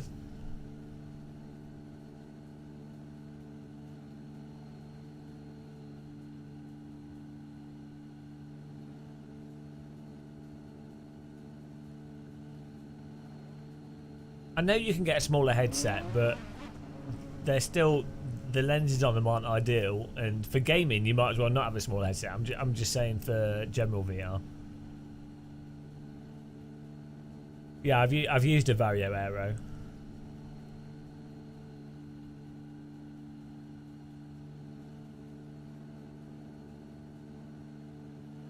Doing a soundtrack. Oh well, that's it. You need to fix your sound. Yeah, weirdly, if you take like the Quest 2, not the Quest 3, but if you take the Quest 2, right? No, BRT just knows someone that's got one. If you take the Quest 2 and you take the foam off it, this is the same with the Valve Index, right? If you take the foam off it and everything off it, and you just hold it in front of your face, it's a million times better. Like, if you've got the feeling of air flowing past your face, it makes a huge difference for comfort in VR. And because that's that thing on your face, the snorkel, even snorkels are not good. I don't understand some decisions that companies make seem really weird to me. The Rift S. Oh yeah, the Rift S is alright, yeah. That's quite a high resolution screen on the Rift S, relatively speaking. See, I've got most of the VR headsets myself. I've got a Pimax, Rift S, Quest 1, Quest 2, the original Oculus Rift, DK2. When there's a new headset that's genuinely different, I tend to get it to review.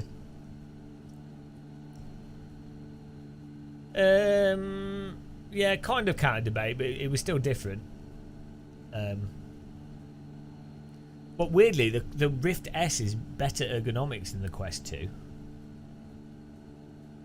Is the Quest 2 just a single screen? I think it is, but the Quest 3 has 2 screens.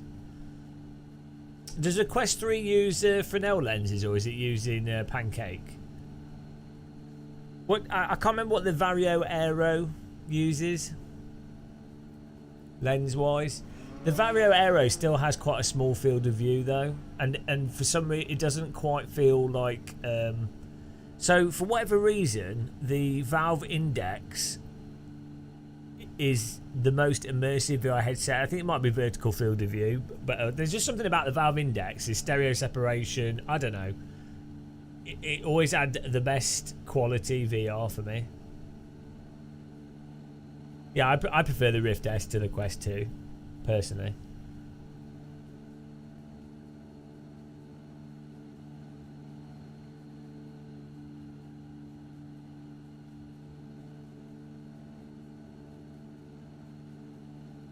Is it true it looks worse to run 7680 by 2160 at 1080p than an actual... Yeah, well, at 1880p. Well, so you've got some different things going on. If you run 1-to-1 pixels with any, let's say you had a 600 by 800 screen, or let's say you had a 1080p screen. If you run 1920 by 1080 and the pixels are 1-to-1, you will get a very crisp image from that.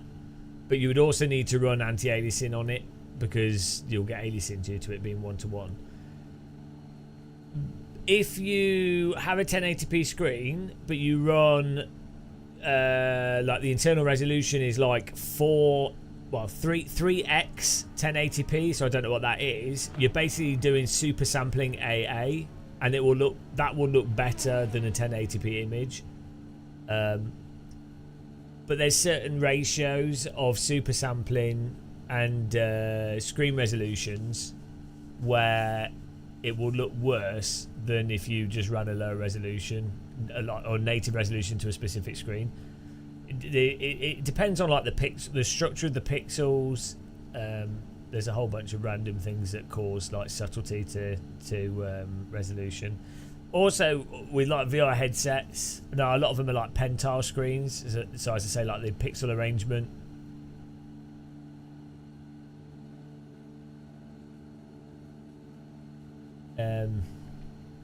There's weird stuff that happens with VR headsets in terms of what can make the image look crisper. So like with the DK2, there's like those sharpening filters that you could run.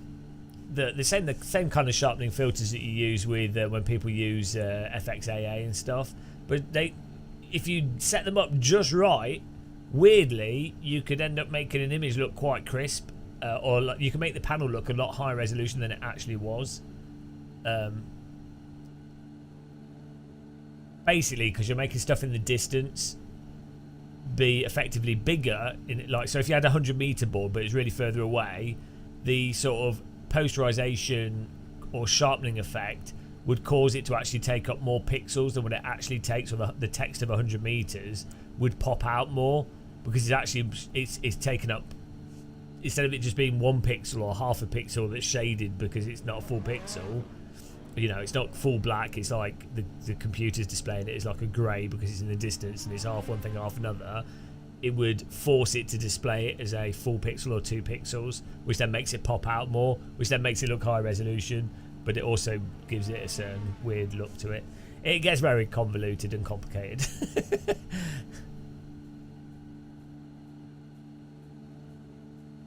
I don't think that's the reason. The reason VR's not gone mainstream is because I don't think VR is a mainstream thing. AR is, but also, so VR, the headsets aren't comfortable. That's the biggest reason. They're quite expensive. That's another reason. And the games are shit. VR games are terrible. The vast majority of them. So VR's been out for 10 years now. There's like 3 good VR games, like let's say 5, and most of them are gimmicky games. So like Beat Saber is genuinely fun, but you wouldn't buy a VR. You wouldn't buy a VR headset for Beat Saber. Like some people might do, but it's not like a. It's not like a. I have to buy a VR headset. It's like, I might try it at someone's house. Half-Life Alyx is absolutely amazing, but that's it. And even that's pretty short and not perfect. Yeah, but then when you talk like 11 table tennis is really good, but you're like, well, okay, great, but it's table tennis. Do you know what I mean? It's like, okay, so if a VR headset was really cheap, you'd be like, oh, that's fantastic, great. But the problem is, it's all out of whack. It's like it's expensive, uncomfortable. And then there's not like a proper mass market game that really stands out in and of itself. Microsoft Flight Sim, you need a PC for that. It's like a very expensive thing. Yeah. Again, nobody plays driving sims. Again, you need a fast PC. I know they've got it for Quest 2. Quest 2 is not comfortable. And for some reason, Oculus don't. Yeah, these are all terrible. These are all awful. As mass market games.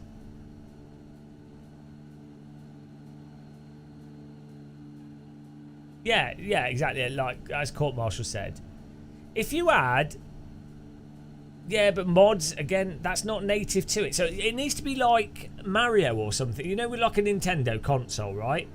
You could conceivably buy a Nintendo Switch, and there would be like like 3 at least absolutely, like Mario, Zelda, God knows what. But if you buy an Xbox, well, people don't have a PC that buy an Xbox, but you know, there's at least like 4 or 5 games on there that are super mass market games, like Forza or something.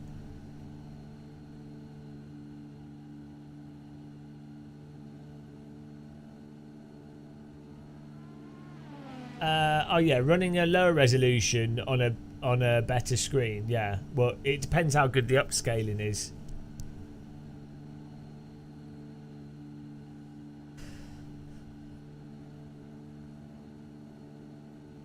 Yeah, so basically, what I don't understand is how bad the marketing is behind something like a Quest 2.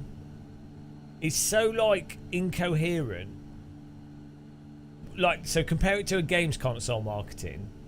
If you were to think Nintendo, you'd be like, oh, it's a Super Mario console.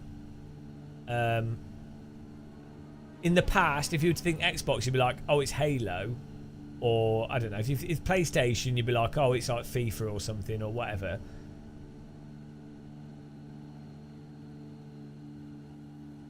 With the VR headsets, it's kind of just a bit confusing.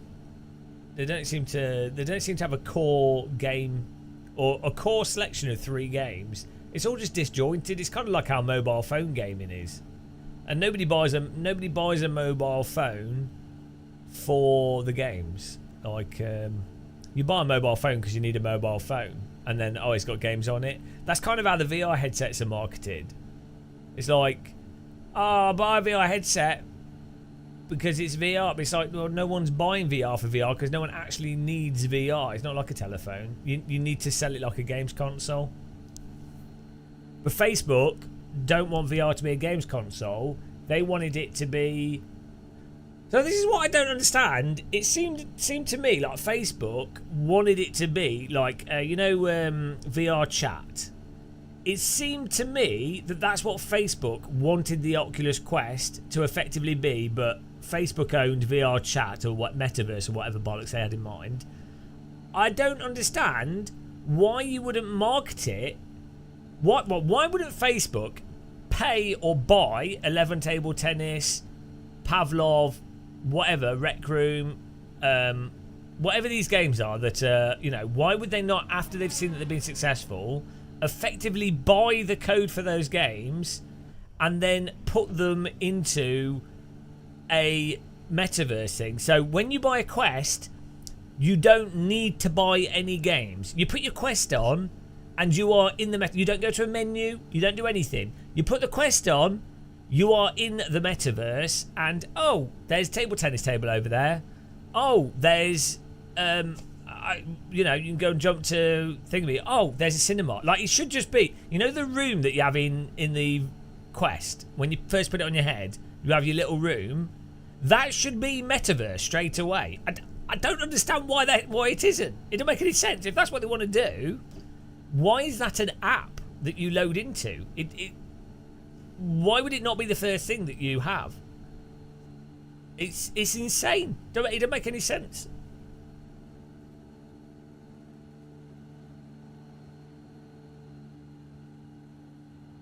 Yeah, but again, PS Home was an app that you loaded into, and all the stuff in it was crap. So if PS Home was, when you turned your PlayStation on, it was that 3D environment. Maybe you could have a menu overlay on top of it as well that was like the PlayStation menu, but in the background, or when you first turn it on, it was the PlayStation Home environment, and it actually genuinely had really good stuff in it, like really good pool games, really good table tennis, like that Rockstar table tennis, and that was just there, and that was the default background. When you load in, it would then be appealing because it'd just be like, oh, that's the menu of the game, and you can play games in it, and it, yeah. It's just, I don't know. Yeah, I think you have to design specifically to do that, but as I say, unless you do that, I don't think it can ever work. I'm a huge fan of VR. I think VR games are way more fun than 2D games to actually play. Like Half-Life Alyx is genuinely like a experience that you need to have in your life. You know, as a thing to do. When you play a good VR game, it feels like you've actually been somewhere. So, like, do you know what I mean? When you remember games of Pavlov or games of 11 table tennis or playing Half-Life Alyx, it feels like you did that. It's something you actually did. It's not like I think when you play computer games on a screen, you remember them as, oh, I was playing a game on the screen, or I was playing that game. You don't have like a memory of being in a specific location. It was like, oh, I was playing Dust 2 in Counter-Strike.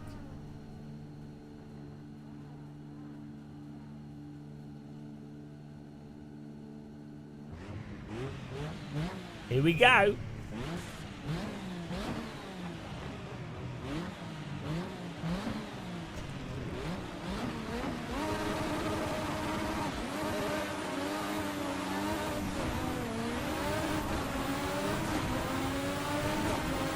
Oi! What are you doing? What about Benedict Cumberbatch?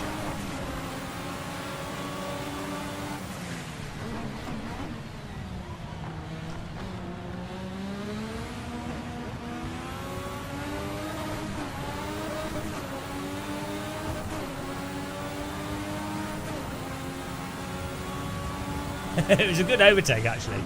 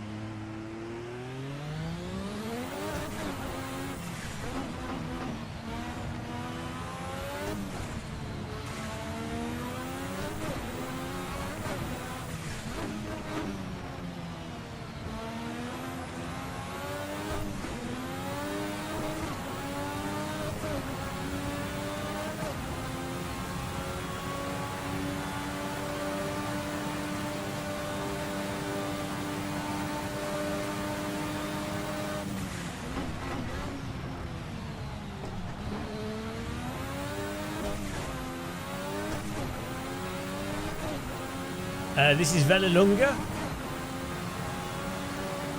It's where Kunos used to have their office.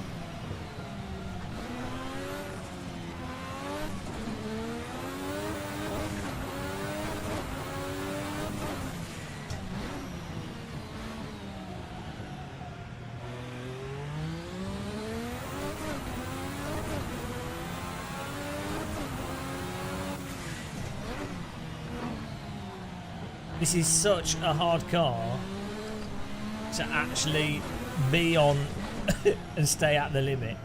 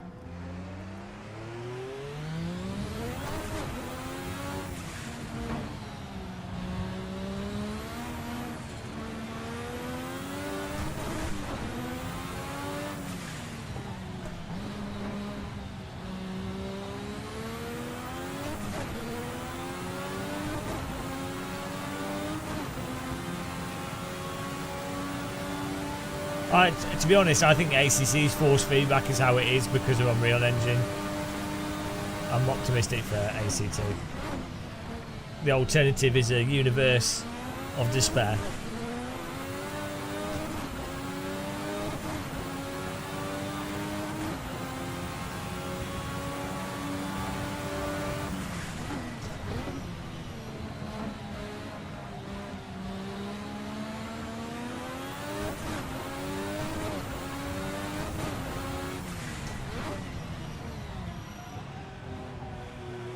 Oh, he's lost it.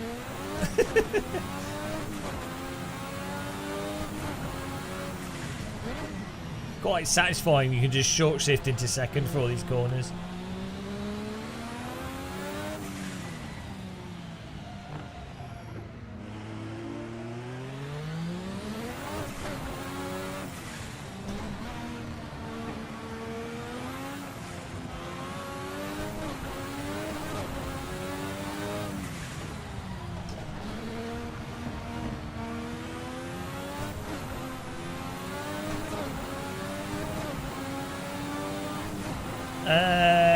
Yeah, it's similar to the Lotus Skywell, but the force feedback's a bit better on the Lotus, but this has more interesting handling.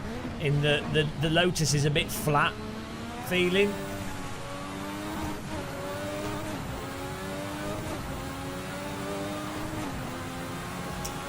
This car has a lot more range to the downforce when you go faster.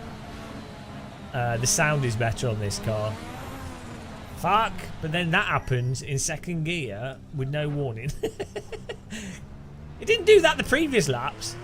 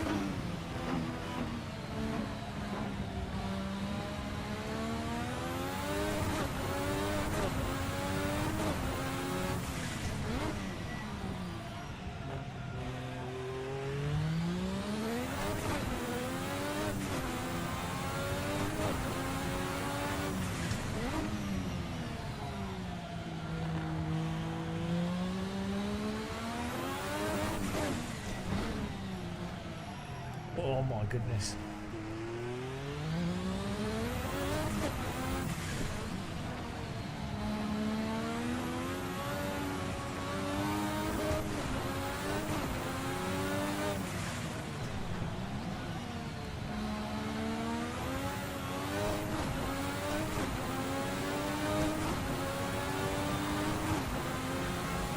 Oh, finished. Yeah, that one thing that catches you out. It's not like it's just the turbo catching you out. It's like, I think it's the range of the downforce from how fast you're going. Once it goes up so quickly. It's probably because maybe the acceleration is really fast. So the difficulty is that coming out of some corners, there's going to be a very sort of abrupt cut-off point between you can have more throttle because you've got the downforce, then the rear's not going to spin from the turbo, or you're not actually going fast enough, and you're talking like 2 or 3 mil on the throttle. and then that's too much. So, but that point of where, you know, it's like a few miles per hour difference, and or a few degrees of turning difference. 1988 Imola. Okay. Oh, I forgot to read the results. Good driving, guys. Let me put the music back on here. Nico with the win. Crested Island second. Greg's third. Well done, guys. Where's 1988 Imola? Can someone link it to me? Oh, I need more crisps after that. Bloody hell. Oh no, it was a good overtake at the start, Crested Island. It was a nice move. No, I was just complaining because it was a good move. It was nice driving. It's good.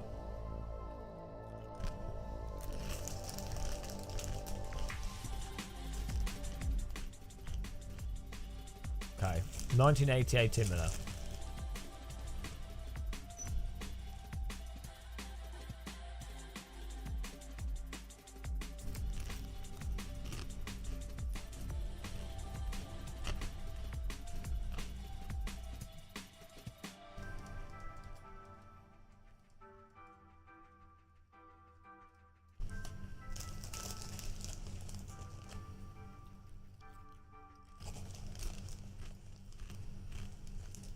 Right, downloading it. Apparently, I think it's this one.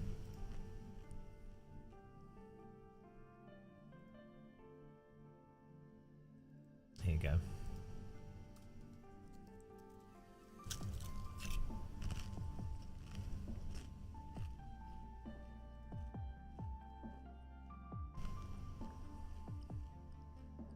A little bit slow to download, but oh well.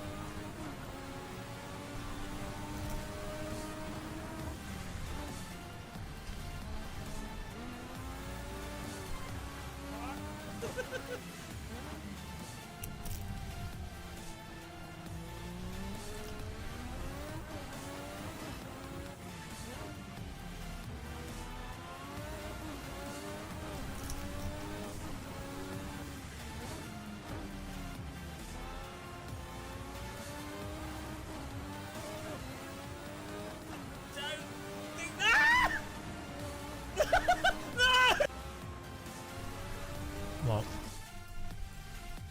I know you can't see. I'm waiting for a download. I was just checking a video file.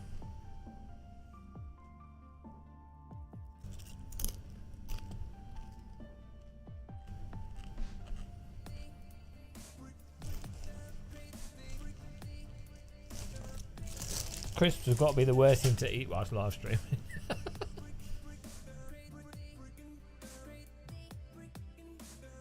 Right.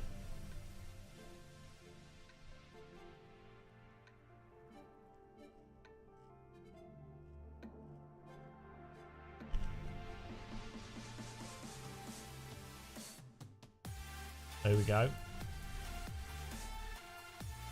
Install a bitter.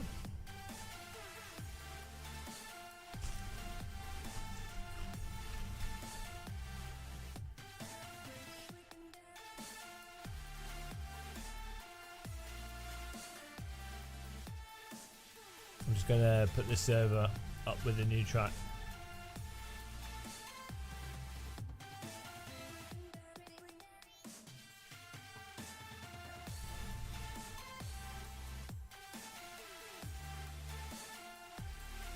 Go!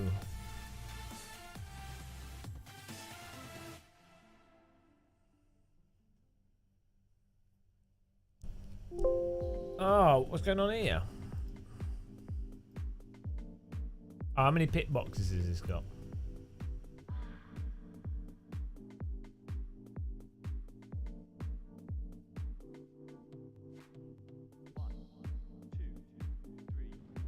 Hello? There it is.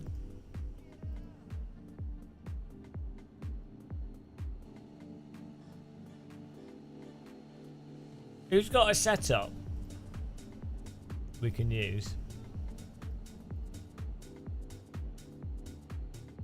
Also, put the same tyres on, guys. Oh, look at this.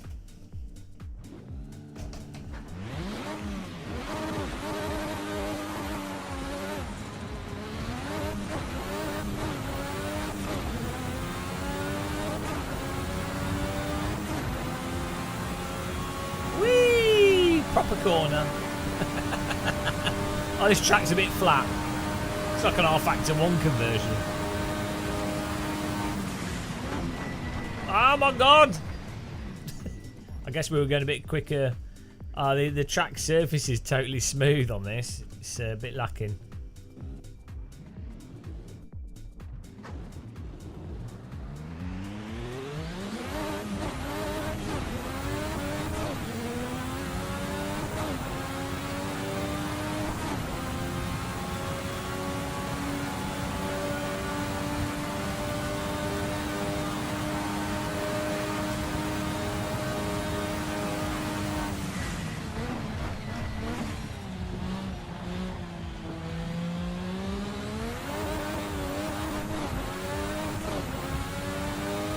This track's smooth as.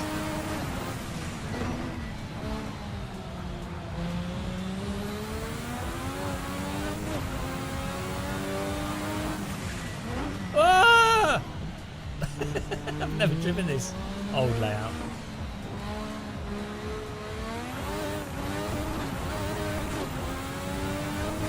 Is there a chicane here still?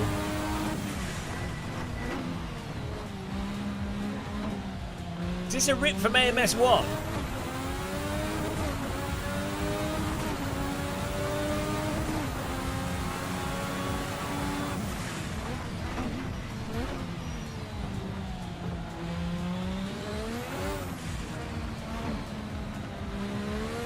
It does feel like an R-Factor 1 rip. Ah! I forgot about this. I forgot about this lark.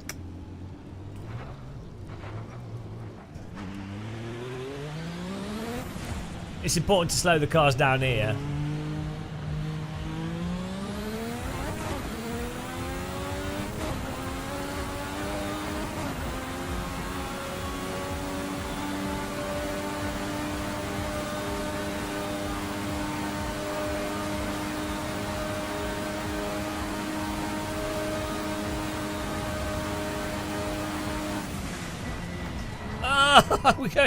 This guy doesn't slow down from high speed in the same way as it does from, like, once it gets a certain point, it just doesn't want to slow down.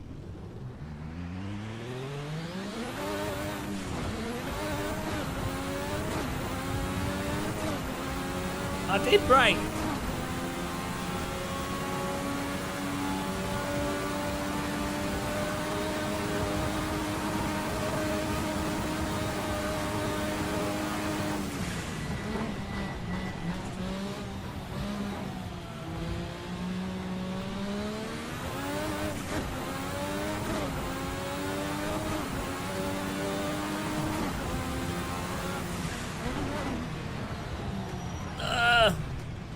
The understeer.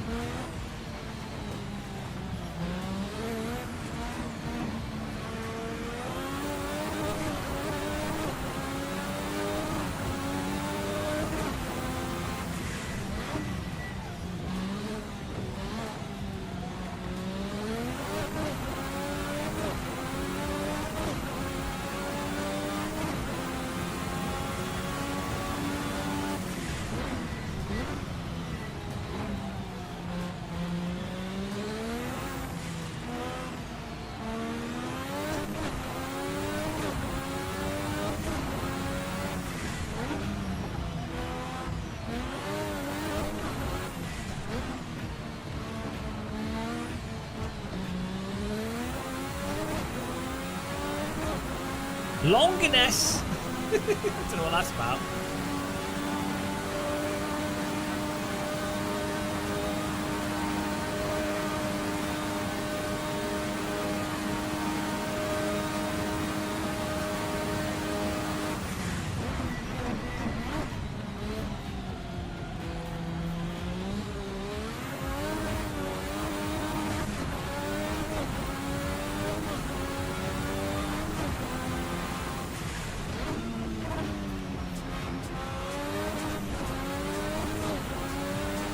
All right. Oh, I want one now. Oh, yes. Nailed it. That's the line.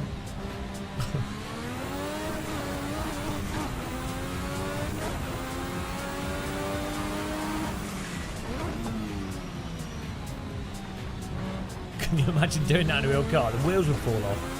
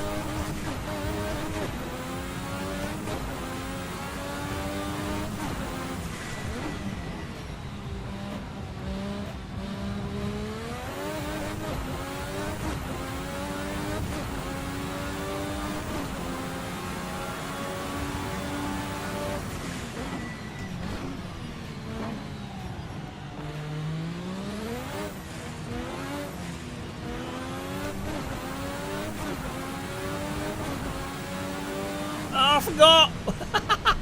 Forgot. Oh, Jesus Christ. I forgot the corner. Bugger me. Forgot the corner. Right, let's go racing, guys. Jesus Christ.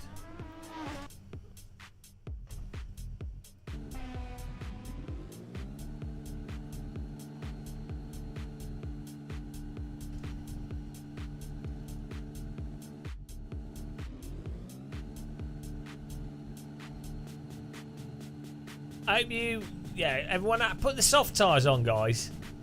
Don't cheat.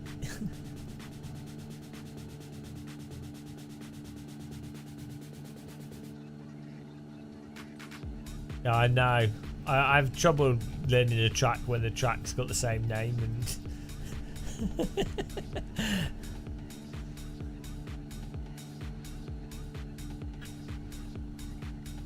If it didn't have that other bit of road, I'd be alright. It's the fact that it's got a road that goes straight on, that's what fries me.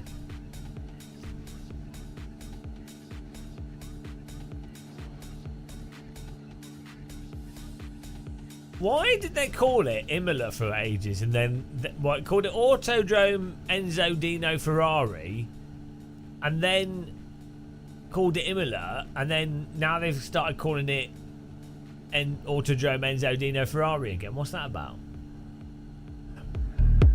Why did that happen? Look at that digital timing board on top of the start finish line. That's beautiful. That's what we should have. We need to go back to big digital timing boards. Yeah, I know, but the track was referred to as Imola even in like the F1 broadcast on TV, like back in the 90s and stuff. Was it the 90s? I don't know. Back when I was a kid, it was always Imola.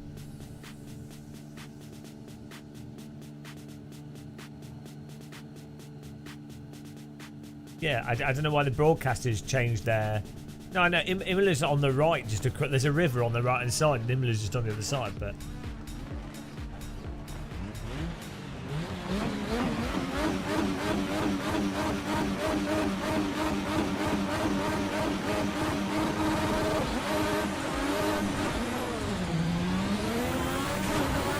whoa, whoa!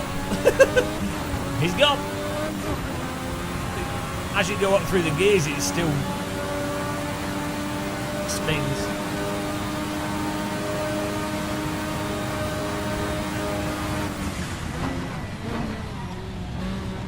Bless the engine brakes.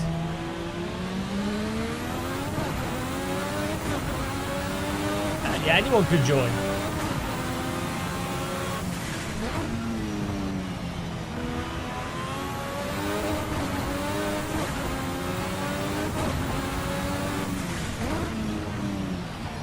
Whoa! Oh! I nailed it. See how I jumped it? Dukes of Hazzard line. Skill.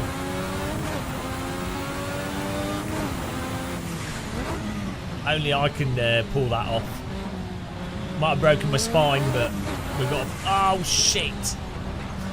We've got a place. Pure skill. Unfiltered. Bottled skill.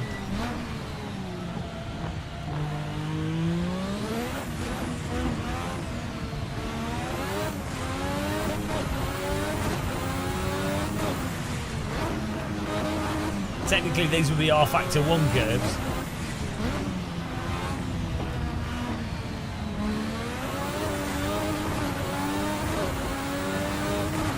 I know. I'm a narcissistic child.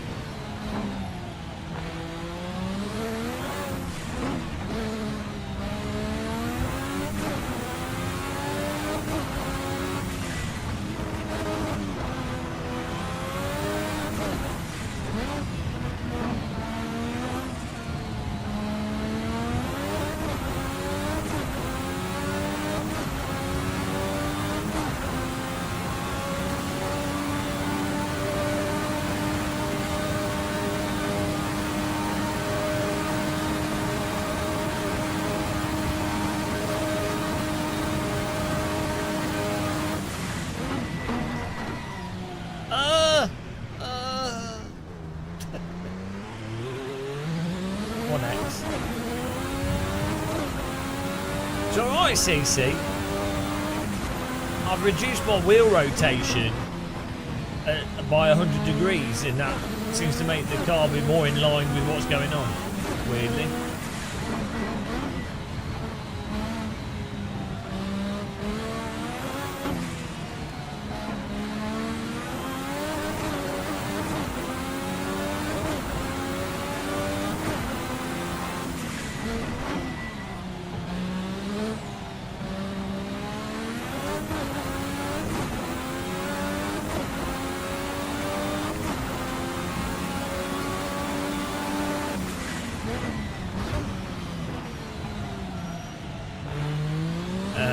How do you mean, Skyworld?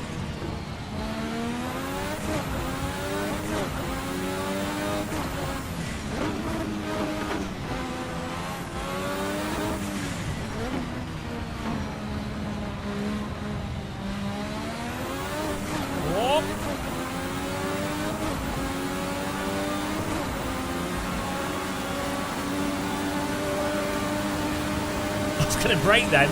You forget this is a different layout.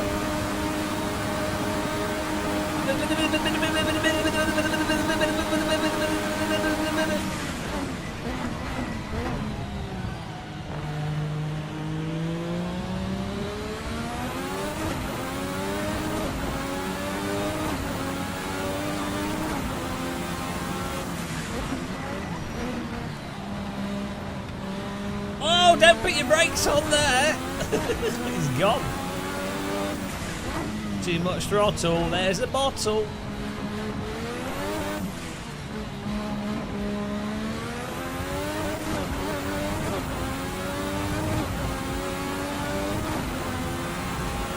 Oh, missed it.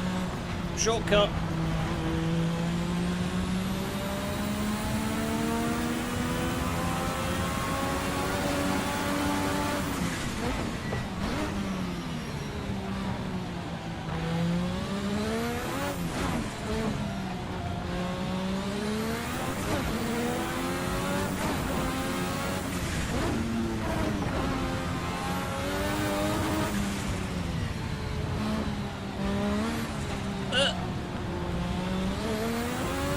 Nah, the marshals didn't see it.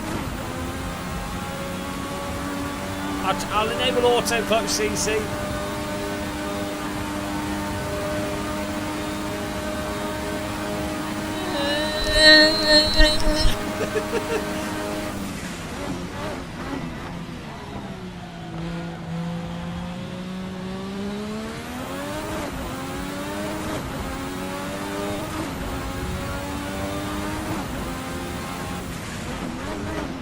Do you guys all follow me on Twitch? I think next time I do a live stream, I'll do it on Twitch. YouTube hates me live streaming. I don't know. YouTube live streaming doesn't work anymore.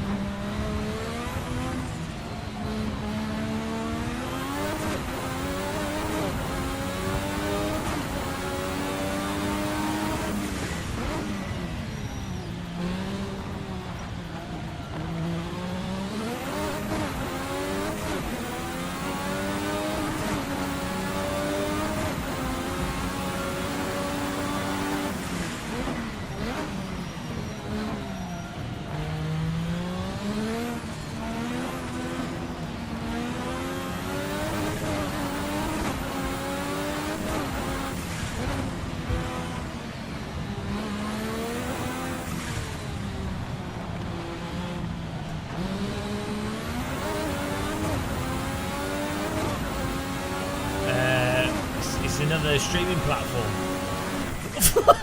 Oh no, I've gone through the floor. I've gone through the floor.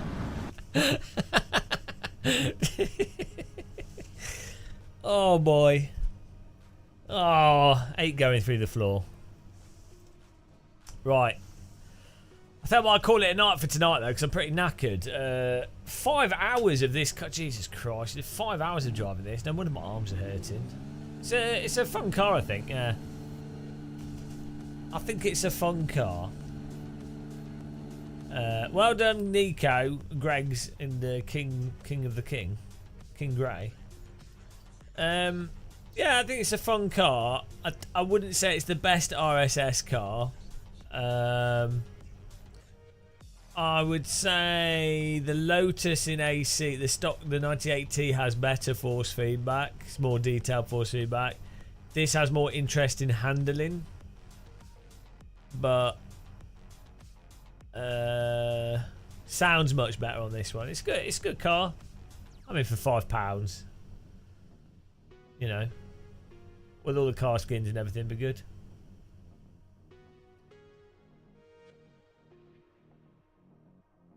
I've got all the gamer muscle. But yeah, there we go, guys. Thanks for watching and taking part.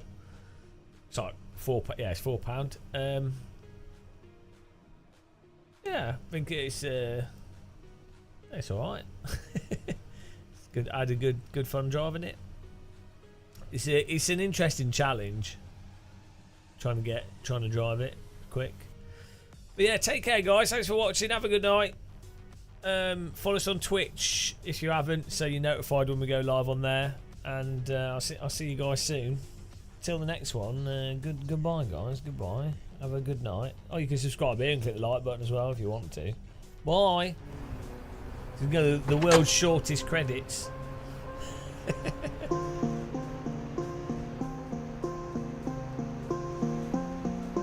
There's me like that. Oh, we got a new channel member.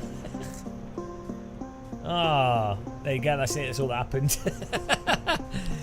Thanks YouTube for promoting the live stream to people. Oh, wait a minute, you didn't. Oh, cheers YouTube. Really appreciate that, YouTube. Really helps live streams grow when you literally don't notify people. Thank you. Best YouTube's best platform for live streaming. Top notch, 10 out of 10 YouTube. Goodbye.